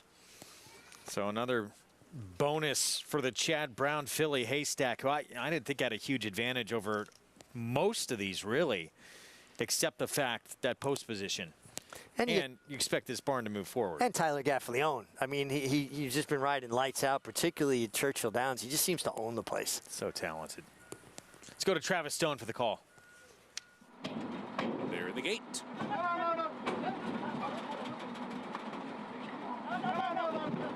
Sweetsmaker unsettled.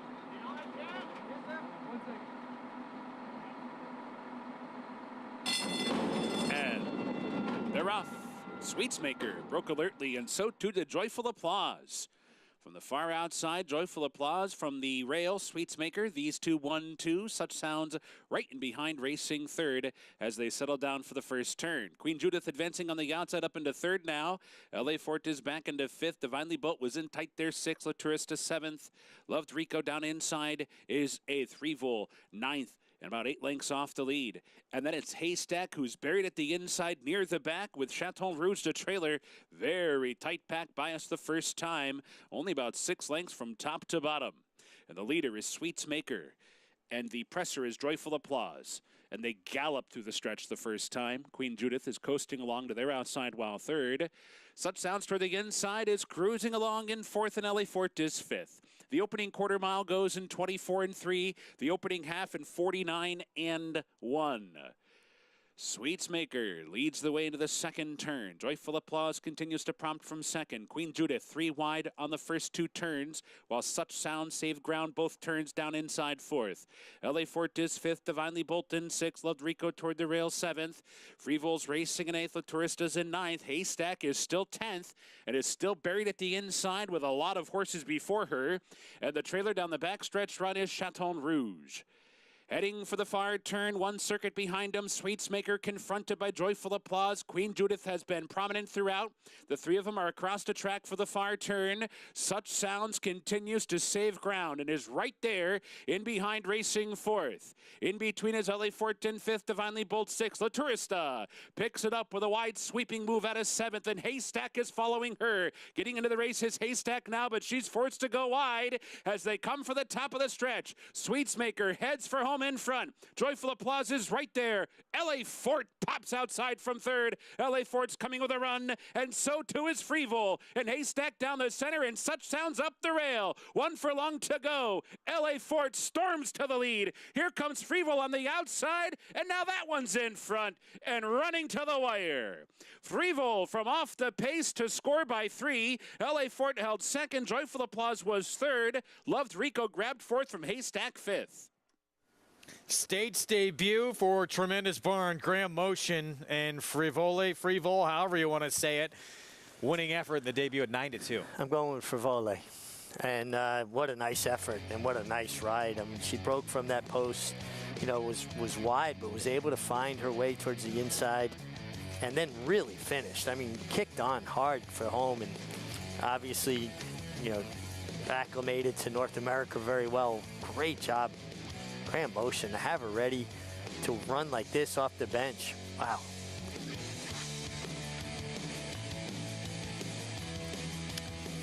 Back to the start here. I'm not sure what we're looking at. Well, I thought that Haystack kind of broke out and awkwardly and kind of got jammed a little bit. And kind of cost her any position, and then she just had a tough trip from there. She got the save ground the first 2 turns. When she came out, she got floated very, very wide, and it was a messy first turn. There were a lot of horses steadying, checking on heels. Keep an eye on the 1, though, Haystack. You're going to see, like, right there, she kind of got jammed. That tent got in the way, but kind of took her out of position completely. Best laid plans, too. You have that post position to take advantage of. Yeah, you want to try to get your forward position, but she kind of caused her own problem, because watch, she steps out, and she bounces into the 2-horse, Such Sounds, and then she was behind her. Now you're on her heels. You have to steady a jump, and it just basically shuffled her back out of the race. I'll tell you, great job from Vincent Chamonix to be able to find some position in that turn from that post, and this filly ran on. We may see her in some races in Saratoga going long. She relished the distance.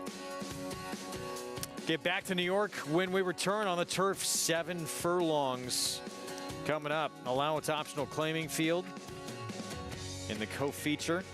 Riders coming out onto the track. Tough beat for John Velasquez there in the background on Following Sea. We'll see if he can rebound coming up on Miss Carol Ann.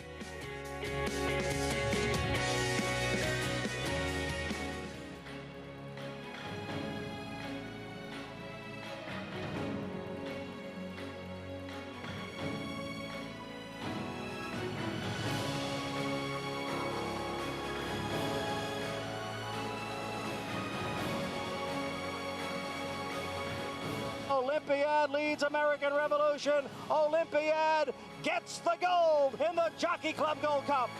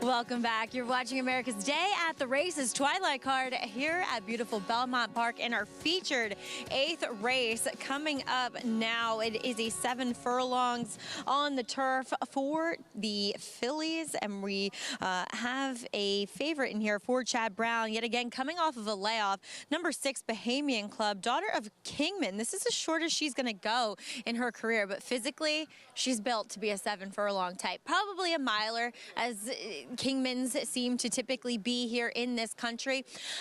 Fitness, I question just a tad. To be quite honest, it's not usually something I call into question with Chad's horses, but she is that type. She's just a very round type. I love her demeanor here. She has these really cool, honest eyes. She's almost got hazel eyes, so you can kind of really read her into how she's feeling, doing, and she's giving off very positive signs here in the paddock. Though number 8 for Jonathan Thomas coming in here from, has been training at Keeneland, Regal Realm, for a 7 furlong sprint, there isn't a lot of confirmed speed, and she has done her best running when up front. I'm wondering if we see Jose Ortiz get aggressive with her. Obviously, Mrs. Green on the rail, she'll have something to say about it, but I like what I'm seeing from Regal Realm. She has really filled out, gotten so much stronger, and she has a little less of a layoff to deal with, Greg. Post parade coming up. Thank you, Maggie, coming through the tunnel. 5-2 favoritism. That is the 6 Bahamian Club. Chad Brown, Peter Brandt. Just saw those Silks get beat back at Churchill Downs with a tough trip. This will be the 4-year-old return for her coming back out of the Grade 3 Pebbles, in which the top 2 finishers that finished in front of her both came back to win out of that race. Going to start with the 1 here, Mrs. Green. Mark Cassey now the trainer of record with Dylan Davis aboard. Yeah, good inside post. Dylan should be able to take advantage of that and get good forward position from the rail.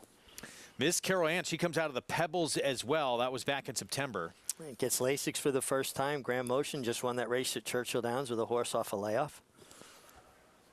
11-1, Mischievous Dream. Todd Pletcher taking over for Christophe Clement. Training duties here. This filly was sold to Keeneland January for $210,000, and Todd Pletcher takes over the training duties. 42-1, Andrew Wolfson on In My Opinion. Yeah, it just feels like this horse would have to get faster, kind of facing a deeper group than she's ever faced before. Saw Andrew with some terrific rides on Repo Rocks. Good ride. Breeze easy, 5-1, Joel Rosario. Comes back off a layoff for Christophe Clement off a win on synthetic up at Woodbine. Chad Brown's favorite, Flavien Prat Bahamian Club, 4-year-old return. Yeah, Kingmans to me are like throws a lot of miler types. Maggie talked about this horse getting 7/8 for the first time. Junior Alvarado on Wonka for Bill Mott. I like to turn back in distance for this filly too. She's run well going a mile and 7.5. Now she gets a 1-turn 7. 9-2 on Regal Realm. And a gate-to-wire performance. That was a Gulfstream 7.5 furlong race back in late February. I think she's just controlling speed here, unless maybe the filly outside of her is very fresh, Sail By, or the filly from the rail with Dylan, if Dylan gets aggressive. But I think Regal Realm's going to be a handful here. Sail By. Manny Franco, 4-year-old return for her, will get Lasix, and she has been in tough test after tough test. Yeah, and makes her first start for Phil Antonacci, Lindy Farms, Ice Wine Stable. She was bought out of that Fasig-Tipton November sale, and a filly that's always shown promise. So the favorite, 5-2. When in doubt, public usually lands here. Chad Brown, Peter Brandt Silks Bahamian Club. This was back August 12th, Saratoga, and a victory that launched her into the Grade 3 Pebbles. Yeah, but you can't ask for a much better trip, can you? She just sat inside, the rail opened up, and she was able to, come on through and gut it out, and she got it done by a nose.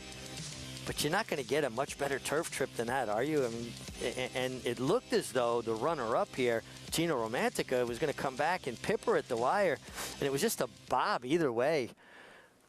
Can she count on getting that kind of a trip again? Now, she is a 4-year-old now. So maybe she's going to be a better, stronger version of herself. And by the way, we don't have a camera to see it, but we were told there is an inquiry at Churchill. Does not involve your winner. Involves a 3rd-place finisher. So we'll give you an update on that when the stewards make their decision. Looked like Such Sounds was trying to come through on the rail and got shut off down there. I'm sure that's what they're looking at. All right, let's look at potentially the speed of the speed. Mrs. Green, quick from the inside. You mentioned that horse outside with speed as well. Mrs. Green, though, and Mischievous Dream, they ran 2nd and 3rd when they met back in late October. Yeah, and, again, you look at Mrs. Green. She, and Breeze Easy, I mean, she had an absolutely picture-perfect trip. You can't ask for a better trip from the runner-up, that is, and Miss Green comes and just nails her right on the last step.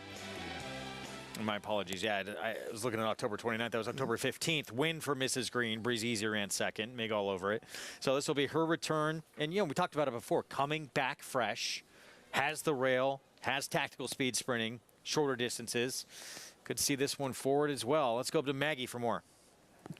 Yeah, taking a look at Mrs. Green, she could be forward here because I feel like she's that true 6 furlong type, but she's going to have to do it from the rail. But if you look at jockeys, Dylan Davis, not always the most aggressive, but we'll see what he does here. Is she'll make her first start for the Mark Cassey barn. She looks tremendous. If anything, she's improved now as a 4-year-old, filling out, moving very well out on the racetrack, which sometimes I was not concerned about, but just wish she was doing better in that sense. But she isn't one that really overstrides. So with that being said, more distance doesn't necessarily suit her, I think, but she does look good coming back off the bench. Miss Carol Ann is very intriguing, and she is taking money as she comes out of that same race as Bahamian Club, in which the pace really held together. Faith and Humanity was able to kind of waltz around there, and I think they're turning her back because they are looking for the pace to come back a bit. Furthermore, she broke a touch slow, which then led to her being pinched back. So she was completely out of position throughout most of the running. And when Jose Ortiz tried to set her down to run, she just kind of seemed a little bit lost. You know, wrong lead, head in the air, cocked to the grandstand. And I just think with a little bit more time to acclimate now, as she does have to come off of that layoff, I think she's just going to put in a better effort. She looks tremendous coming in off the bench for Grand Motion, as a lot of his horses have when shipping here from Fair Hill. And then let's check in with number 5, Breeze Easy. She looks fine. She's very, very fit. She has filled out a little bit. She's always one that, going back to her 3-year-old year, always wished she carried a bit more conditioning, but she's done okay in the interim. She's one, look, she's 7-1. If you like her, fine. I thought she'd take a little bit more money than this, but not one I've always been the biggest fan of, Greg. All right, Maggie, thank you. About to load up. This could be our last live race we bring you. No change, by the way, at Churchill Downs, and we'll have those prices in a moment. Grand Motion winning with an off the bench 4-year-old filly, $11.46 for Volley. Terrific training job by him to get a filly ready off the bench to win, going 1 3/8. I mean, really just a fabulous job from a tough post and a really nice ride from Vincent Cheminade. I mean, really, and she quickened. She finished the last 1/8 of a mile. It's going to be fun to watch going forward. Would love to see her down the road. I mean, she's the kind of horse you see in races at Saratoga, like the Weah or even the Glens Falls, going those 1 3 furlong distances. Loading up here for this 8th, 7 furlongs on the turf, and Bahamian Club down to 7-5. The 6 here for Chad Brown, making her 4-year-old return. Won her debut at Tampa, and we showed you that second win that launched her into the Pebbles, and she ran 3rd behind 2 next out winners. Let's go upstairs. John Imbrial with the call. They're in, and we're set for race 8. And they're off. Regal Realm away well. Bahamian Club is there. In between horses, Breeze Easy, passed down on the inside by Mrs. Green. So it's Mrs. Green and Regal Realm heads apart for the lead. And moving up now is Miss Carol Ann, who's on the inside of Bahamian Club. Those two are right together, 3rd and 4th. Looked like Breeze Easy took a bit of a misstep there. Breeze Easy racing in 5th position right now. To her outside is Sail By. And then we come back to Wonka along with Mischievous Dream. Trailing the field is, in my opinion, in 9th. The quarter went in 22 1/5 seconds. Mrs. Green by a head. Regal Realm on the outside. And just in behind, down at the rail, is Miss Carol Ann. On her outside, Bahamian Club now begins to move up. Then we come back to Breeze Easy and Sail By. The half and 45 and 1. They're at the head of the stretch. It is still Mrs. Green and Regal Realm. Out in the middle of the course is Bahamian Club. In behind, horses looking for a way through is Miss Carol Ann. Then it's Breeze Easy as Regal Realm comes away with the lead. Racing room now for Miss Carol Ann, but just the 16th to the finish. And Regal Realm is going to win it here. Regal Realm by a little more than 2 lengths. And it did look like Miss Carol Ann got second to complete the exacta. Regal Realm, Jonathan Thomas, Jose Ortiz, Augustin Stable with the win. And this filly wanted to be keen. Jose did such a great job down the backstretch, kind of keeping her out away from Mrs. Green so she didn't engage and get rank. He had a lot of horse left. Asked her turning for home. She kicked on. Nice effort from the 2. Miss Carol Ann had to extricate herself from in behind the winner and was very game to out-nod the 6 Bahamian Club for second. Nice ride by Johnny Velasquez there, with no doubt about the winner, Regal Realm, who looked like she loved the 7 furlong distance. Wins at 7-2, coming back for Her second start of her 4-year-old campaign after not seeing her since late February at Gulfstream. And unable to get to the front, still able to get the win. But I like what he did. He kind of kept her out and kept her settled. If he had gone down close to Mrs. Green, I think it would have made her more keen. And you saw when she hit the front there, Greg, her ears came up. She kind of, you know, took a breath before he kind of picked her up and set her down. Really, really nice ride from Jose Ortiz. So I think he's been just riding lights out since we got to Belmont Park. Yeah, it's like he feels like he's back in his comfort zone. Absolutely. You know, and that's something to be said for that. You know, it's so hard for riders to ship around, go into different jurisdictions. They're not, you know, used to the routine and different ways of doing things. It seems like Jose just settles in so nicely when he's in New York. Winner of last year's Preakness, early voting. Chad Brown going to try and take that same path as he did with cloud computing and early voting to win it again. With blazing sevens passing on the Derby, heading to Baltimore. Is this son of good magic up to the task? Will be Jose's brother on board on Saturday. Irad Ortiz Jr. rides. We'll be back with a preview next.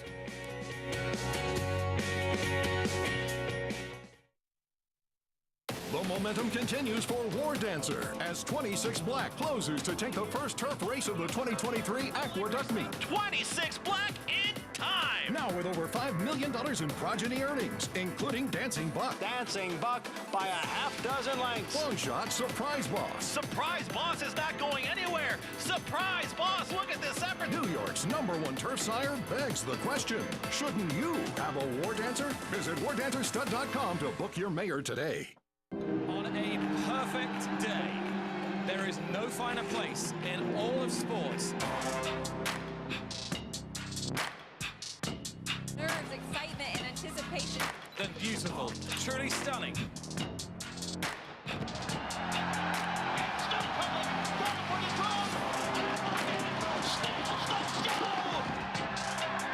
To the Breeders' Cup World Championships. The Cross Country Pick 5 combines the best racing from New York with top races from around the country in one bet.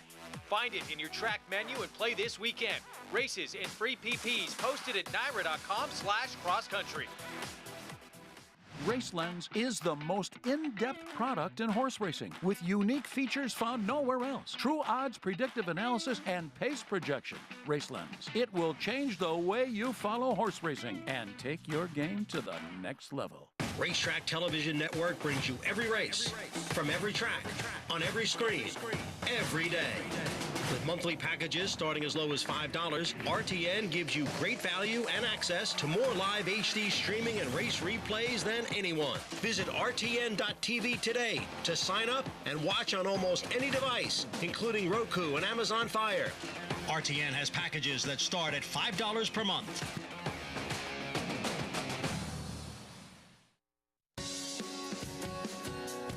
Back on America's Day at the Races on our FS2 coverage. It's brought to you where you can play it all with NYRA Bets. Go to NYRABets.com and bet any track, anywhere, anytime. Regal Realm taking final live race we're going to bring you this evening. Still have the nightcap to come, which you can watch on NYRA Bets or go to NYRABets.com to see how it plays out. If you're live in the Pick 5, too, you're going to want to see how it plays out, no question. Jonathan Thomas, Jose Ortiz, now back-to-back wins for this 4-year-old filly.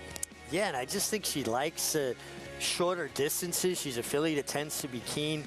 Jose Ortiz did such a good job with a filly that wanted to be ranked to get her to settle as much as possible. And on a straightaway sometimes, Greg, the best thing you can do is leave a horse like that out a little bit in the course, away from the other horses a little bit. It fools them. They get a little bit lost with that empty space, and they save a little something for the stretch drive, which this daughter of Animal Kingdom certainly did. Really nice ride, Jose Ortiz. Jonathan Thomas, great job, and well spotted at 7 furlongs. It's been a tough one to handicap today, and as a result of that, this is rare. We have a couple of horses result in carryovers in the Pick 5.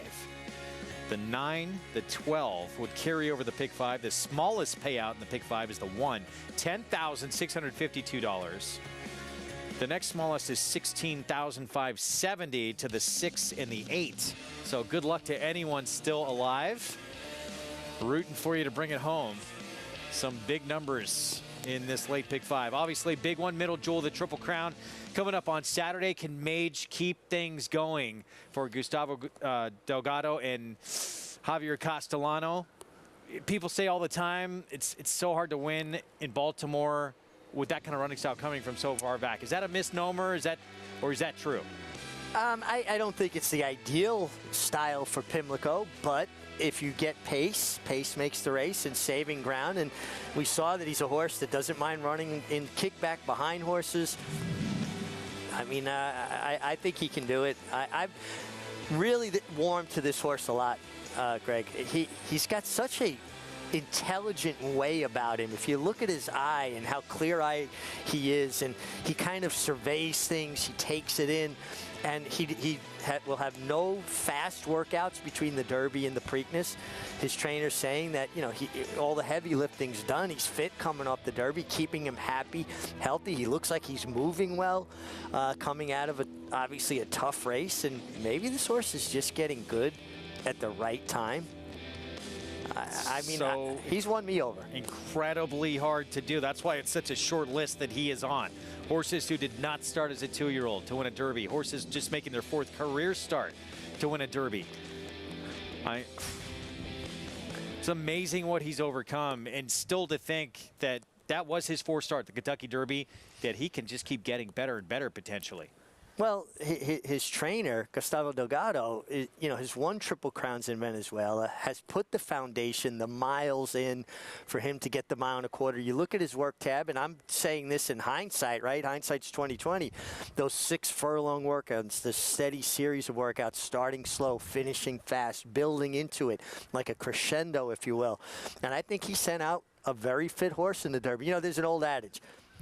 The fittest horse wins the Kentucky Derby. The fastest horse wins the Preakness, the best horse wins the Belmont, but only a great horse can win all 3. Let's see if he's fast enough to win the Preakness now with his style. And at least can give himself a shot at a Triple Crown that would be live on Fox. As for some of the new faces that are going to line up against him, here's one of them. New mission, first mission, I should say, for Brad Cox. Lightly raced, and now, this performance didn't get a lot of love, but a couple of things. It was his first try against winners off a maiden win, and he was down on the inside in a tough spot in a dogfight, and he still came out victorious. Yeah, I mean, you got to like that for a lightly raced horse to, you know, show that kind of courage, come through on the inside when American Lion came back down on top of him. Louis Syed has already established the spot with first mission, and he's a horse that's tactical. He's fast enough to put himself in the game. This will be just his 4th career start coming up. That Grade 3 Lexington win, start number 3 of his career off a maiden victory. Took a big leap forward. He could take another leap, not even as big, but improve a little bit. He's right in that range of what Mage did in the Kentucky Derby. Would be interesting. We get a Derby winner to win the Derby in his 4th start, a Preakness winner to win the Preakness in his 4th start. I hope it's not going to start a new trend. We don't need them more lightly raced. No, we don't. We want to see these horses around. And, you talk about pace in this race, and look who's back. Bob Baffert with National Treasure from the rail. Looks like a horse potentially. I don't even think there's a question. He's the fastest horse in the race. Yeah. Last couple of starts, that speed's been compromised a little bit. 6 furlong sprint speed out on the West Coast. He's talented, and he's fast early. Yeah, I agree. I mean, you go back to his maiden race last year at Del Mar with Johnny Velasquez aboard, where he went gate to wire going 6 furlongs. He went 21 and change 44. You know he has the speed capable. He has the rail. Johnny Velasquez, for all of his accomplishments, his amazing, deep resume, has never won a Preakness. And now he teams up with Bob Baffert in the Preakness from the rail with a horse with national speed. Is potential for him to take this field an awful long way. We talked about it going to break. Chad Brown has done this before. Cloud computing. Passed on the Derby. Wins the Preakness. Last year, early boning. Passes on the Derby. Goes to the Preakness. And felt this horse maybe just wasn't up to that challenge. It's tough. Got to be, especially for the owners, too. You can get into a Derby and to pass on it. But maybe it sets him up to do it again. Is he talented enough to beat this field? Well, it's going to be interesting. I mean, his Champagne last year on a sloppy track was very, very good. He ran well enough, I thought, in the Breeders' Cup Juvenile. Put a line through his Fountain of Youth. He just did not show up that day. And Chad's even talked about some of his horses not running as well in Florida. His bluegrass was good. Now, this is his third start off the layup. They pointed for this. Chad's won 2 Preaknesses. I mean, I'm looking elsewhere, but I can make a case for this horse. Still, you see him run those big numbers. You talked about the Champagne. Got a big figure as well in the Breeders' Cup Juvenile in that 4th place finish. And coming from this barn, you just expect to see more development. And it's only 2 starts as a 3-year-old, but we haven't seen it yet. Maybe we'll see it on Saturday. No, we haven't seen it yet, but I also think that, you know, the Fountain of Youth, if you put a line through that, now his bluegrass looks better. And I just don't think he got anything out of the Fountain of Youth and just didn't show up. Well, we talked about Red Route 1 earlier in the program. Steve Asmussen will bring this closer, son of Gunrunner for Winchell Thoroughbreds, to Baltimore on Saturday. Joel Rosario. Love to see him on board here, and he rode this horse to perfection to get up for the win last start. You see the inside-out trip? Like, people see him coming down the center of the track and go, well, oh, wow, he circled up. He saved all the ground before he tipped out into the stretch. And then he comes with that final run. Now, he's a horse that at times hasn't broken well. You don't want to give anything away, particularly in a race as competitive and as tough as the Preakness. But I just think Joel Rosario is the perfect match for this horse. A deep closer that's going to make the last run. He's pace dependent, but you know he can finish. Bathhouse Row earns an automatic berth in the Preakness with that victory. And a 1 1/8 second win of his career. So you see how difficult it is to win a Triple Crown, because all these horses who come in fresh now get to take another wave of take a shot at you. We'll see if Mage is up to the challenge. Yeah, and that's why it's one of the reasons why it's so difficult to do. It's also 3 races in 5 weeks. It is indeed. Middle jewel, that Triple Crown Saturday. We're back tomorrow. We got 2 doses for you. FS2 coverage 1 Eastern to 8:30, and then we'll be on FS1 8:30 to 11:30. It was Synthesis in the 7th, not today for Following Sea, coming off that long layoff for a horse who finished 3rd in the Breeders' Cup Sprint a couple of years ago. And Regal Realm takes the feature on this card at Belmont under Jose Ortiz. We'll see you tomorrow again, FS2, 1 p.m. Eastern start time tomorrow. Can Mage keep things going Saturday?